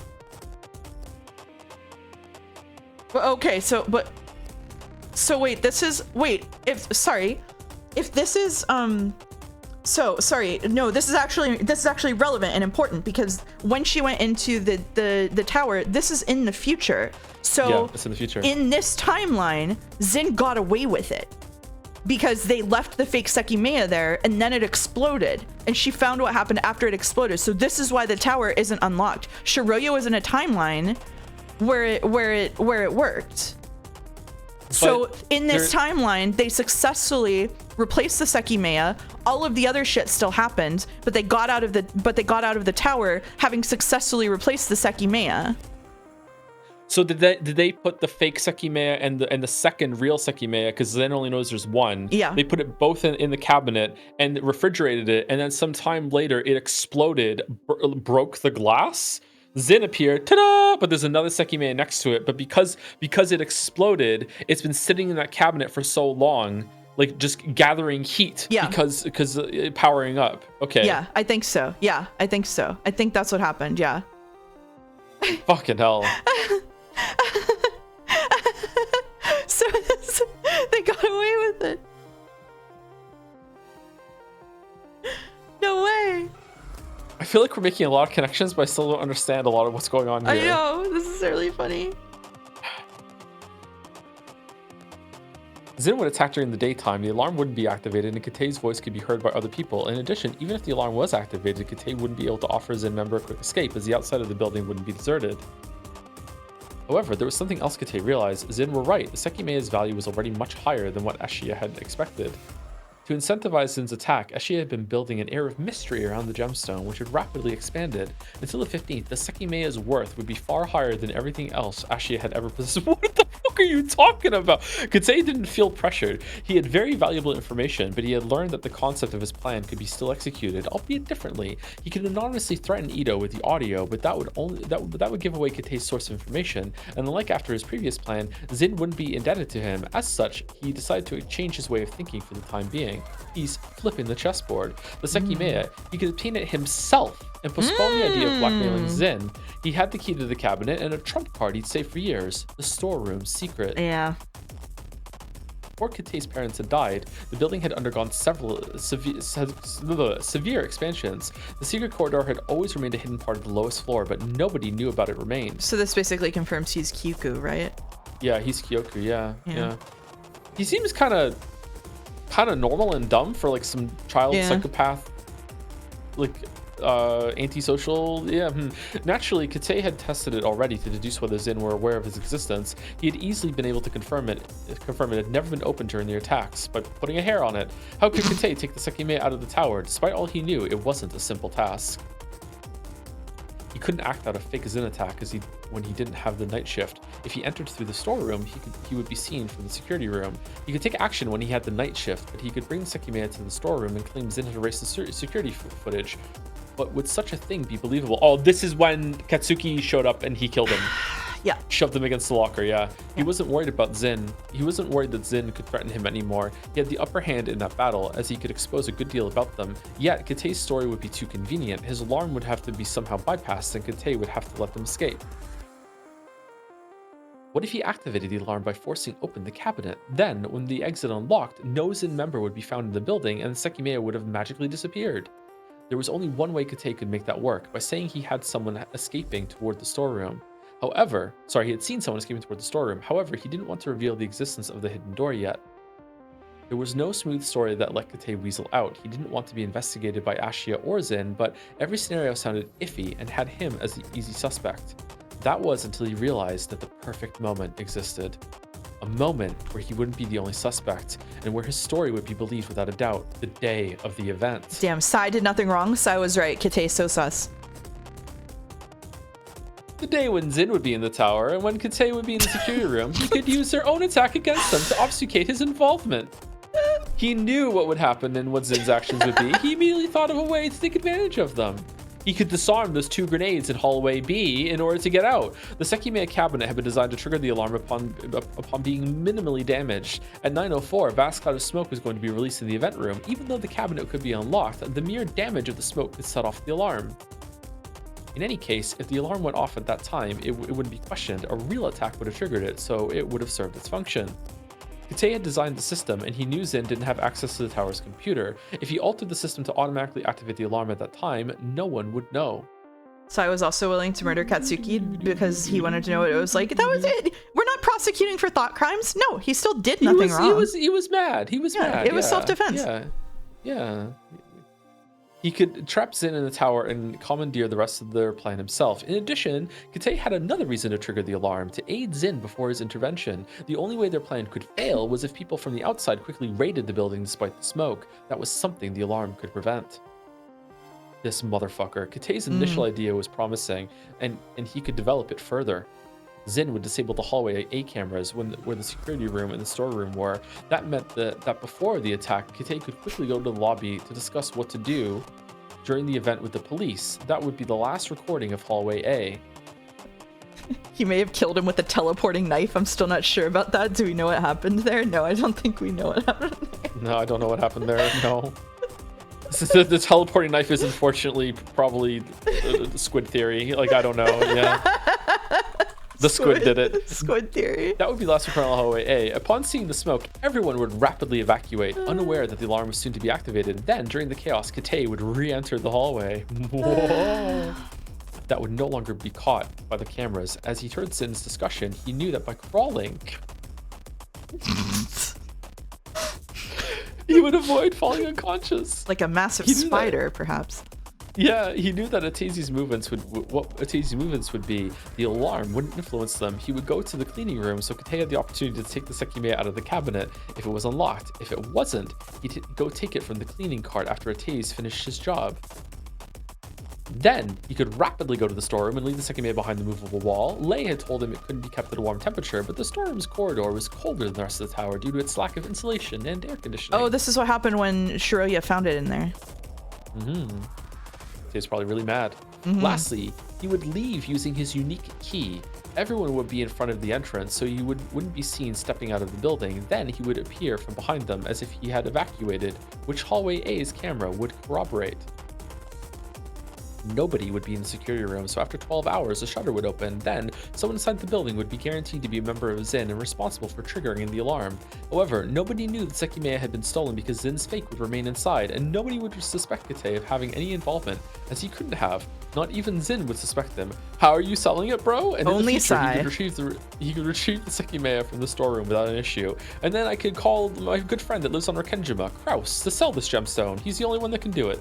Is this our stopping point, Halyu? A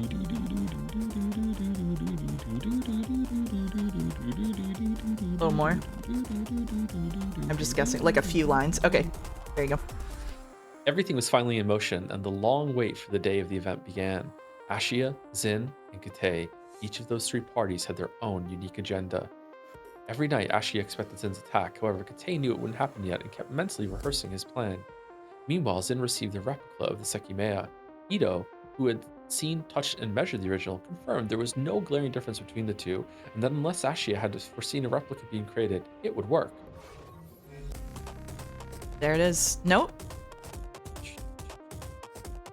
As the days approached, Ashia realized Zin were likely to not fall for their trap, and as Zin had predicted, the Sekimeiya continued to grow more valuable in the eyes of the world. For no reason, Ashia hadn't fully prepared the event yet, so a trusted employee of theirs was chosen to plan out the guided visits. Atazi was under a lot of pressure. He had to make sure the plan was a success, and if he executed what had been laid out perfectly, the odds would be in his favor. All the preparations had been made. Slowly, the days of December ticked up to the 15th. All the pieces fell into place. Little did they know wah, wah, wah. that the Sekimeiya was a time-traveling egg. Oh shit. December 15th, 2011. Dawn of the first day.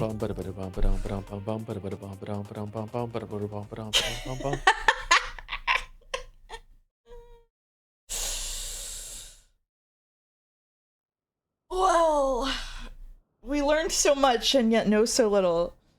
Sucker Mary Barrels to Mike Hunt is for Timmy. I'm not afraid to say it all in a row. Holy shit.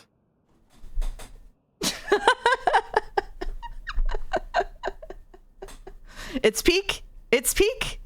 It's peak. It's so peak.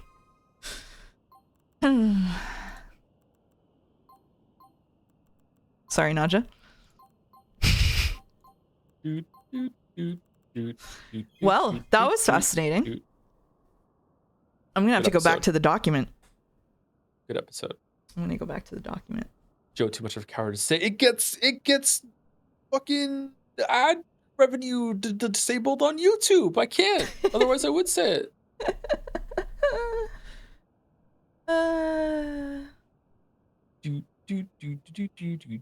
Another banger stream. Thank you both. Thank you for coming and watching. What a day. What a day. I don't have enough energy to do any kind of retrospective on it, but I think I'm gonna return to the document. I don't know about you. Probably return document. Yeah, we can make some time to return to the document. I think that the Sekimeiya like time travels in some way. Like I don't know. It's like really tough to think about all of this. Like it's just really hard. So much. Yeah. It's really hard. It's like so much to wrap your head around. It's like, wow. You started that. All right. I think we're gonna raid Kriken as usual. We're raiding Kriken, who is playing Peak. So Peak into Peak. I will be back. Are you gonna stream tomorrow, you think? I have no idea. I hope so. I hope so too. I want more Expedition 33.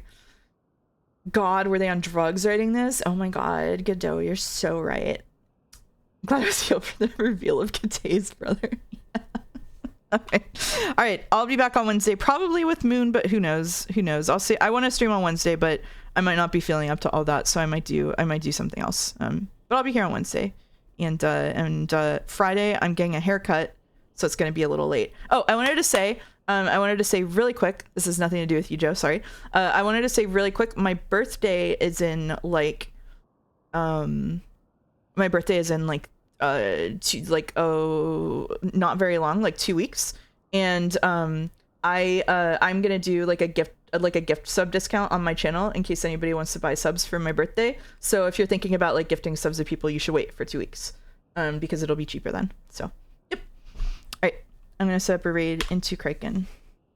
Forewarning, that's nice of you. Yeah, I figured 2 weeks is a good warning amount. All right, Sekimeiya barrels. See y'all soon. See you later, chat.